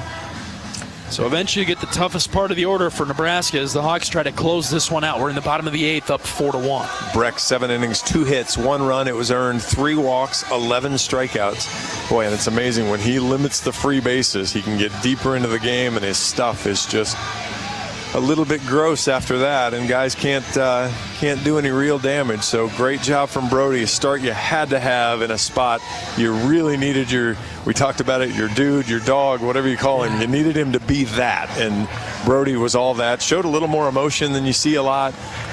It's funny, he's really mild-mannered, but when you talk to him, he's really a competitor. You don't play 2 sports in college because you're just kind of lackadaisical and you don't care. So good to see some of that passion out of Brody there after that outing and coming off in a big spot.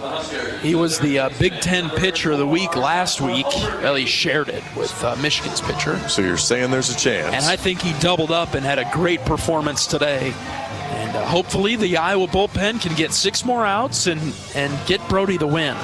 4-1 in the bottom of the 8th. Overbeek is up. He's 0 for 2 today with a couple of strikeouts. Young, the right-hander, comes set, and from the stretch, kicks and fires. Strike 1. Backdoor breaking ball. All right, we've just gone to that portion of the day where we're gonna. I mean, they've been here a long time too. Maybe they want to go home. No balls and a strike on Overbeek. Left-handed hitter batting .292. Fouled it back to the screen. Jack way ahead now. 92. If Jack throws anything other than a backdoor slider here, maybe down, make sure it's down. I think that's a mistake if he doesn't. If he gets this ball into the plate at all, I'll be surprised. At least this first one. In the driver's seat, no balls, 2 strikes with no outs. Here's the pitch from Young. Low. Great pitch there. It was outer part of the plate, down below the zone. Now you can do about anything you want. You can heat him up again. You can actually throw that slider and get it into his feet. Jack has the sign. Here comes the 1-2. Outside, 2-2. All right, your last advantage pitch here. So you gave away a little bit here. He knows you're going to want to come back into the zone, so you're going to have to be a little particular. Count even at 2 to start the bottom of the 8th. The pitch, swing and a miss. Jack got him. And that was kind of that was the frisbee I was looking for early, as he's left that on the outside part of the plate. Now we're getting the last minute coaching here with the next hitter strolls up. 1 down for Rhett Stokes. Major first out for Jack Young. And that's where you see Jack usually drop down a little bit more sidearm to the right-hander. There's strike 1, breaking ball that started at the hip and then came right over the middle of the plate. 0-1.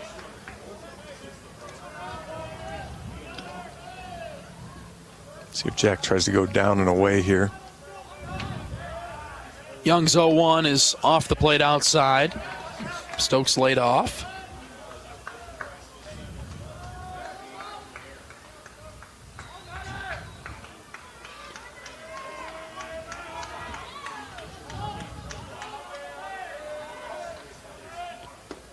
One dropped low from Jack. Good pitch there, just didn't get the chase.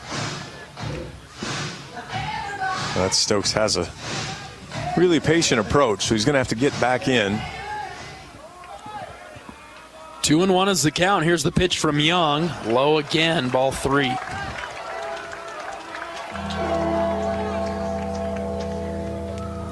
It's a 3rd down. Right? He's getting ready for football season with the music. All right, 3-1 is the count on Stokes, the 9-hitter. Pitch from Jack. That's at the knees for a strike. 3-2.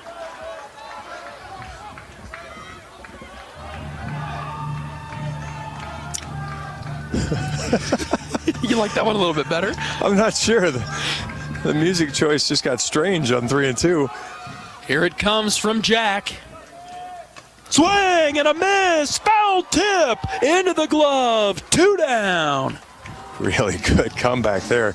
Jack just said, here's 91. What can you do with it? The answer, nothing. 2 down and the bases empty for Case Sanderson, top of the Nebraska order. Again, not been an easy out all day, so make some good executed pitches here. He's reached twice. Young starts him with a strike on the inner half. And grounded back to Brody in his last at-bat for the first time he'd made an out as he took over for the injured Brumbaugh, who I think he broke his hand Friday night also. 0-1 from Jack. Just out, 1-1. Tried to bring it in the back door with the slider, but didn't get the call. Didn't have enough snap to bring it in. Come on, Cade. Yeah.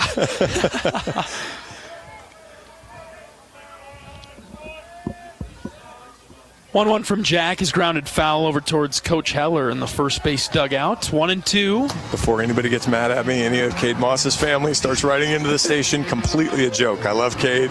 Nothing he could have done with that one. Yeah, Cade's a genuine catcher. Does a great job behind the plate. No, just a joke. Doesn't have that dramatic bring in like Karen does. Here comes the 1-2 from Jack. High and out, 2-2.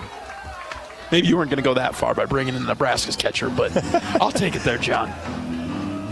Cade's got a smoother delivery. And Cade, I tell you, he's got a job catching this pitching staff with how much movement they have on the ball.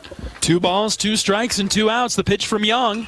Lined foul over the Nebraska dugout. Guy almost made a great backhand play off the wall. Almost. I think you would have made it. I might have got hit in the back of the head because it might not have turned around. But I paid it any attention. All right, we'll do it again at 2-2. Young has the sign and he comes set. The right-hander's ready. Brings it home.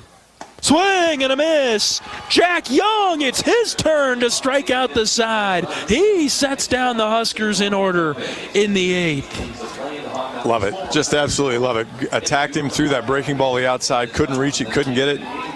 Let's get some runs. Let's get some insurance. Build the lead 4-1. We'll bring you the 9th right after this. This is Hawkeye Baseball from Learfield.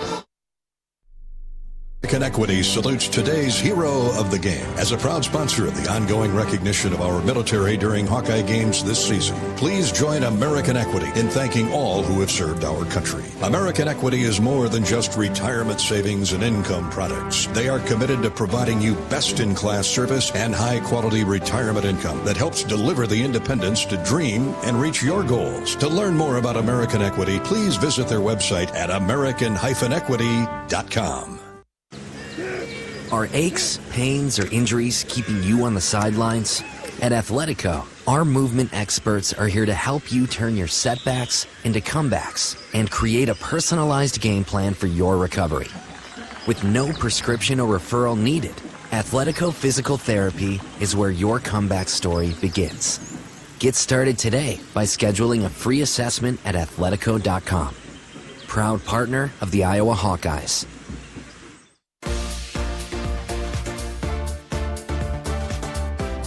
Oak Knoll's mission is to provide exceptional retirement living and health services through Life Care, a not-for-profit life plan community serving the Iowa City community for 57 years. Oak Knoll's conveniently located near the University of Iowa hospitals and clinics, Kinnick Stadium, Carver Hawkeye Arena, and downtown Iowa City. A proud sponsor of Hawkeye Athletics, visit oakknoll.com to learn more. As we get to the 9th inning, new pitcher into the game for Nebraska. This is Kyle Perry, a left-handed 5th year from Omaha. 1-1 on the season with 3 saves in 18 appearances. He has a 6.14 ERA, 14 2/3 innings, 16 hits, 10 runs have all been earned, only walked 2, struck out 13. Opponents hitting .267 against him. I didn't see, what was his number? No, 19. Fastball is going to be right around 90. He'll throw a curveball and a changeup. Doesn't have a slider. It's a little bit unusual in today's day and age, although his curveball is has a little slider-ish action. Gable Mitchell is the first guy to see him. Sends a ground ball to short, thrown across the diamond for the first out of the inning. And that'll bring up Cade Moss. Gable is an active batter. Just missed that first pitch that he saw. Yeah, I mean, he got a fastball where he wanted it. Again, since we're not really worried about pitch count as much, you're not so concerned with the first pitch swinging, but also a new reliever, you wouldn't mind seeing what he has today. Moss will take a strike. Because your scouting report, again, tells you he's a guy that's around the plate. Mm-hmm. So you're going to see good pitches for the most part. Moss takes another strike, 0-2, down and in. I don't mind taking both of those, though. I mean, he's not going to do anything other than pound that ball on the ground unless he drops a great golf swing on it. 0-2 to Cade. That is fair. He tucked it inside the right field line. Cade's around first, headed for second. It's a one-out double for Cade Moss. He flips it and goes to the inverse, the opposite side of the field into Cade's corner down the right field line. Yeah, that's not Cade's corner. That's I don't know what that is, but it's not Cade's corner. But great piece of hitting there. Got a hanging breaking ball on the outside part of the plate. Didn't try to do anything with it other than, oh, there it is.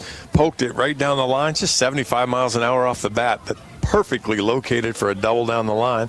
Hawks are in business here with one out. Well done by Captain Cade Moss. He stands at second. That's a big insurance run out there. Up 4-1 in the ninth.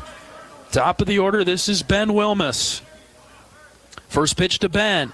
High, ball one. Any run is a big run right now for the black and gold. Up by 3. I guess they play music during their own guys. That was probably for the fans, I would think. Ball outside, a bit high, 2-0. So when fans with their hands up in the air, when it's outside and high, he hasn't called those. That's right. 2-0 to Wilmus. That's across for a strike. 2-1. They're giving Ben the same thing that they're giving Cade. A lot of room on the right side, especially down that right field line. And there's times when Ben is very willing to hit it to the right side, and that would be very welcome right now. 2 balls and a strike is the count on Wilmus. Ben has had a quiet day, 0 for 4, a couple of ground outs. It's the curse of the leadoff hitter not named Andy Nelson. Really is. 2-1. Here's the pitch to Wilmus. Fouled back. Count even at 2 now. Raider Tello is on deck for the Hawks with 1 out in the ninth. Up 4-1 on Nebraska, trying to salvage the series and avoid being swept. Need to pay attention here to the off-speed, swing over the top of it. Perry set. Here's the 2-2. This is hit well to right, carrying well near the line, and it is foul.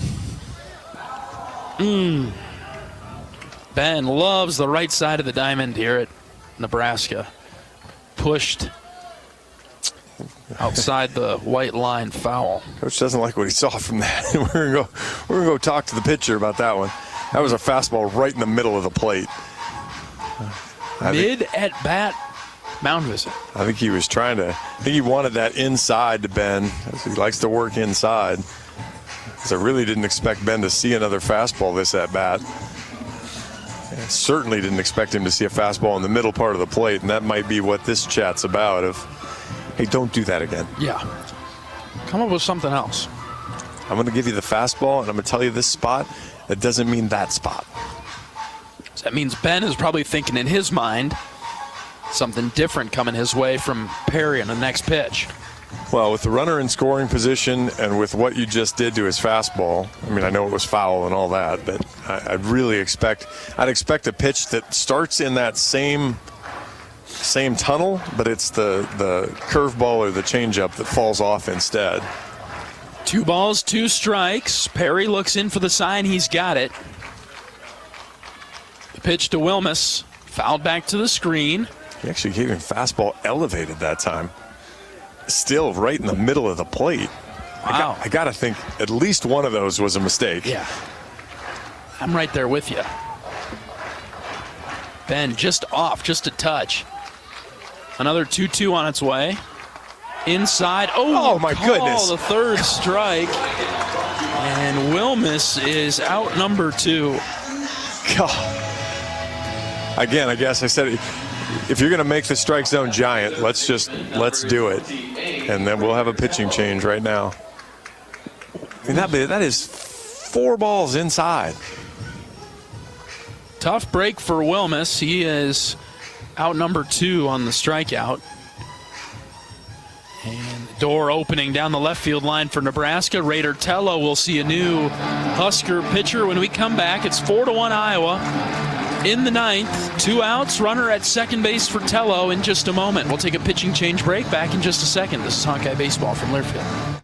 Let's be honest, we all like to be noticed. Picture yourself striding into Kinnick Stadium, radiating both style and comfort, while fellow Hawkeye fans can't help but ask, where'd you get that shirt? With pride, you point to the big screen and reply, it's Authentic Brand. Discover the remarkable difference that apparel with the Authentic Brand label brings. Ask for it by name at your favorite boutique, spirit shop, or retailer, or shop online at authentic-brand.com. It's time for a change in your style. It's time for Authentic Brand. Feel the excitement as NASCAR returns to the Iowa Speedway with Powerball and the Iowa Lottery. Just add the double play bonus to your Powerball ticket for $1, then enter it in the VIP club, and you could win tickets to the sold-out NASCAR race or other exclusive race weekend prizes. Feel the power of NASCAR and double play today. Woohoo! See complete rules and details at ialottery.com/VIP.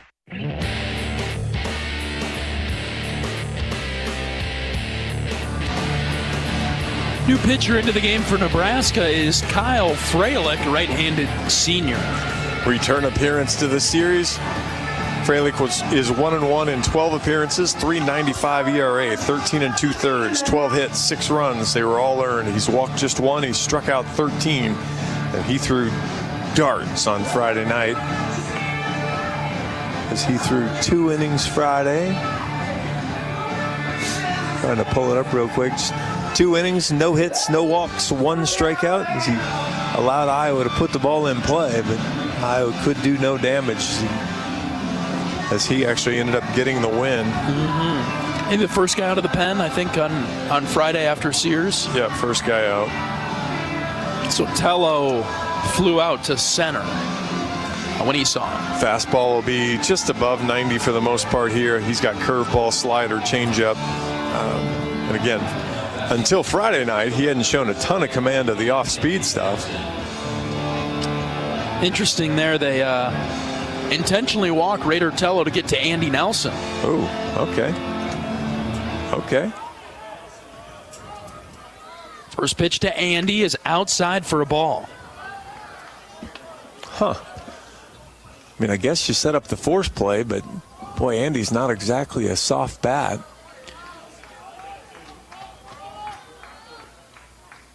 One-0 to Andy, swing and a miss. See what Andy did on Friday night.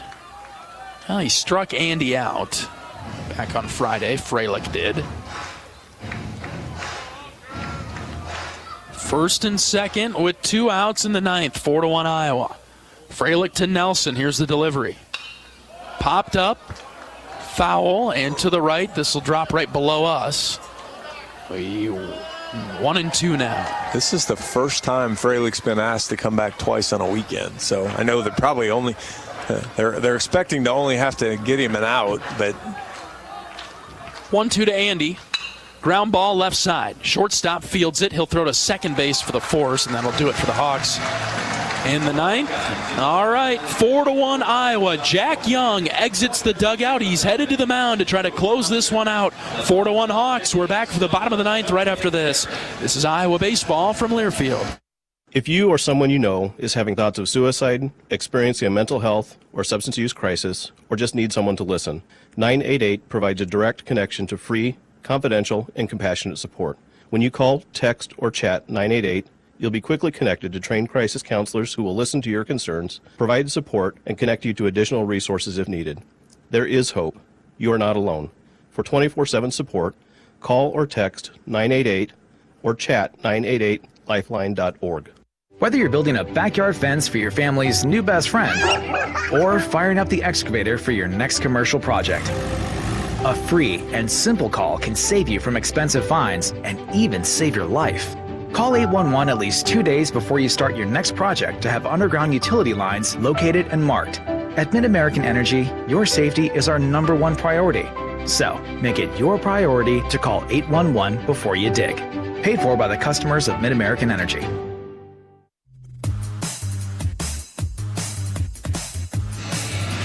It'll be 2, 3, and 4 for Nebraska in the 9th. Silva, Stone, and Karen against Iowa's Jack Young. 4-1 Hawkeyes, bottom of the 9th. Well, if you're going to salvage your game in the series, you might as well go through 2, 3, and 4 to get it done. That's right. Iowa's played well in this final game of the set. I mean, really just one. If Andy makes a heck of a catch out there in left field or right center field, then maybe we're talking about a one-hit shutout still at this point. But we're not. But we're still talking about a position to close it out and win a game here. Silva will lead it off. Left-handed hitter, center fielder for the Huskers. A lot of speed here. We've said it all weekend. First pitch from Jack is called a ball outside.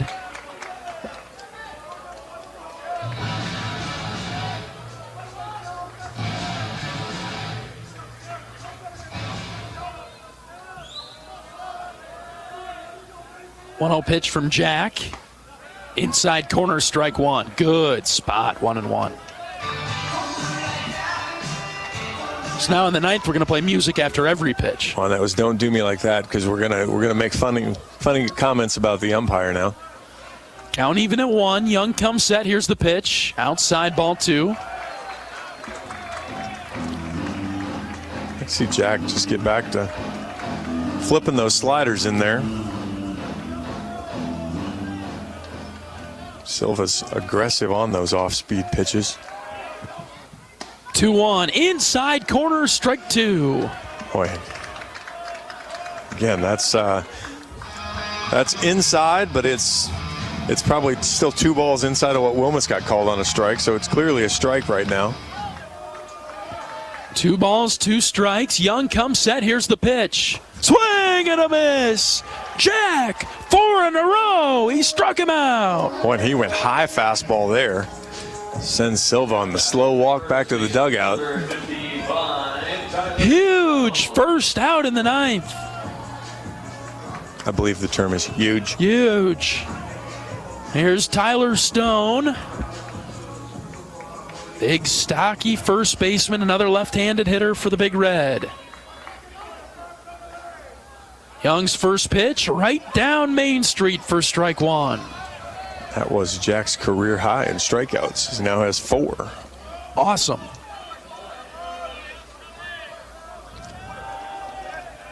Oh, 1 from Jack. Ooh, just a little bit low. 1-1. Good spot.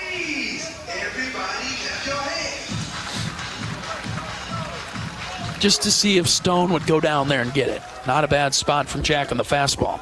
See if he finds the zone. The 1-1. Hit high in the air to right. Wilmus is underneath it. Ben looks up. Ben caught it. 2 down.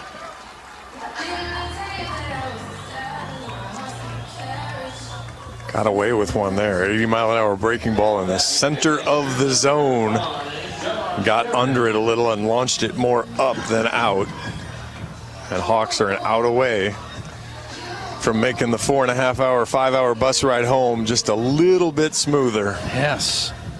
4-1 Hawks in the 9th. Here's Josh Karen with 2 outs, bases empty. Swings and misses at the first pitch.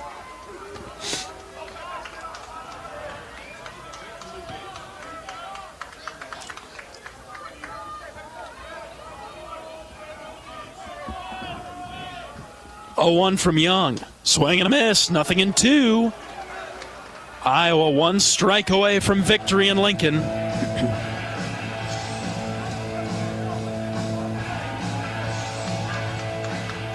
Young toes the rubber. No balls, 2 strikes, 2 outs. The pitch from Jack. Ground ball to Mitchell at second. Gable's got it. He'll step, he'll throw, and that'll do it. The black and gold takes down the Big Red 4-1 in the series finale. Hey, nothing pretty about this weekend except for this game. Boy, they really came back. You saw a fight. You saw a great start from Brody Breck. You saw a fantastic relief appearance from Jack Young. And the Hawks keep the Huskers out of a tie for first place in the Big Ten. Iowa needed that win today over Nebraska. It helps the Hawks move up. Now Iowa 24-17 overall. They're now 10-8 in the Big Ten. Yep. Best Sunday starter in the Big Ten, Brody Breck. How about that? All right, 4-1. Iowa wins it. We're back for post-game coverage right after this. This is Hawkeye Baseball from Learfield.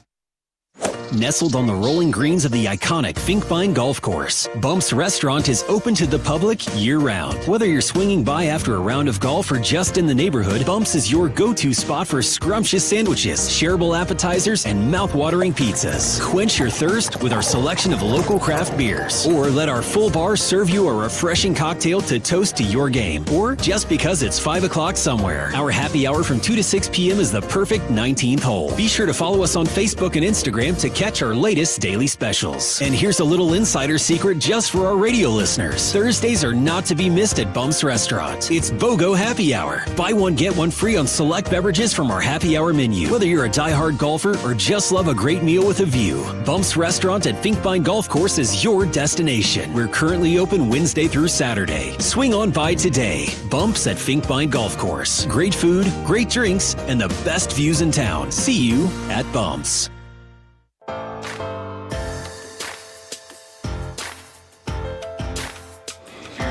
A major big-time win for the Hawkeyes on Sunday afternoon to take down Nebraska 4-1 in the finale.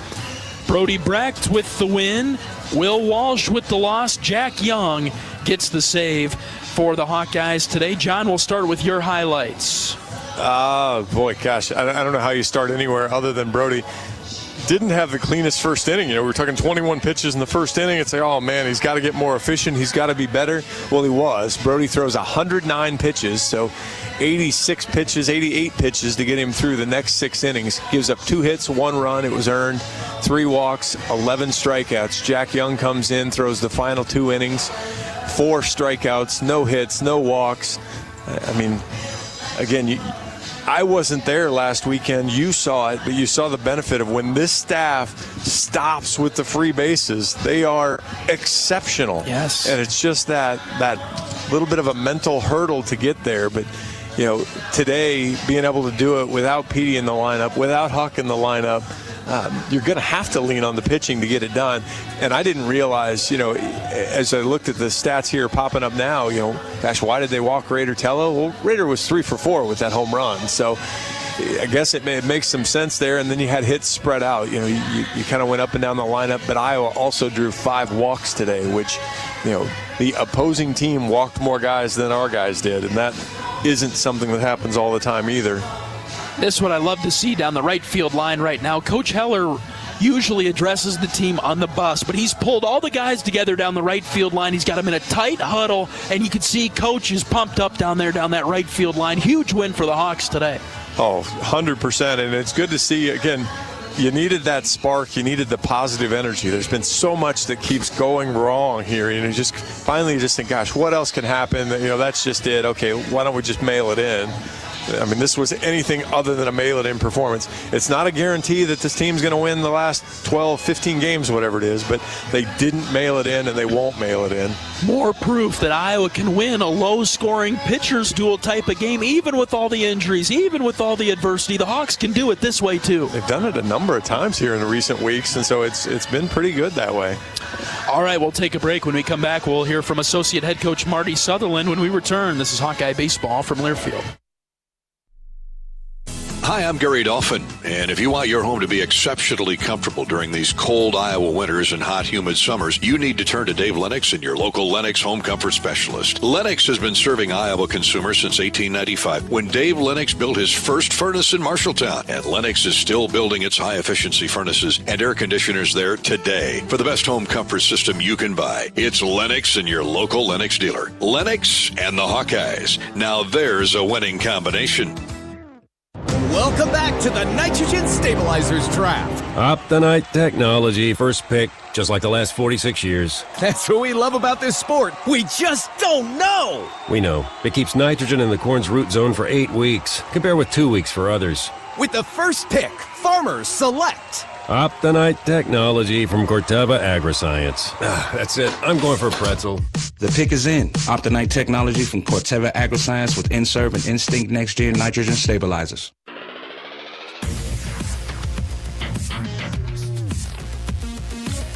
Iowa wins the final game of the series 4-1 over Nebraska. Today we're joined by Associate Head Coach Marty Sutherland. Coach, congratulations on the win. Yeah, it was a really good response after a pretty rough game, obviously over 2 days, but, they took it to us. They handed it to us pretty well that whole game, both yesterday and then the continuation today. And all we told the guys was, like, you're measured by your response, right? I mean, you get your butt kicked sometimes, and it probably won't be the last time. It's just part of competing, part of sports. But it's how you get back off the ground, right, and respond to it. And I thought our guys did a great job. It obviously starts with Brody. Yeah. Two Sundays in a row. We're looking at a total of 3 hits the last 2 Sundays, and it starts with him just in total control and just did a great job. And that's what we needed. We needed the buck to stop a little bit on the mound, and he certainly did that. Just really proud of him, and he's kind of in his best place he's been all year right now. That's 2 starts in a row that were pretty electric. Yeah, Coach, I want to go back to the first thing you talked about. How's the team going to respond? I saw a lot of passion and energy from the guys in that third game, especially with Brody coming off the mound, Jack getting that last out. The guys are really fired up. There's no questioning this team and their ability to fight. Yeah, and that's been the key. They're good kids. They're great kids. I shouldn't say good. They're great kids. It's a joy to come to the park every day. It's just been inconsistent with the belief in themselves, and that's our job as a coaching staff to continue to instill that in them. And that's what you just see. You see some pressing. You see all those things when things just aren't quite going well. We've had some bad luck. Huck gets hurt on Friday. Petey's just banged up, man, and so guys have to step up, and you need somebody at the plate to do it. And Rader was certainly a guy who did that. But you look at that, we have 2 out RBIs on 2 homers, and then Davis in the first inning with the double.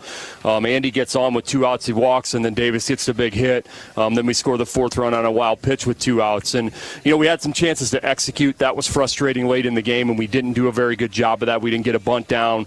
We didn't get guys in from third with less than 2 outs. But we overcame it because we were able to hit some extra base hits. It's something that we haven't been doing a great job with. We had 5 in that game.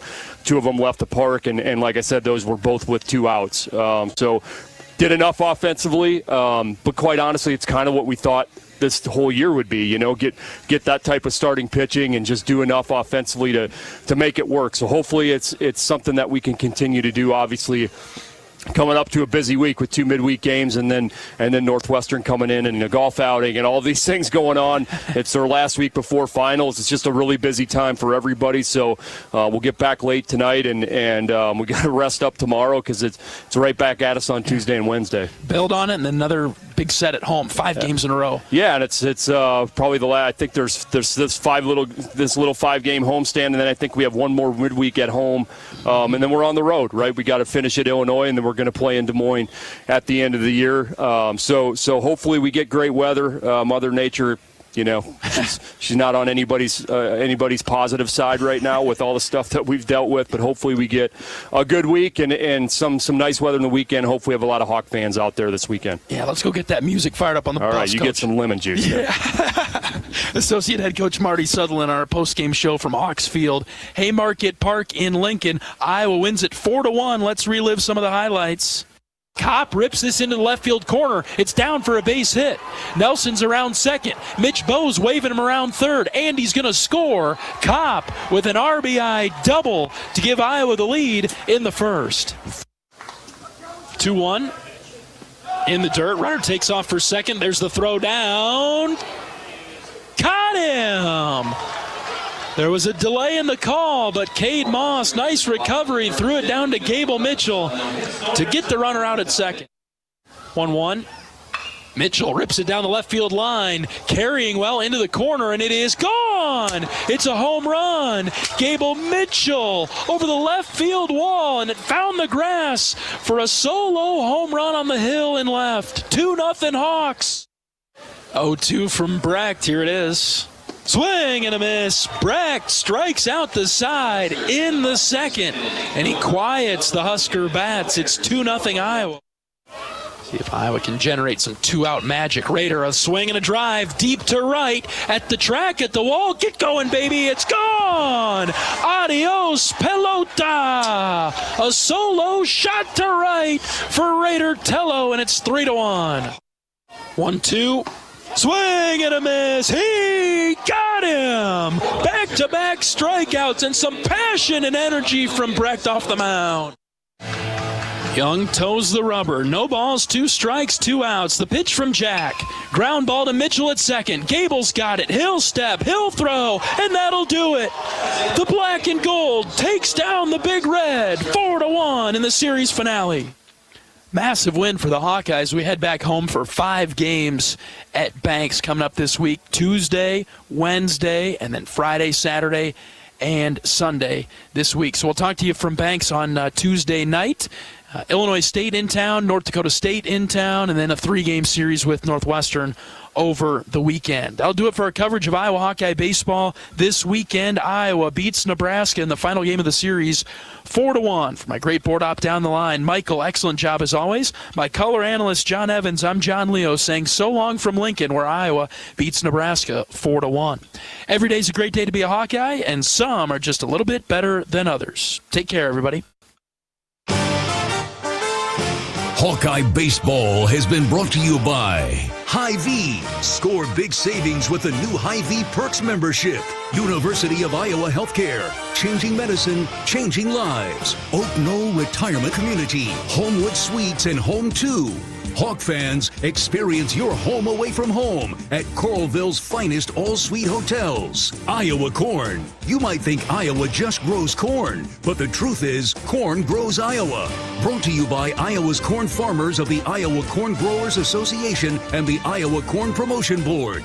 Also brought to you by Mediacom, home of extreme and 1 gig internet speeds. Wimmer's Meats, the official hot dog of the Hawkeyes. Travel Leaders, Destinations Unlimited, the official travel partner of the Hawkeyes. And by Bud & Mary's. There's no THC cap on Iowa medical cannabis, and getting a card is fast and easy online. Get your medical card today. Visit budmary.com. The preceding has been a Learfield presentation on the Hawkeye Sports Network.